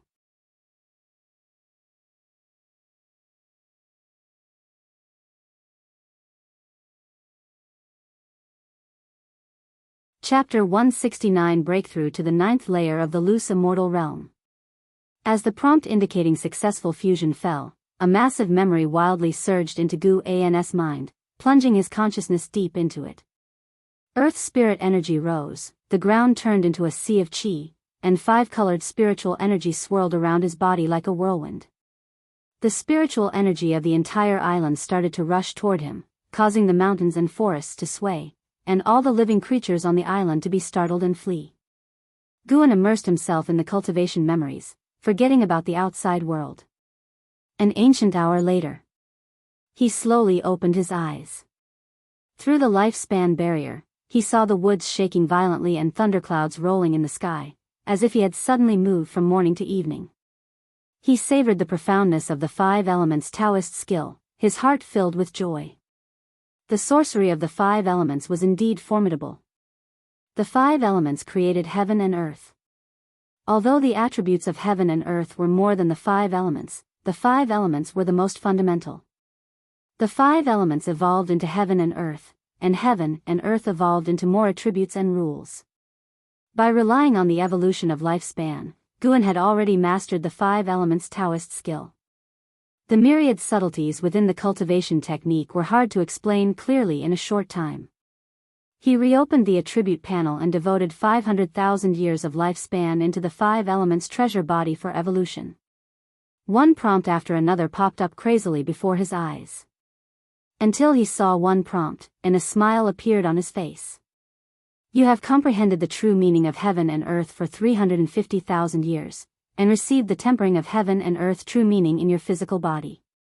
Your root bone has transformed, and your 5 elements treasure body has advanced to the innate Taoist body.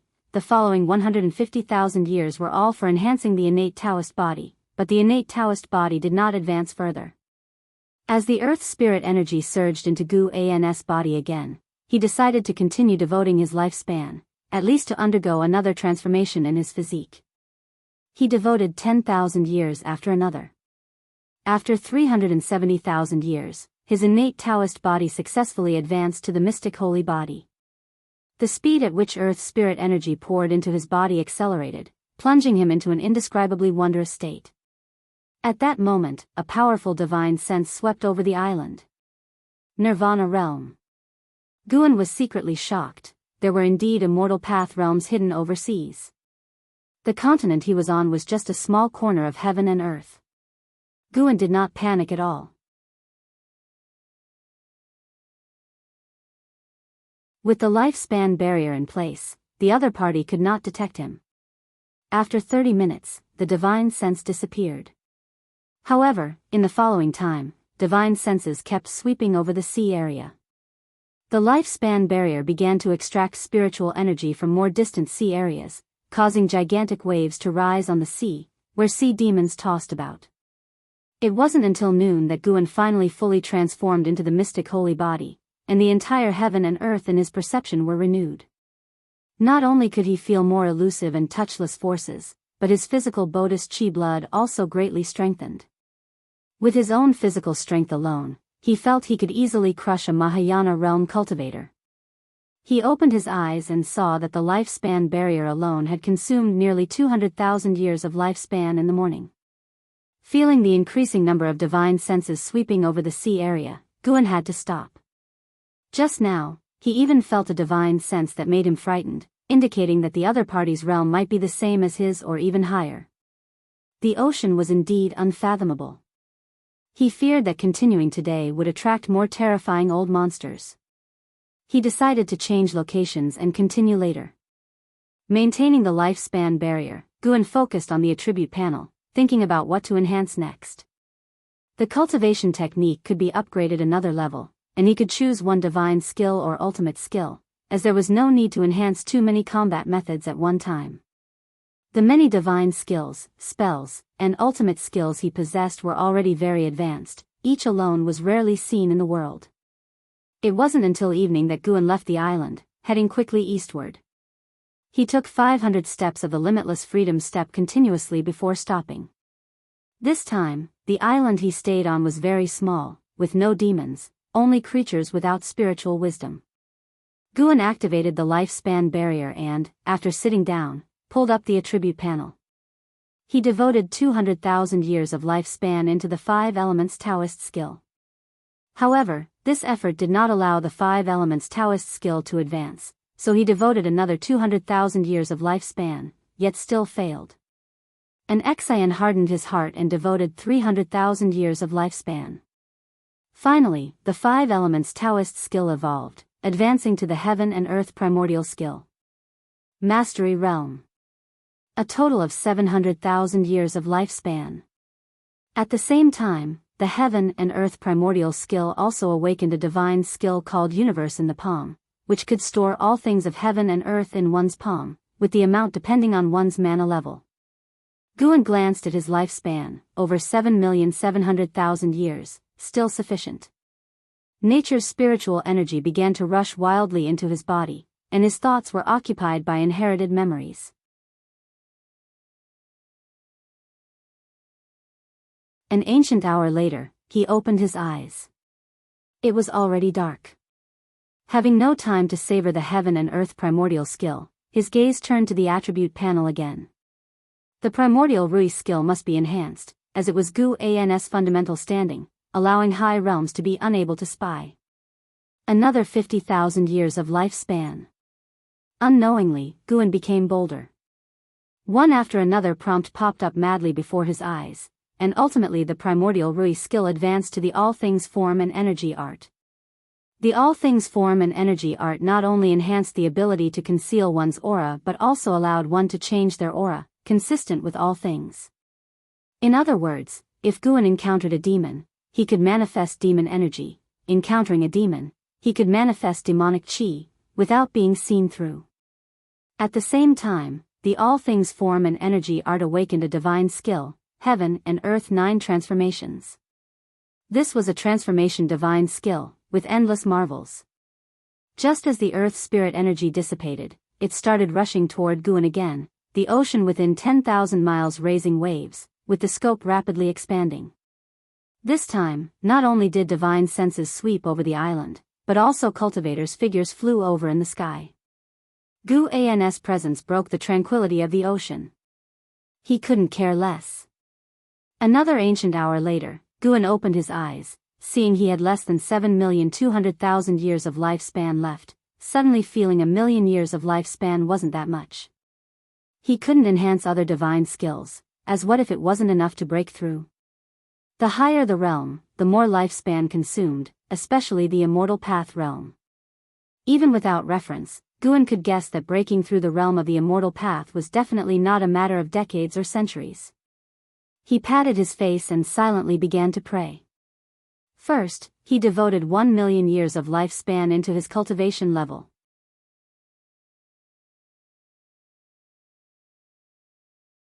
Due to your reconstruction of cultivation techniques, you start from the energy cultivation realm comprehending the heaven and earth primordial skill. You cultivated chi absorption for 1 year, and your cultivation level restored to the foundation establishment realm. You cultivated chi absorption for 3 years, and your cultivation level restored to the core formation realm. You cultivated chi absorption for 5 years, and your cultivation level restored to the nascent soul realm. You cultivated chi absorption for 500 years, and your cultivation level restored to the Mahayana realm. You cultivated chi absorption for 5,000 years, and with great accomplishments in the heaven and earth primordial skill, you forcefully attacked the loose immortal realm and started tribulation crossing. But you did not endure the 5 mystical heavenly tribulation of the heavenly Tao. Tribulation crossing failed. You cultivated chi absorption for 10,000 years, and with great accomplishments in the heaven and earth primordial skill, you forcefully attacked the loose immortal realm again, but did not endure the 5 mystical heavenly tribulation of the heavenly Tao. Tribulation crossing failed. Seeing that he had to reconstruct, Guan's face instantly stiffened. Fortunately, he only took 5,000 years to start attacking the second realm of the immortal path. The combination of the heaven and earth primordial skill and the mystic holy body was terrifying. One must know the lifespan evolution consumed more lifespan than real-time cultivation. Why more?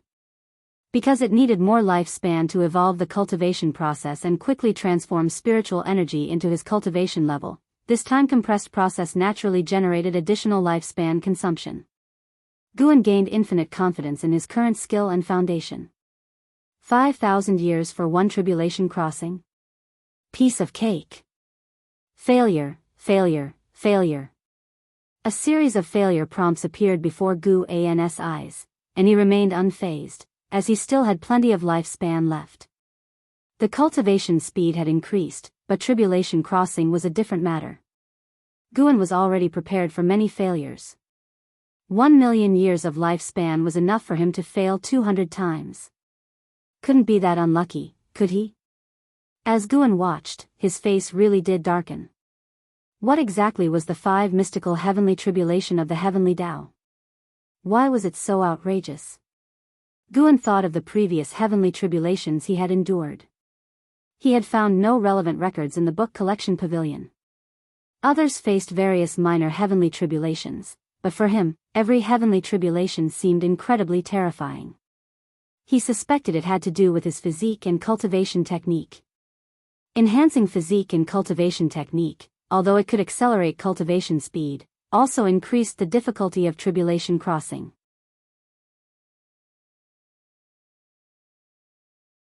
Immortal cultivation was truly defying the heavens. However, during the evolution cultivation, he purely relied on himself to cross the tribulation without any assistance from external items, so it didn't matter if he failed. As long as he could break through, no matter how much lifespan it cost, it was worth it. 1,000,000 years of lifespan successfully went down the drain. It couldn't be said that way. At least his mana transformed from the wood attribute Dharma power of the primordial earth immortal skill to the 5 elements Dharma power of the heaven and earth primordial skill. Just this alone made him several times stronger than before. As Guan consoled himself, earth spirit energy surged into his body again. This time, his thoughts were not influenced, so he continued to devote lifespan for evolution cultivation. Another 1,000,000 years. Failure. Failure. Failure. Guan's expression became serious, starting to visualize the scenes of tribulation crossing failure, which must be extremely dangerous. He worked hard to evolve himself. You cultivated chi absorption for 450,000 years, and with great accomplishments in the heaven and earth primordial skill, you forcefully attacked the loose immortal realm, started tribulation crossing, you endured the 5 mystical heavenly tribulation of the heavenly Tao. tribulation crossing succeeded, and your cultivation level broke through to the first layer of the loose immortal realm. You cultivated chi absorption for 450,003,000 years, and your cultivation level broke through to the second layer of the loose immortal realm. You cultivated chi absorption for 500,000 years, and your cultivation level broke through to the ninth layer of the loose immortal realm. You cultivated chi absorption for 560,000 years, and with great accomplishments in the heaven and earth primordial skill, you forcefully attacked the wandering immortal realm, started tribulation crossing, but did not endure the yin-yang yellow 5 emperors tribulation. Tribulation crossing failed, the constant failures began again. However, seeing himself reach the ninth layer of the loose immortal realm, his face beamed with joy. The difficulty of cultivating the loose immortal realm was certainly higher than the nirvana realm, but the lifespan Guan spent hadn't increased. One had to know it took him 5,000 years of lifespan to go from the 7th to the 8th layer of the nirvana realm. From the first to the second layer of the loose immortal realm, it only took 3,000 years of lifespan, clearly showing the power of the mystic holy body and the heaven and earth primordial skill.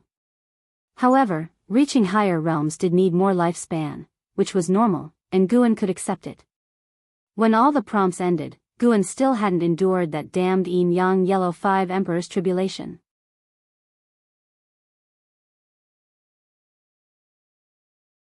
Guan looked at his remaining lifespan of 5 million years, his mood restless.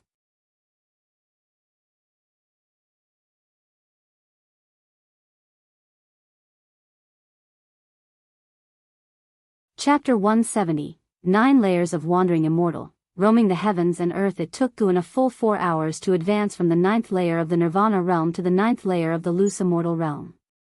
Upon reaching the loose immortal realm, his mana doubled, and he felt a significant release from many restrictions.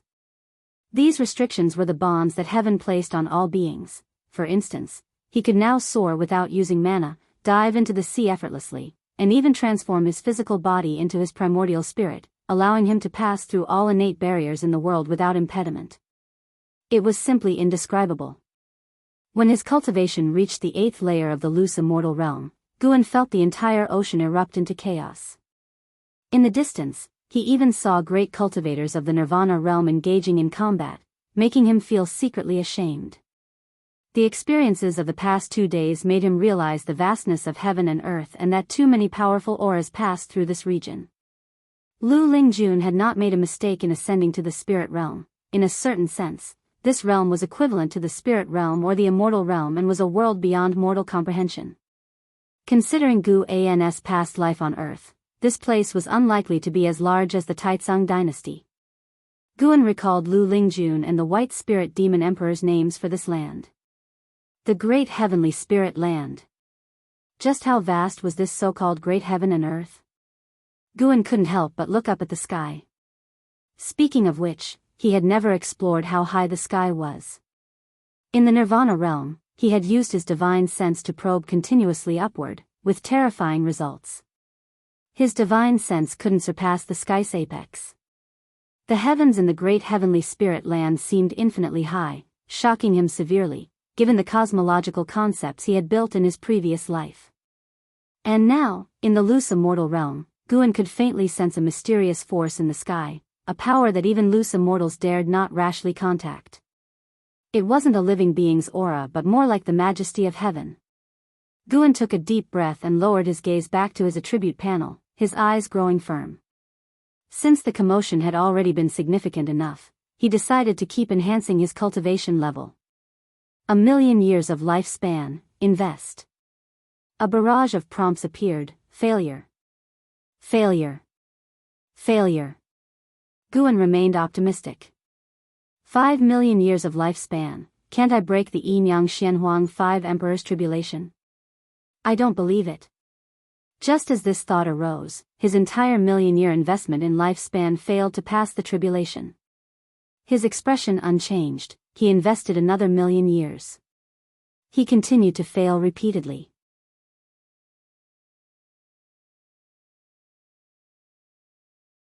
He reminded himself that he was already a great cultivator at the 9th layer of the loose immortal realm, with a stable Taoist heart. Do not be elated by external success, nor sad by personal failure. a third million-year lifespan, invest. A few moments later, he couldn't help but utter a single word, crap. The demeanor nurtured through 91 years of cultivation in the immortal cultivation world finally broke, awakening a native expletive from the depths of his soul. Guan dared not invest another million years and opted for 500,000 years instead. Heavens bless me. Wait, he was defying heaven, so he sought the blessing of his master, Qingxian Dan. Failure once more filled his vision. When a prompt with significantly longer text appeared, his heart filled with joy. Here it comes.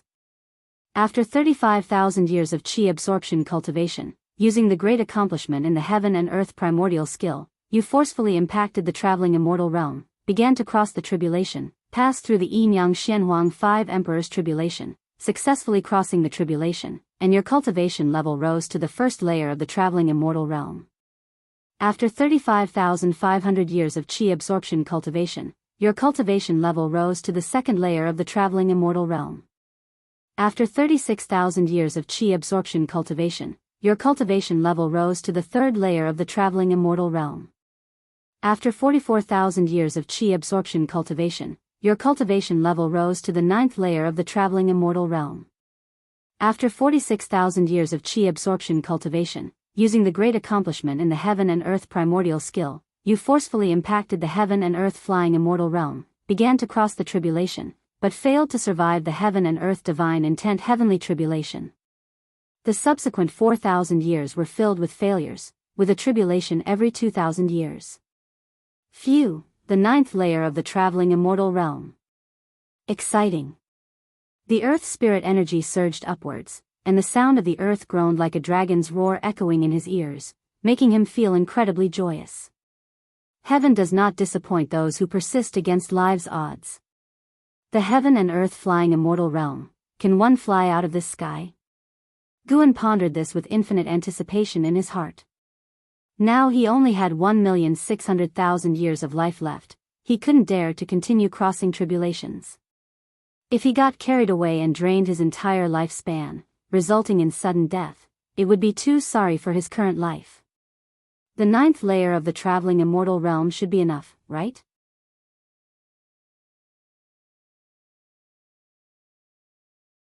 Currently, on the mainland surface, there were no Nirvana realm experts.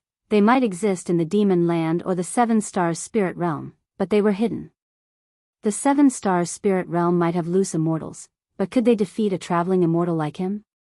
If such an old monster existed, Guan could wait for decades until the million-year function activated, then he could boost up again. He didn't believe the Seven Stars Spirit Realm could defeat him with his cheats. No, I didn't really cheat, my cultivation level was achieved through my own efforts. Guan comforted himself. The earth spirit energy poured into him far faster than before, and the lifespan barrier drew spiritual energy from a wide range, making Guan feel powerful auras from all directions. Loose immortal realm auras had already appeared. Would traveling immortal realm auras appear next? Guan felt secretly nervous. Having just reached this realm, he didn't want to confront anyone of the same level. As time went on, Guan continually impacted the traveling immortal realm, and the mysteries of this realm gradually surfaced in his mind. Traveling immortal, an immortal roaming heaven and earth. From the ninth heaven to the depths of the earth, the primordial spirit and physical body merged, freely coming and going through heaven and earth. The primordial spirit was no longer fragile, possessing even greater power than the physical body. Reaching this realm, the power of the soul surpassed mana for the first time, and, naturally, his mana also transformed. The 9 heavens of the immortal path, the higher one ascended, the greater the gap of each layer. While Guan was immersed in his breakthrough, a colossal wave rolled up from the west, 1,000 feet high, shocking him to turn and look. With a thunderous crash, the island where Guan resided was submerged by the wave, and before the island could re-emerge, the surrounding waters started churning violently. Guan distinctly felt something hit the island, causing the mountain at the island's base to break, and he fell with it. The lifespan barrier's advantages were fully revealed. Though the barrier fell, he remained seated as if on the ground, without any jolts, and the earth spirit energy continued to flow into him. He looked up, through the surging seawater, and saw a colossal creature seemingly as vast as a mountain range moving through the sea, its presence awe-inspiring. Deep Sea Ancient Whale, Nirvana Realm 8th Layer 87808/15000/180000, an 80,000-year-old sea demon. No wonder they said the ocean was more treacherous than the demon land. Guan noticed other sea demons of various realms, finding them quite novel. Soon, his breakthrough approached a critical juncture, forcing him to close his eyes and focus entirely on understanding the traveling immortal realm's true essence. Time passed quickly.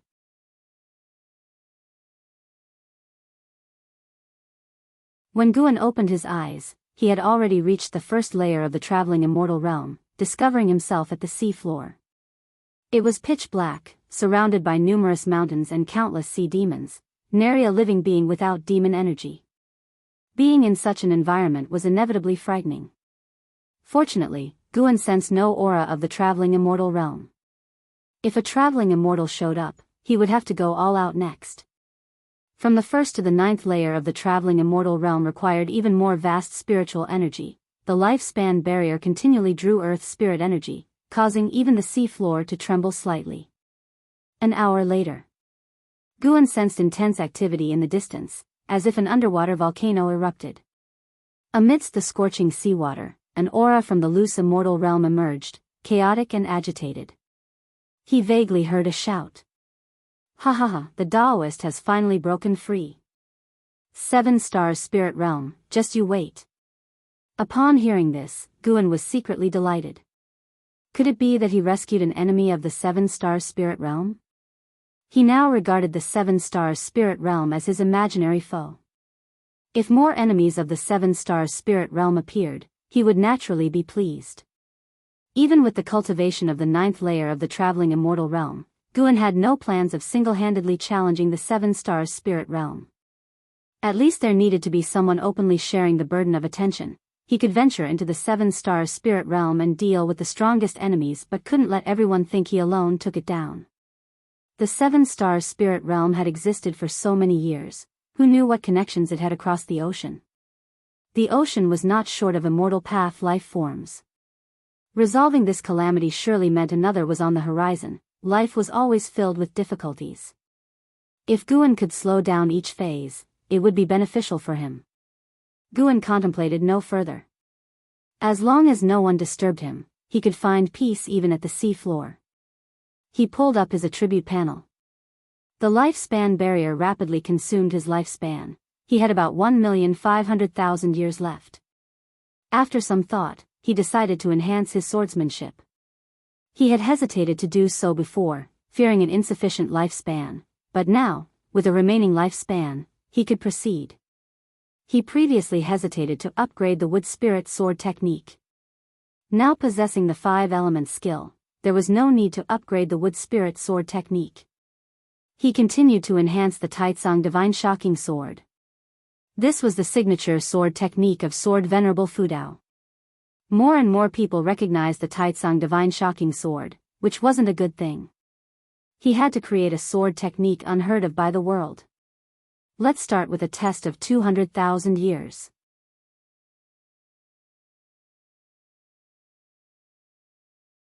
Guan invested his lifespan into evolving and practicing the Taitsang Divine Shocking Sword, and a series of prompts appeared. 8,000 years later, the Taitsang Divine Shocking Sword was elevated to the vast star-suppressing heaven-boundless sword. The remaining 12,000 years were used to bring the vast star-suppressing heaven-boundless sword technique to the peak creation realm. Vast memories then flooded Guan's mind. The vast star-suppressing heaven-boundless sword used the stars to evoke sword intent, capable of suppressing heaven and earth, its sword chi boundless and immense, already containing the mysteries of great divine power. Half an hour later, Guan opened his eyes, brimming with determination. What a domineering vast star-suppressing heaven-boundless sword. With this sword unleashed, all sword cultivators under heaven would likely bow in submission, not daring to imagine surpassing his sword Dao. Guan was already fantasizing about the influence this sword technique's display would have. However, it couldn't be used recklessly, it had to be unveiled at a crucial moment. He smiled. The ninth layer of the traveling immortal realm, mastering the heaven and earth primordial skill and the vast star-suppressing heaven-boundless sword, possessing the mystic holy body, how could a demon emperor withstand a few of his moves? Could the demon ancestor about to be resurrected threaten him? Sorry, junior sister, but your senior brother is unwilling to see you cast away on a deserted island. Guan slowly stood up and closed the lifespan barrier. With one step, he emerged from the sea and arrived tens of thousands of miles high in the sky. In an instant, his divine sense captured the aura of Xiaochuan in the Supreme Sect's third Medicine Valley. This overwhelming feeling of power gave Guan tremendous joy. With one stride, he arrived above the Supreme Sect. The distance traveled in that single step was immeasurable.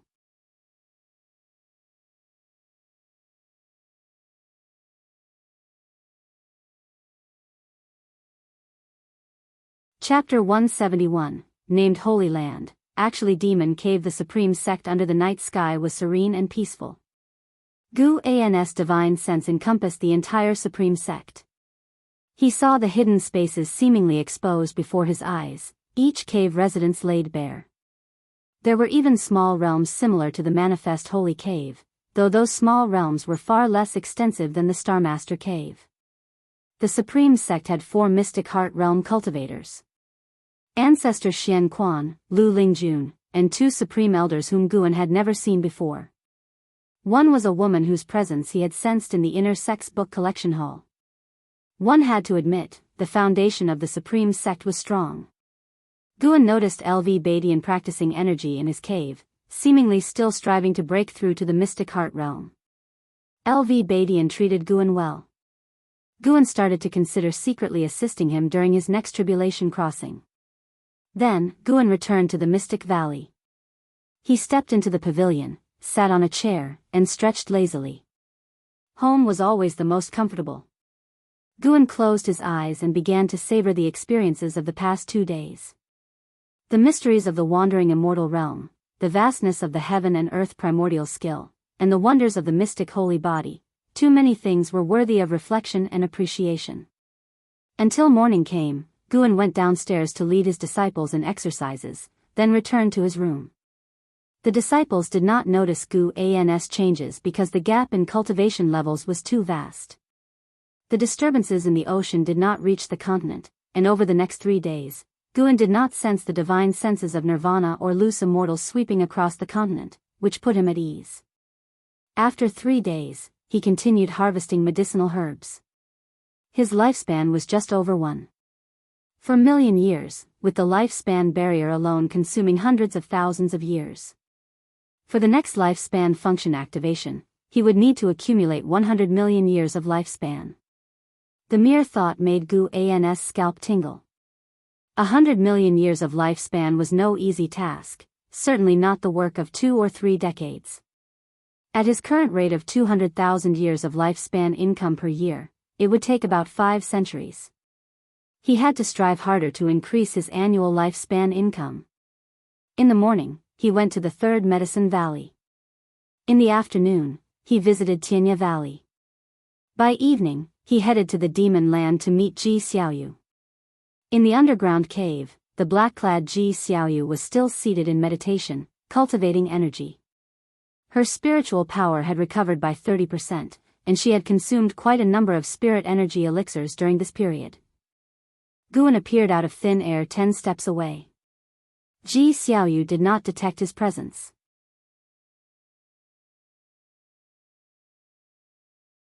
After watching quietly for a while, Guan finally spoke up. There is a powerful force within you.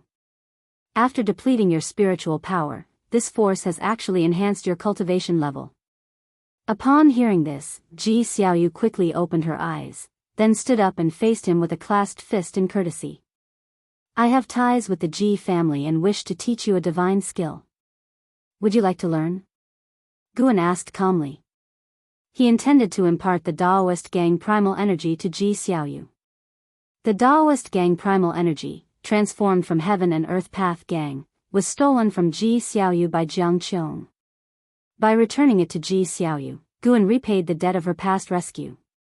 Upon hearing this, Ji Xiaoyu asked, May I ask, Senior, what divine skill is it? The Taoist Gang Primal Energy. Have you heard of it? The Taoist Gang Primal Energy? Ji Xiaoyu was moved, her eyes showing a mix of surprise and doubt. Guan said softly, "It seems you have heard of it." Through her mask, Ji Xiaoyu could not discern his true appearance. She suppressed her inner shock and asked with furrowed brows, "May I ask, Senior, who exactly are you?" The Taoist Gang Primal Energy is an ultimate skill of the Ji family that has been lost. There is no related transmission within the family, and to master the Taoist Gang Primal Energy, one must first cultivate the Heaven and Earth Dominator body. To achieve the Heaven and Earth Dominator body is enough to be included in the main family's lineage. Guan replied, "There is no need for you to know my identity. You only need to answer whether you want to learn. Then please, Senior, teach me." Ji Xiaoyu replied without hesitation. Guan waved his sleeve, and a gust of wind blew towards Ji Xiaoyu. She had no time to dodge and was immobilized. In her pupils, a figure continuously changed stances. While Ji Xiaoyu was entranced, Guan observed her, equally curious. Besides the primordial Taoist talisman, Guan sensed she had other secrets. She possessed an indescribable composure. Even facing Guan, she did not lose her poise. Guan recalled the first time he saw Ji Xiaoyu in his youth. She was different from her peers even at a few years of age. At that time, he even guessed she might have been possessed by someone, with an old soul inside her body. An hour later, Ji Xiaoyu's eyes became clear. She took a deep breath and turned to look at Guan, who was standing not far away by the mountain wall. She said, "Thank you, Senior, for your guidance. How can I repay you?" She was sure the Taoist Gang Primal Energy she just acquired was genuine. The Taoist Gang Primal Energy shared many similarities with her Heaven and Earth Path Gang. She could even see the signs of the Heaven and Earth Path Gang evolving into Taoist Gang Primal Energy. This person's Tao level surely exceeded her imagination. He might even be the strongest person she had ever encountered in her life. "I do not need your repayment.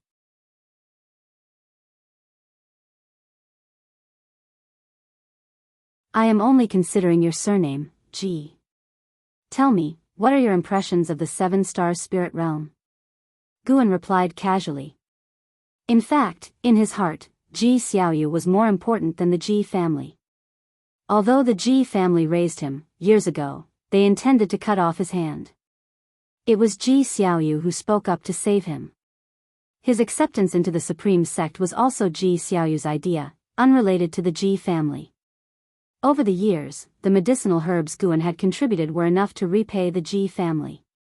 This time, rescuing Ji Xiaoyu was also repaying her past kindness. At least in Gu An's mind, he and the Ji family, including Ji Xiaoyu, were even in grace. The Ji family was about to leave the supreme sect. To Guan, it meant that the Ji family would have no relation to him in the future, becoming strangers. Ji Xiaoyu looked at Guan and calmly said, "A place named Holy Land, but in reality, a demon cave." Guan was surprised. He did not expect Ji Xiaoyu to recognize this. Ji Xiaoyu continued, "It seems Senior also has a different view of the Seven Stars spirit realm. Otherwise, you would not have asked me. Perhaps we can stand on the same side." "Oh.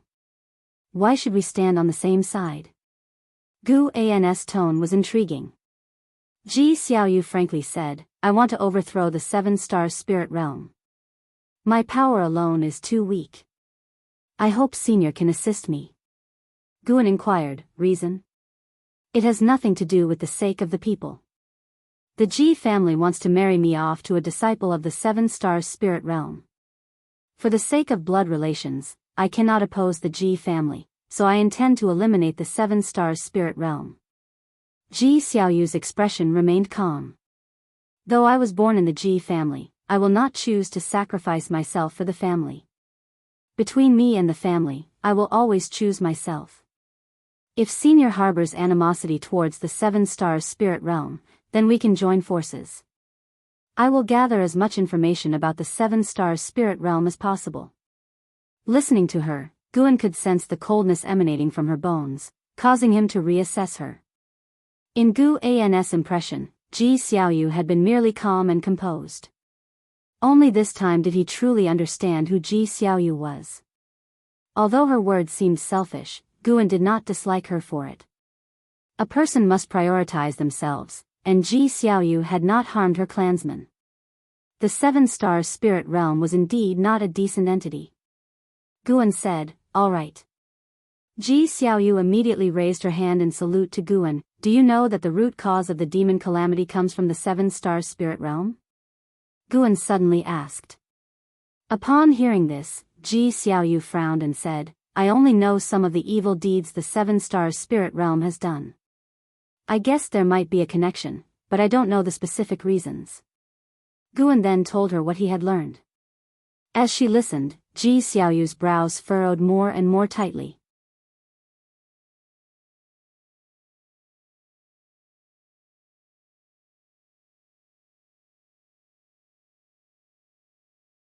His name is Xian Tianyi. With a Mahayana cultivator like him, we'll have a better chance against the demon calamity. He said if had come back earlier, dealing with the six-headed sea dragon, another Mahayana cultivator, would have taken just a single move. Guyu said excitedly, his face full of admiration, "You're tuning into the Romantic Tales YouTube channel. Don't forget to subscribe and join us on this journey to catch the most captivating stories.